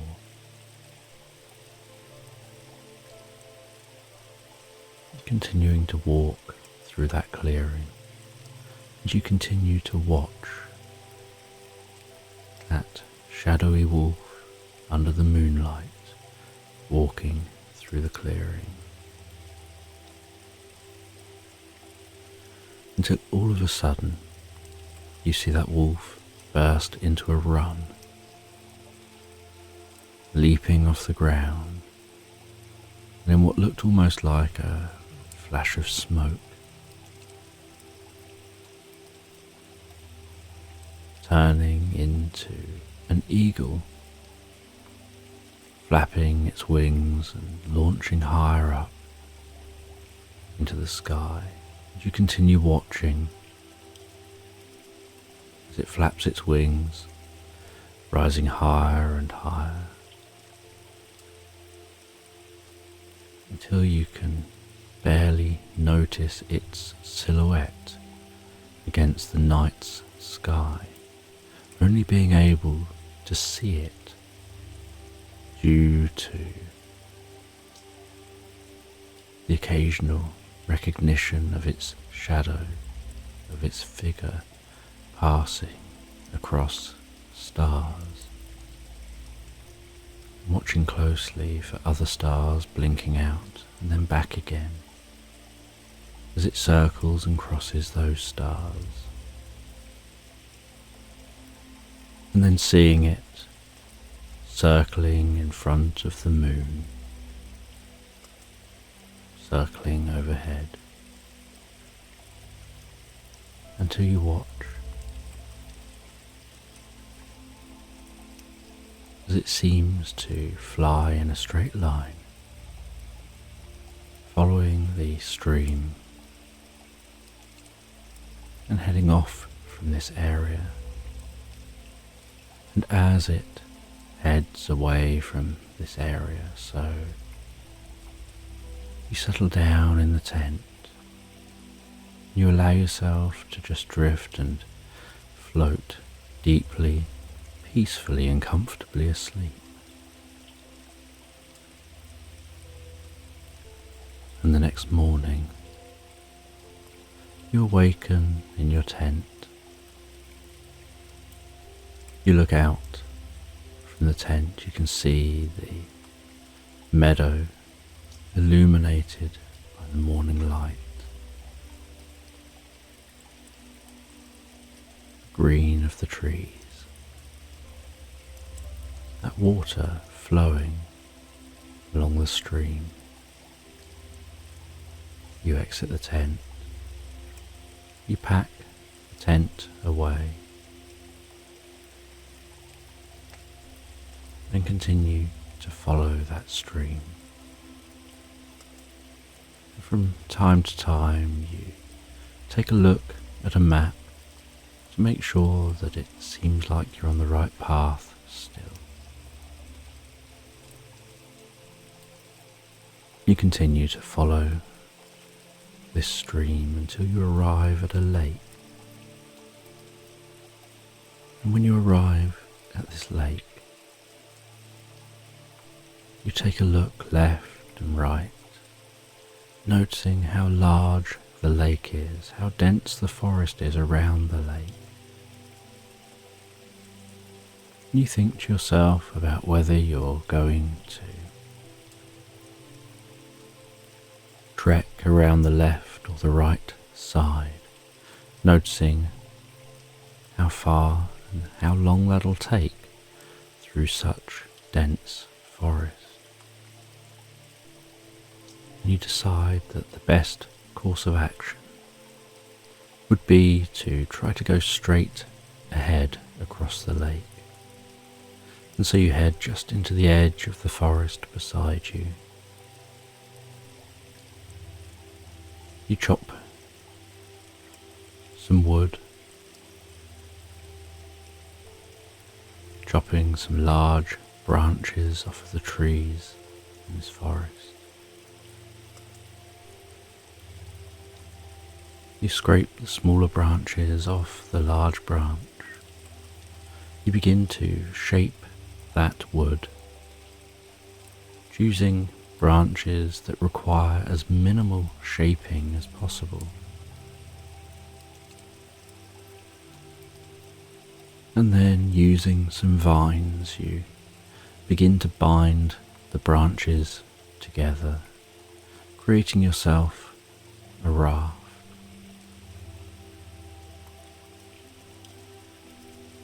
And then getting another branch,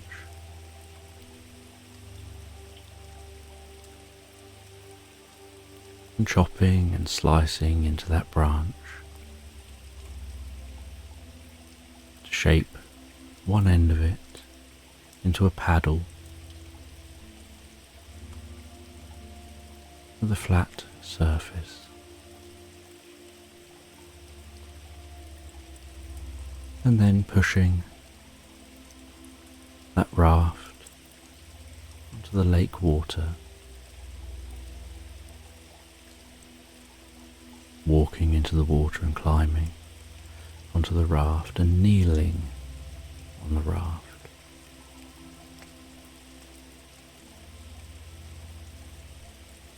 And then pushing from the side with the paddle, and then scooping that paddle through the water, one side of the raft, then the other, and the other side and the other. That sound of the paddle as it pushes through that water. The feeling of pushing that paddle through the water.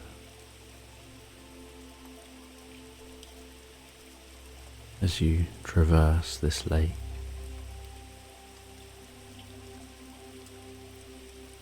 and it takes a while, but eventually you reach the other side of the lake.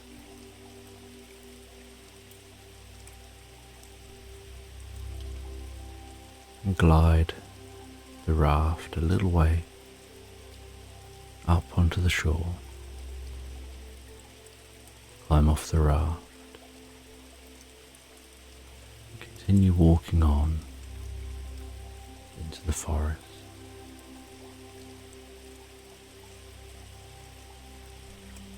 taking some time to push your way through this dense forest.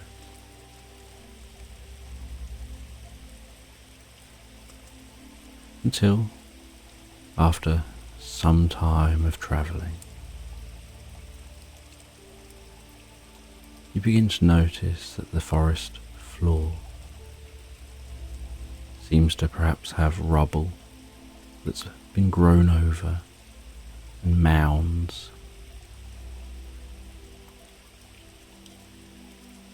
Rather than the smoother, flat forest floor where the only obstacles were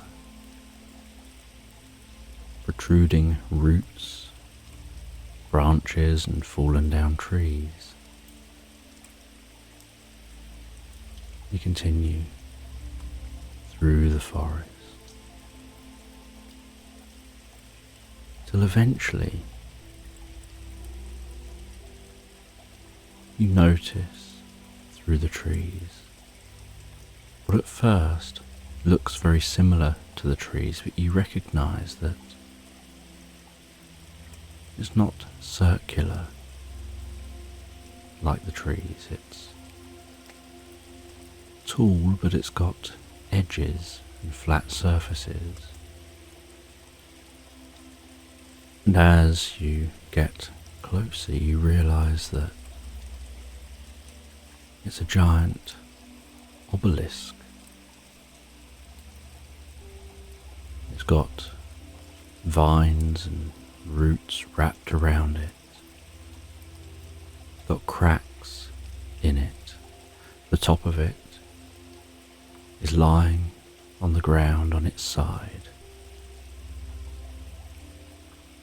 almost unable to be seen due to all the foliage which has grown over it.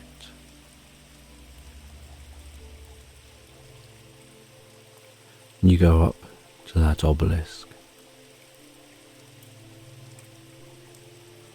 You get out a knife and start cutting those vines, cutting roots, and revealing that obelisk. You recognize that it seems to be covered in pictorial symbols, which seem to be trying to tell a story. And you read what you can and translate what you can of those symbols.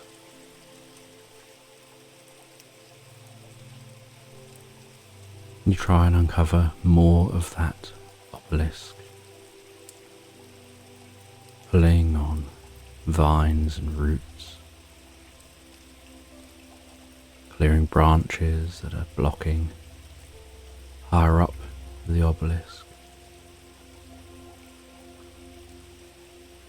and recording all the different symbols before you then start on the piece on the ground. And you've managed to record the story as conveyed on the upright obelisk around the four sides. And then you clear the top and the sides of the obelisk piece that's on the forest floor.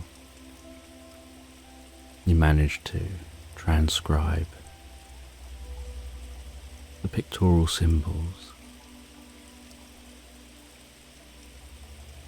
but you don't know what the symbols are on the back side of that piece of obelisk that's on the ground.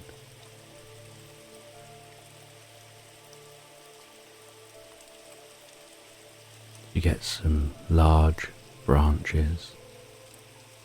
You begin to dig underneath this large piece of stone obelisk.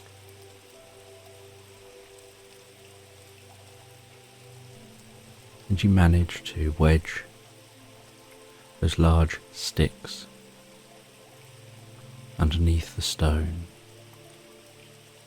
and lever it up with a lot of effort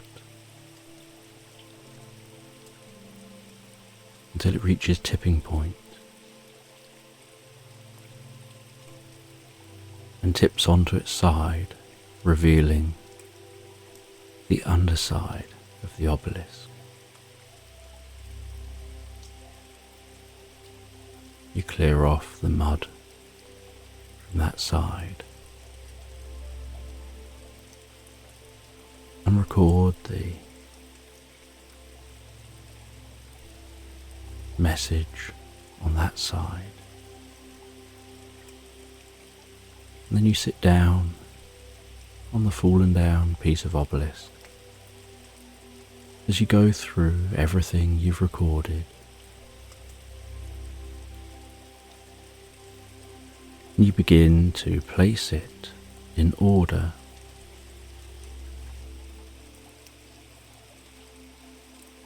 So that you can read from the top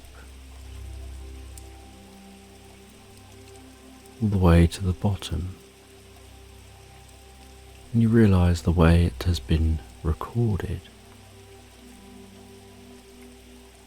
is that each face is read from top to bottom,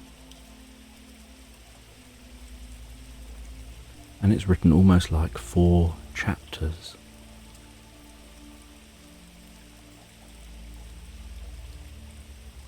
And you read down through the first chapter,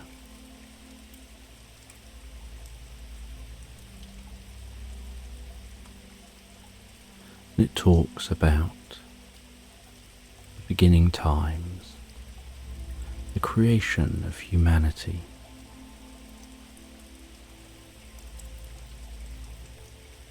You read down the second chapter. It talks about the development of civilization.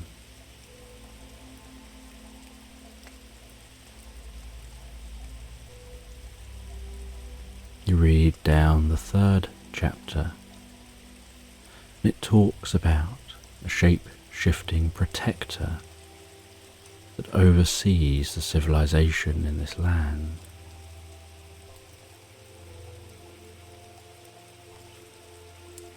You read down the fourth chapter. It talks about the prosperity and the growth of the civilization.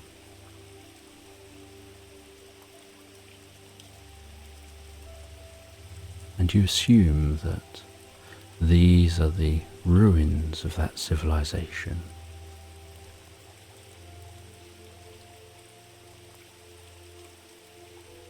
And you explore around for other ruins. And as you explore, so you mark on a map the different types of ruins that you discover and what you think they are, whether you think it looks like the ruins of some basic walls, perhaps some basic dwellings, the ruins of something more substantial, perhaps the ruins of a city boundary wall.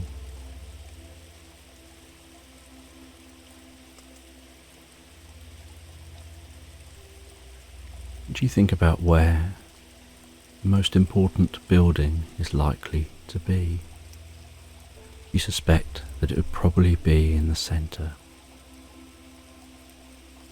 So you head towards where the centre would be. You notice that the forest rises up as if you're climbing a mound.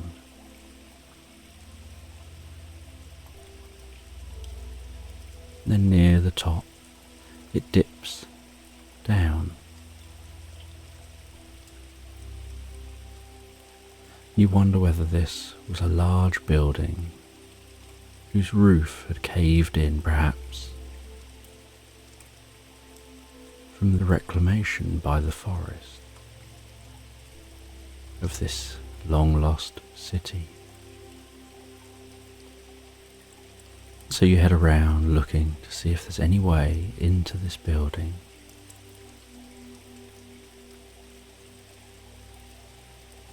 And as you search, the day is still ticking on. You notice that the sun is approaching sunset, and you'll have to set up a camp some point soon to camp the night. And you find what seems like the entrance and decide that you might see if it's safe to explore in there in the morning. But for now you'll set up a tent, a campfire, and settle down for the night. And as you settle down for the night, listening to the crackling sound of the campfire, the dancing, flickering flames, cooking and eating some food, the nighttime sounds in the forest,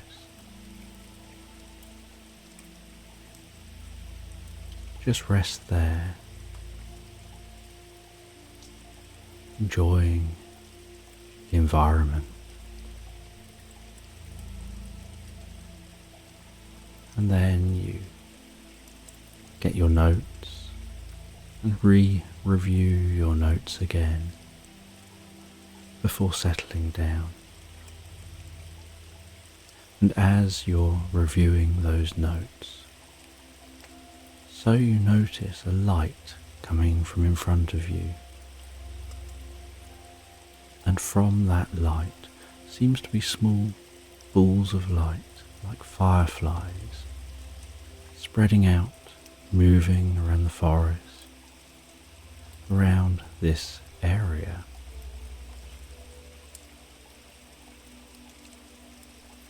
Before finally, from the light, as it clears,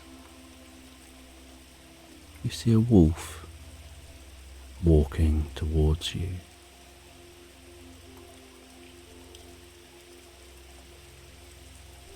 You sit quietly, motionless, watching, and as that wolf is moving towards you, suddenly it seems to leap in your direction, and you gasp slightly, but at the moment that it leaves the ground, it turns into the most beautiful looking bird of paradise.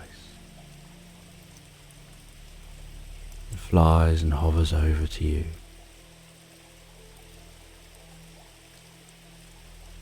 And as it lands looking like a person right in front of you, who then crouches down and sits down the other side of the fire. And at first, they don't say anything, they just sit there looking so friendly, so incredibly calm and relaxed. And you notice that something about their breathing seems to help you feel calmer, more deeply relaxed, as if they're somehow emanating peace and tranquility. And then they begin to talk to you, and you can understand them. And at first it surprises you that you can understand them, but you continue going with the experience.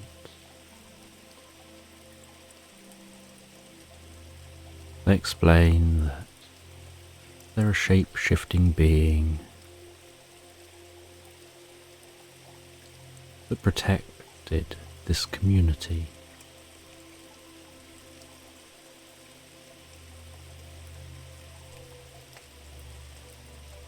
And they explain how there was only one thing they couldn't protect the community against, and that was themselves. They were able to protect the community against any invading creatures or other invading humans. But they couldn't protect against the community's desire for expansion, increased wealth, and the destruction that they were doing, which was going to impact on themselves.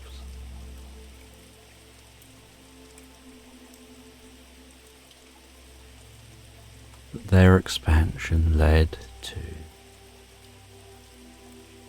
topsoil washing away in great floods, rather than being held in place by trees and plant life. And so after the floods, they couldn't grow anything. As they expanded, their water became increasingly contaminated. So with time, the community dwindled and was no longer able to remain.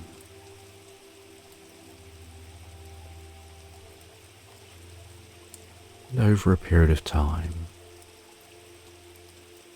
everyone left.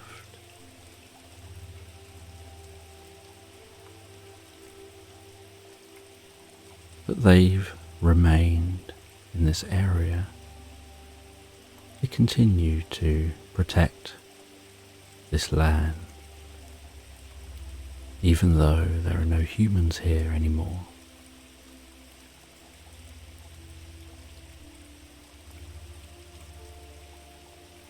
And this shapeshifter holds out their hand, turns their hand palm up, gazes at the palm of their own hand,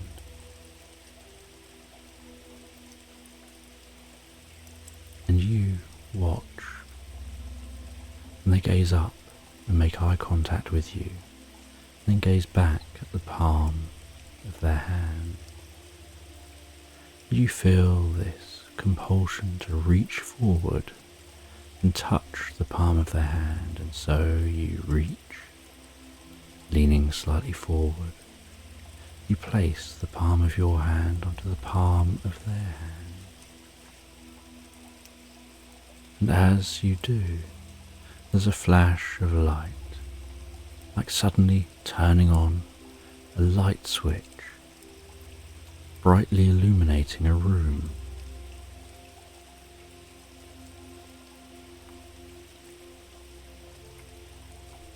And as that light clears, you find that the two of you are sat on a large stone in a Zen garden surrounded by manicured sand.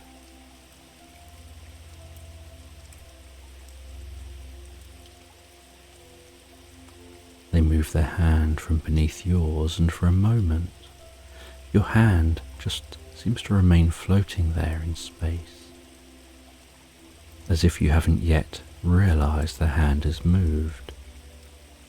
They stand up. You then notice your hand as you stand up too, and you follow them down off that rock, carefully through the Zen garden. And as you look around, you see what this place used to look like in its heyday. You see a community of people milling around, some farming, some selling items in a market. Someone sat washing some clothes and hanging them up.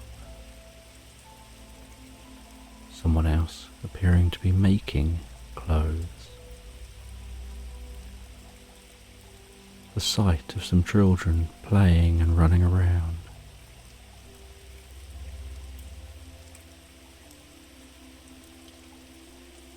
And this shapeshifter shares with you that this is what this place used to look like.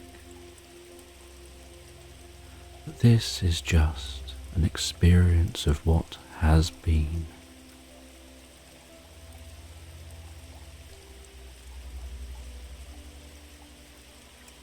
And that they will remain protecting this area of land. They were here before people. They'll be here long into the future. They're timeless.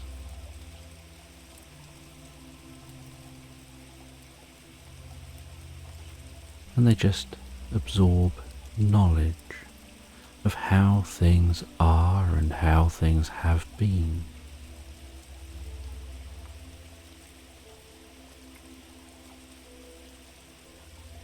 While they protect those who want to make this area their home.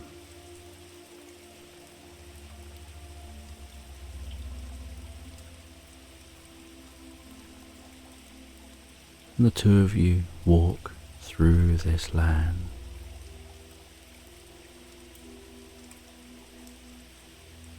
And find your way down.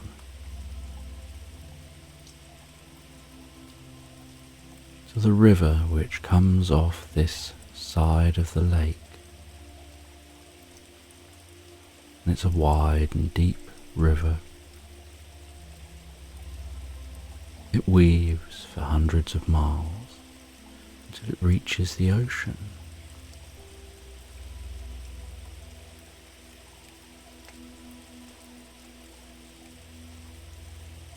And they talk about how ships used to come up and down this river,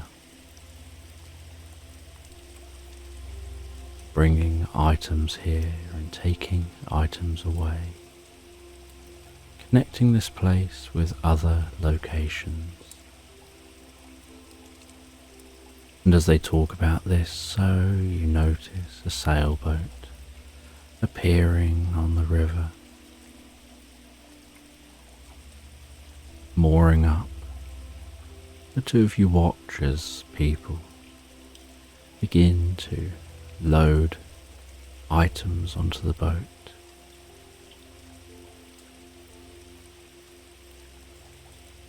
And as you watch, so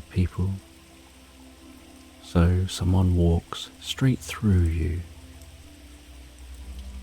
You get taken aback just for a moment, and the shapeshifter explains that this is just a representation of the past. They don't notice that you're here. You're just observing it playing out as it did.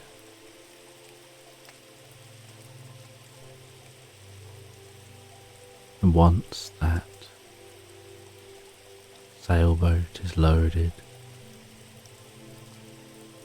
it leaves that mooring and begins its journey along the river.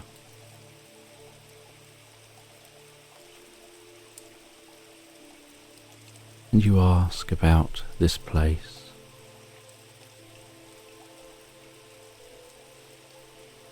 And what they knew here of the shapeshifter. And the shapeshifter explained that they walked among them, looking like they look, taking on many forms. And they were never able to identify that they were a shapeshifter while they're in human form, but they were aware that this being would protect them, would be one thing and then another as needed.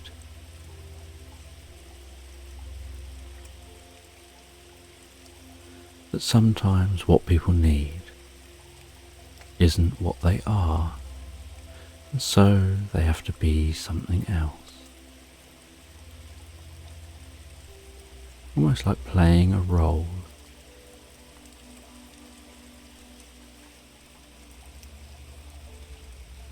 And after exploring, the shapeshifter and yourself head back towards that Zen garden. Sit back down, and the shapeshifter gently rests the hand on your shoulder, and as they do in a flash of light, you find yourself back together in front of that tent. They remove the hand from your shoulder, and they explain that they'll always be here protecting this land. That you're the first person since the end of this civilization to find this location, and perhaps you can share about the location, not about the shapeshifter, but share about what happened here.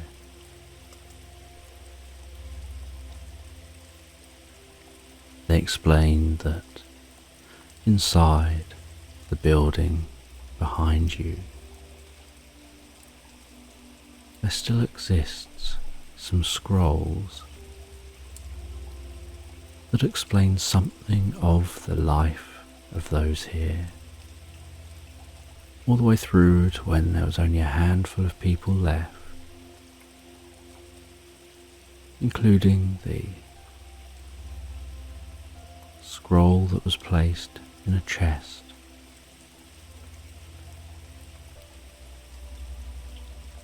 That explains that they're the last ones to be here, that they are now leaving, and if anyone finds this scroll, to read their history and don't make the same mistakes they did. That they had everything and ended up with nothing.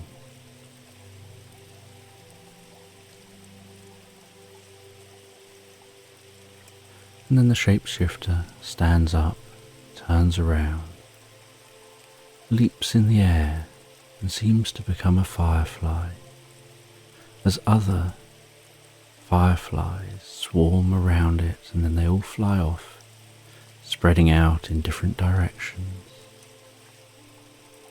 You can't notice and recognize which one is the shapeshifter.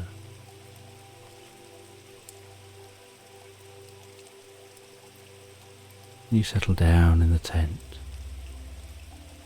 You drift and float comfortably asleep. The next day, at first light, you manage to find your way into the building behind you. You can notice that it's a tight entrance in where the entrance has collapsed, and most of the building is quite open on the inside, but the centre has collapsed in, and that there was more than one floor in here, and although the centre has collapsed in, it seems to have only collapsed in onto the floor above this ground level. And so this ground level is quite clear and easy to navigate. So you explore and you find the records you were told about. And it's so dry in here. And the records have been stored so well that they haven't deteriorated. And so you take the key records that it was recommended you take with you. And then you see that chest. You open the chest and you see that simple note in the chest. You notice, holding the note down in the chest, is a wood carving of a bird of paradise.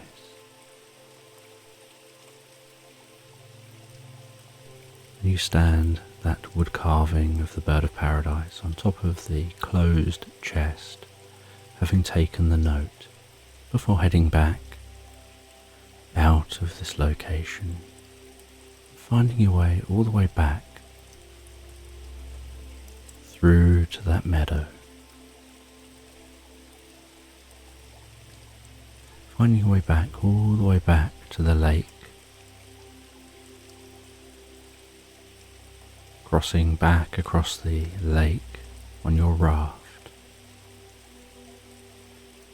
heading through the forest on the other side of the lake, following the stream up to the meadow,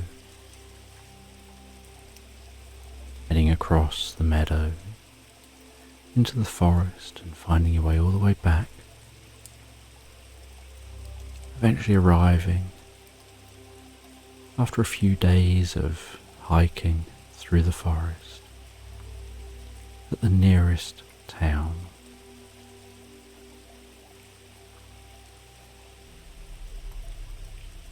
And then leaving that town after a good night's sleep.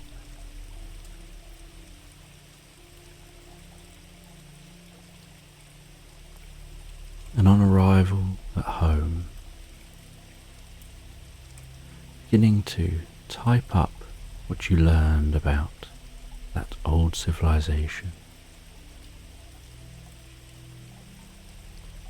about their rise and their downfall, including information from the documents that you'd found, which are going to be housed in a museum just a few days' journey from that civilization's location.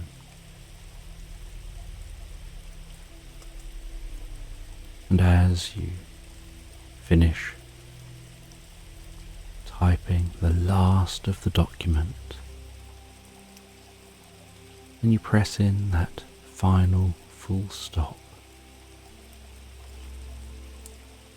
with a sense of achievement, you head to bed, hoping that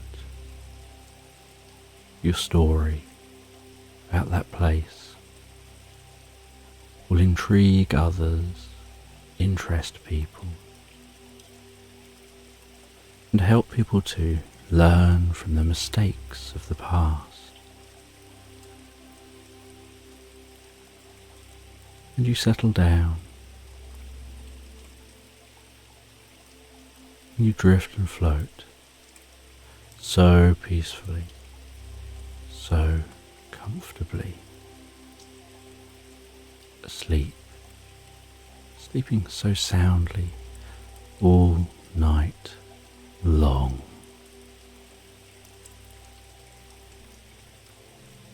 Just take a moment to allow your eyes to close and allow yourself to begin to relax. And as you begin to comfortably drift asleep, I'm just going to tell this bedtime story in the background. This is a bedtime story where you find yourself walking down a country lane at night time, and it's raining quite heavily. And you're walking along, illuminating the path in front of you with a torch, seeing the drops of rain passing the torchlight, hearing that rain on the country road ahead of you and around you. The sound of the raindrops hitting the leaves of the trees, the rustling of those leaves of the trees, the smell of the rain-soaked road. And you continue to push on, and you're wrapped up, warm. You've got a hood up, you've got a waterproof clothing on, and you're dry apart from your face as that rain lands on your face and runs down your face, down your forehead. You can feel that rain running down the sides of your face, dripping off your eyebrows, running and dripping off your nose. And you continue pushing on, heading to a train station. And after some time pushing on through this rain-soaked road, you arrive at the small little country train station. You head up onto the platform, and up on the platform you can hear the rain on the awning that's protecting the platform from that rain. Almost like the rain on a conservatory roof. And you sit down on a bench, turn off your torch, and have the glow of the lights on this platform illuminating the platform and the track. You're the only one on this platform at this station. You just rest there, listening to the comforting sound of that rain. And then after a while, you can see in the distance the light on the front of a train heading in your direction. And you watch as that light very slowly begins to get larger and larger, nearer and nearer, until eventually it's close enough that you can hear the train. And that train pulls in at the platform, slowing and coming to a halt. You open the door, enter that train, clunk clunk shut that door behind you, walk down the carriage a little way between the seats, and find a seat to sit on. You sit down on that seat. You take off your coat. You place your belongings down beside you. You have a table in front of you between the seats that you're sitting on, and some seats facing you on the other side of the table. You rest your arms on the seat. As you hear the signal for the train to leave the station, you feel that jolt of the train about to move, and then the train starts to slowly chug out of the station, gradually speeding up and accelerating out from this station. And you look out of the window at the night landscape outside the window, but all you can really see is the raindrops rolling down the window, the rain striking the window, and with the acceleration of the train, you can see the rain begin to move sideways across that window, and you can see your own reflection and the reflection of the inside of the carriage.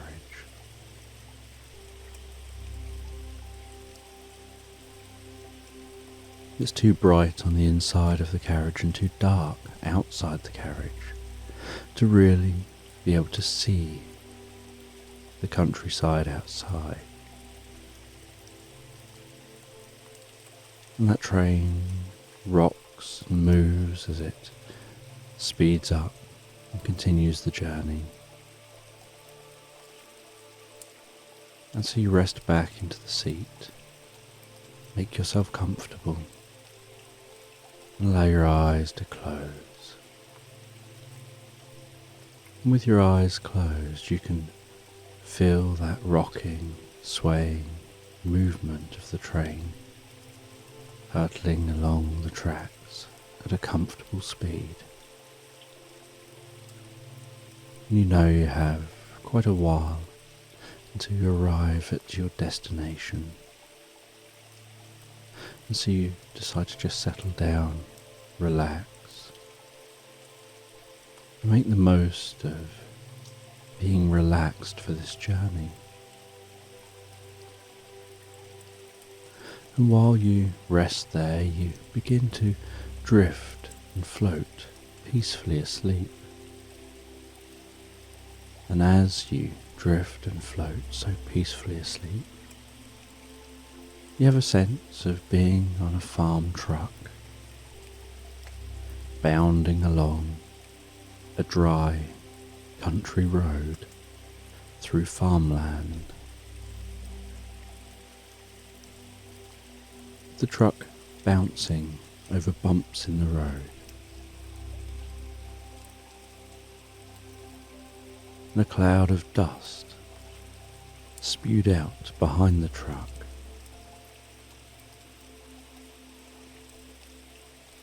And then the truck skidding to a halt as you arrive at a farm. And exiting the truck and heading into that farm.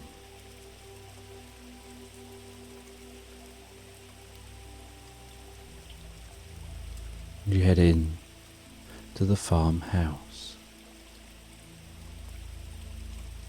You see the most beautiful rustic kitchen in this farmhouse.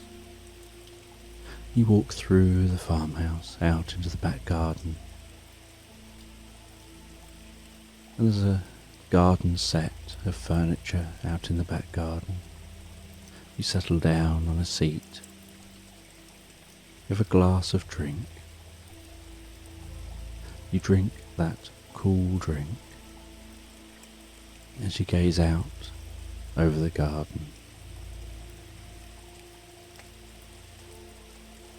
And while you rest there, looking out over the garden, you observe the sunflower at the back of the garden, noticing how tall that sunflower is. Having a sense of being amazed at how the stalk of that sunflower is able to hold itself upright when it's so tall.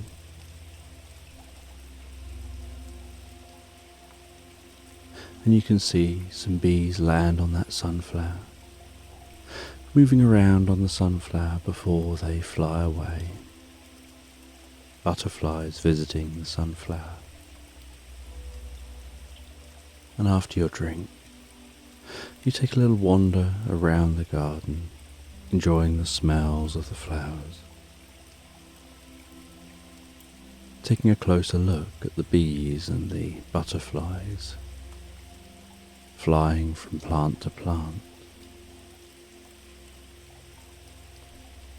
Seeing a squirrel up in a tree, squeaking in your direction. Before seeing another squirrel and starting to chase that squirrel around the trunk of the tree, then scampering off across the ground.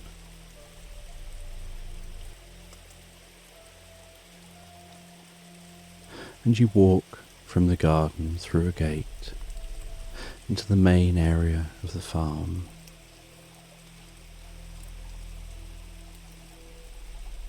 And you see some workers tending to the cows. Some other workers are shearing the sheep.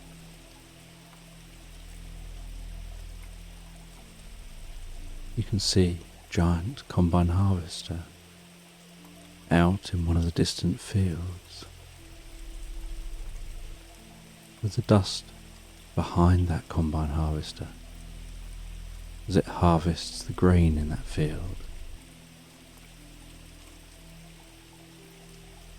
And the whole experience just seems so calming and peaceful, and like the perfect life. And you walk through the farm and notice that across the other side of the farm is a small hill, like a ridge that runs along the length of the farm and stretches off in both directions for as far as the eye can see. You head over that ridge, and as you reach the peak, you can hear and then see the sea. You realise how close to the ocean the farm is. You head down the other side, listening to the rolling waves rushing up onto the shore, smelling that salty sea air.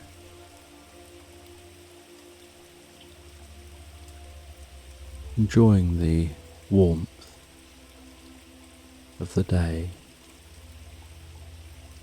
while walking through the sand towards the seashore.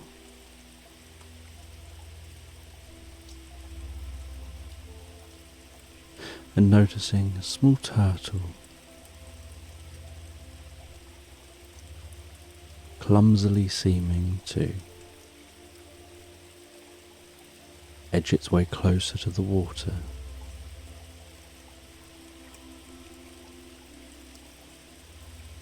And yet, as soon as it reaches the water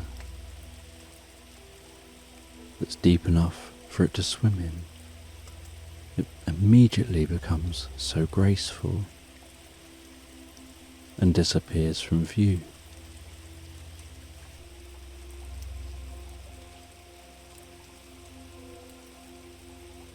And you sit down on a rock,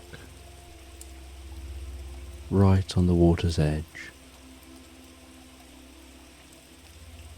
and the water just about manages to roll in, slide along the ground, and wrap gently around this rock before pulling back out again.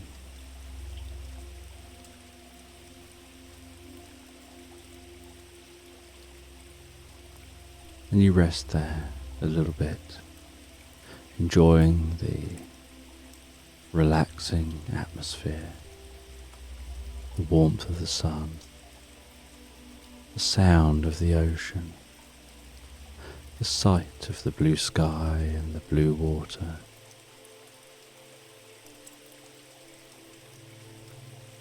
And you can see some pelicans here on the shore.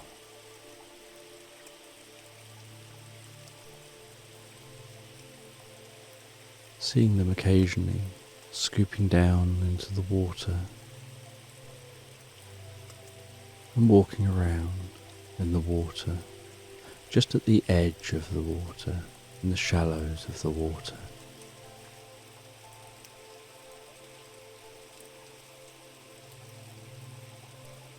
And you watch and relax, and notice the sun approaching sunset.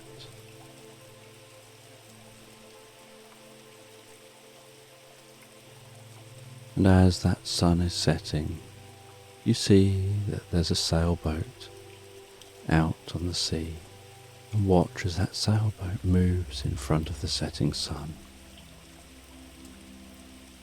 silhouetted by the setting sun.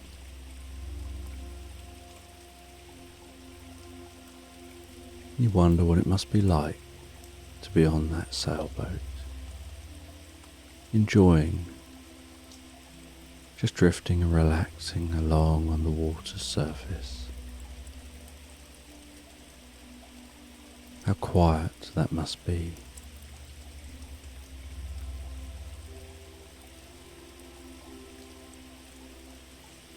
And so you watch that for a while as the sun fully sets over the horizon.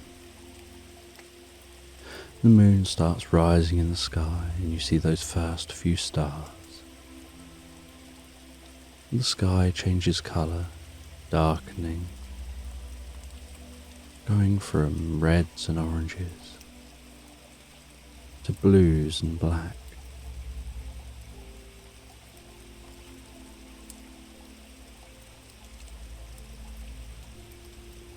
And after night time has fully developed,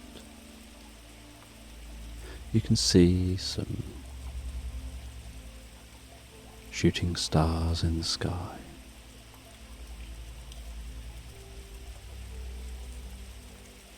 And you watch and have a sense of making some wishes on those shooting stars before heading back towards that farm.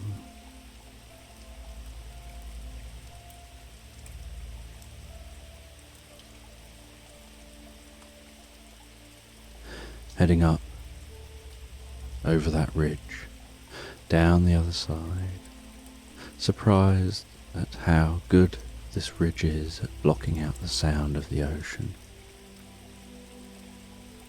Heading across the farm and back to the back garden of the farmhouse. Heading into the farmhouse and settling down for the night in the farmhouse.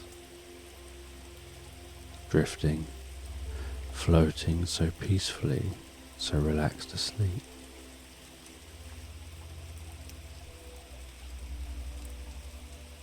And the next day, setting back off from this farmhouse,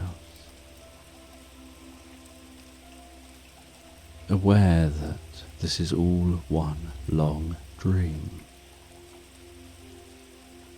and curious about the nature of this dream, about the way that the dream has stuck so well to the rules of real life.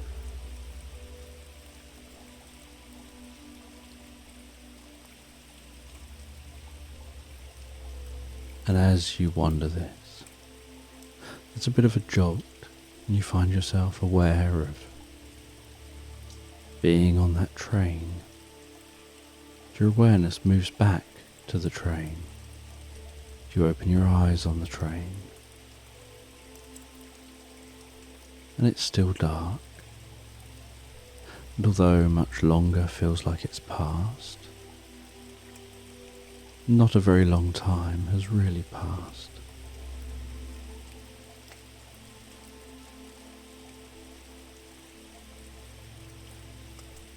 And the train journey continues.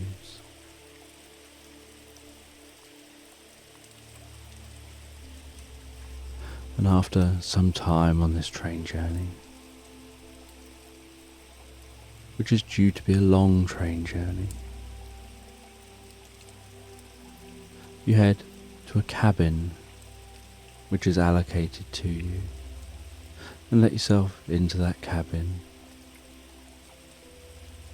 And the cabin is just a small little sleeper room,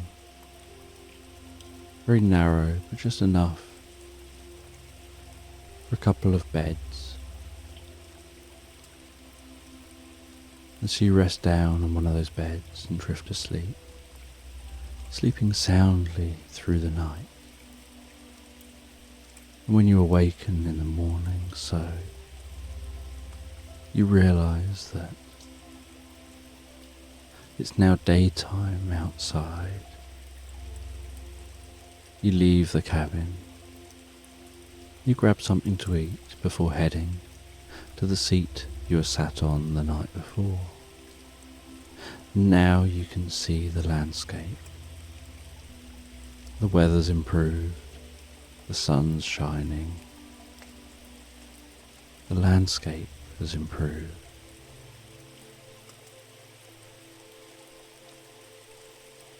You can see the trees you're passing. You can see hills off in the distance and mountains beyond those hills. As the train continues to clickety-clack along the track, with a slight squeak as the train heads around a bend.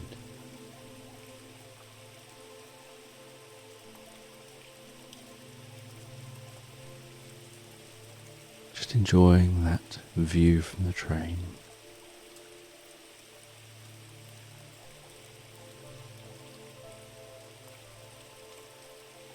Continuing that journey.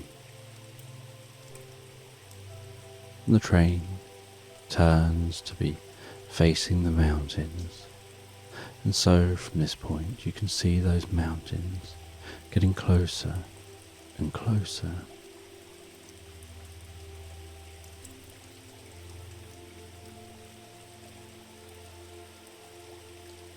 And while the train continues its journey, so you begin to just read a book for a while. You absorb yourself in reading that book. And while you read the book, so that train continues to close in on your destination.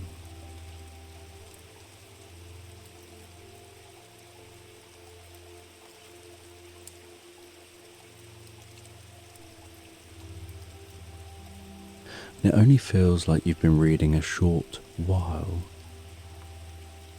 when you discover that you're nearing those mountains and approaching your train station.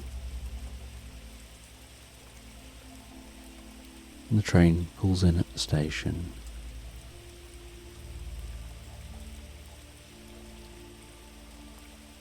And you disembark at that station. You head out of the station.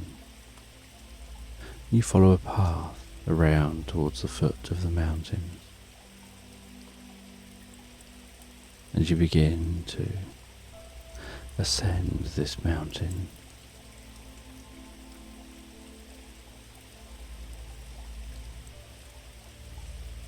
And at first you're surrounded by trees and lush grass. And after a while, the trees and lush grass give way to coarse grasses and no trees. A while later, the coarse grasses are more sparse, and you continue climbing, and the air gets colder and colder. And as you climb, so all vegetation seems to disappear as you start finding snow.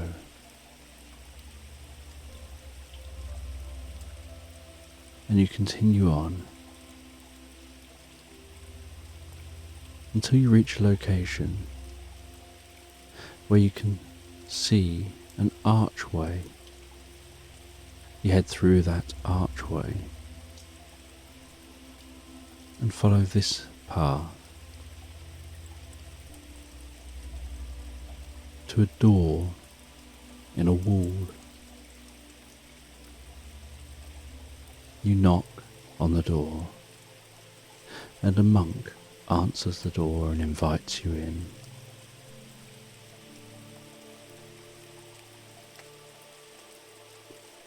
And you follow that monk in,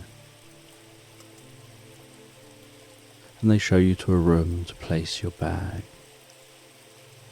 and to change into alternative clothes.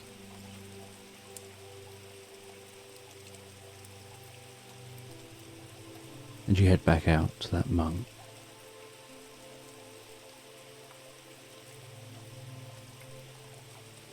And the monk says that to begin with here, you need to center your mind. And so the monk has you take a rake and rake the Zen garden, telling you your only task is to find your way to be sitting on the rock with the Zen garden perfectly neat around you. And so you carefully think through finding your way to that rock while completing the Zen garden around you. And you sit on that black rock here, in this Zen garden, in this monastery, in this mountain.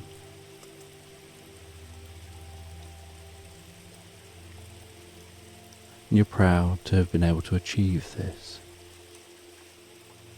And the monk tells you, now isn't the time for pride. Now's the time to close your eyes and meditate. So you close your eyes. You allow yourself to drift deeper and deeper into the experience. You float and relax into that meditation.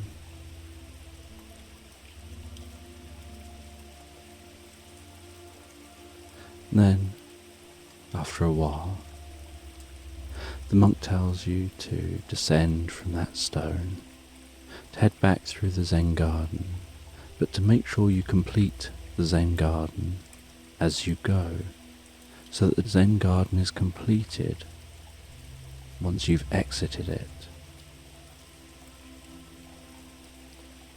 And so you rake behind you as you go, raking that garden to look how it should look, before exiting the garden, heading back to that monk. And the monk tells you that you're here for a specific item and some certain answers. They walk you across the monastery. They open up a chest. They hand you a small amulet. They tell you to put that amulet on around your neck, to hold the amulet in your right hand, and to focus on life, on love, on peace, on freedom. And as you focus on these things, so you find a connection with all living things around you. Only it's greater than that you discover the crow that was up on the wall of this monastery, that had been squawking all this time. Suddenly you could understand what it was saying. A dog in this monastery that had previously ran over to you and smelt you and seemed to want to play with you. Now you seem to be able to understand them as if they were talking to you.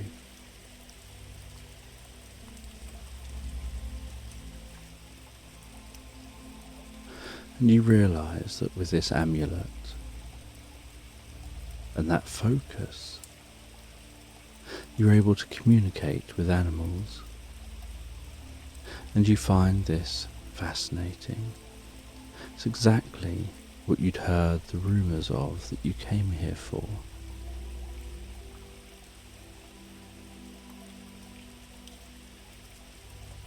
And then you begin to find your way back, heading back down towards the train station.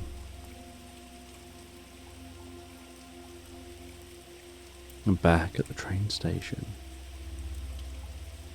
the next train from here isn't until the next day. So you make a note of the train times and then go and check yourself in at a hotel.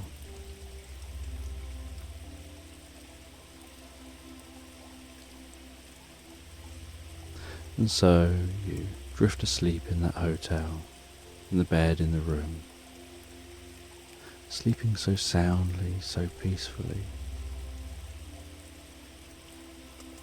Awakening the next day, having breakfast, heading back to that train station, enjoying your journey home, while also trying to help those who perhaps don't know about this location.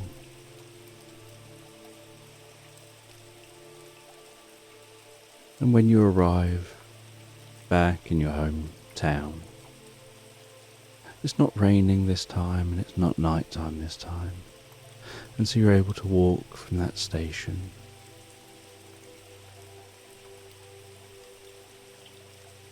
having a perfectly pleasant journey, walking, enjoying the weather, the sights, the sound.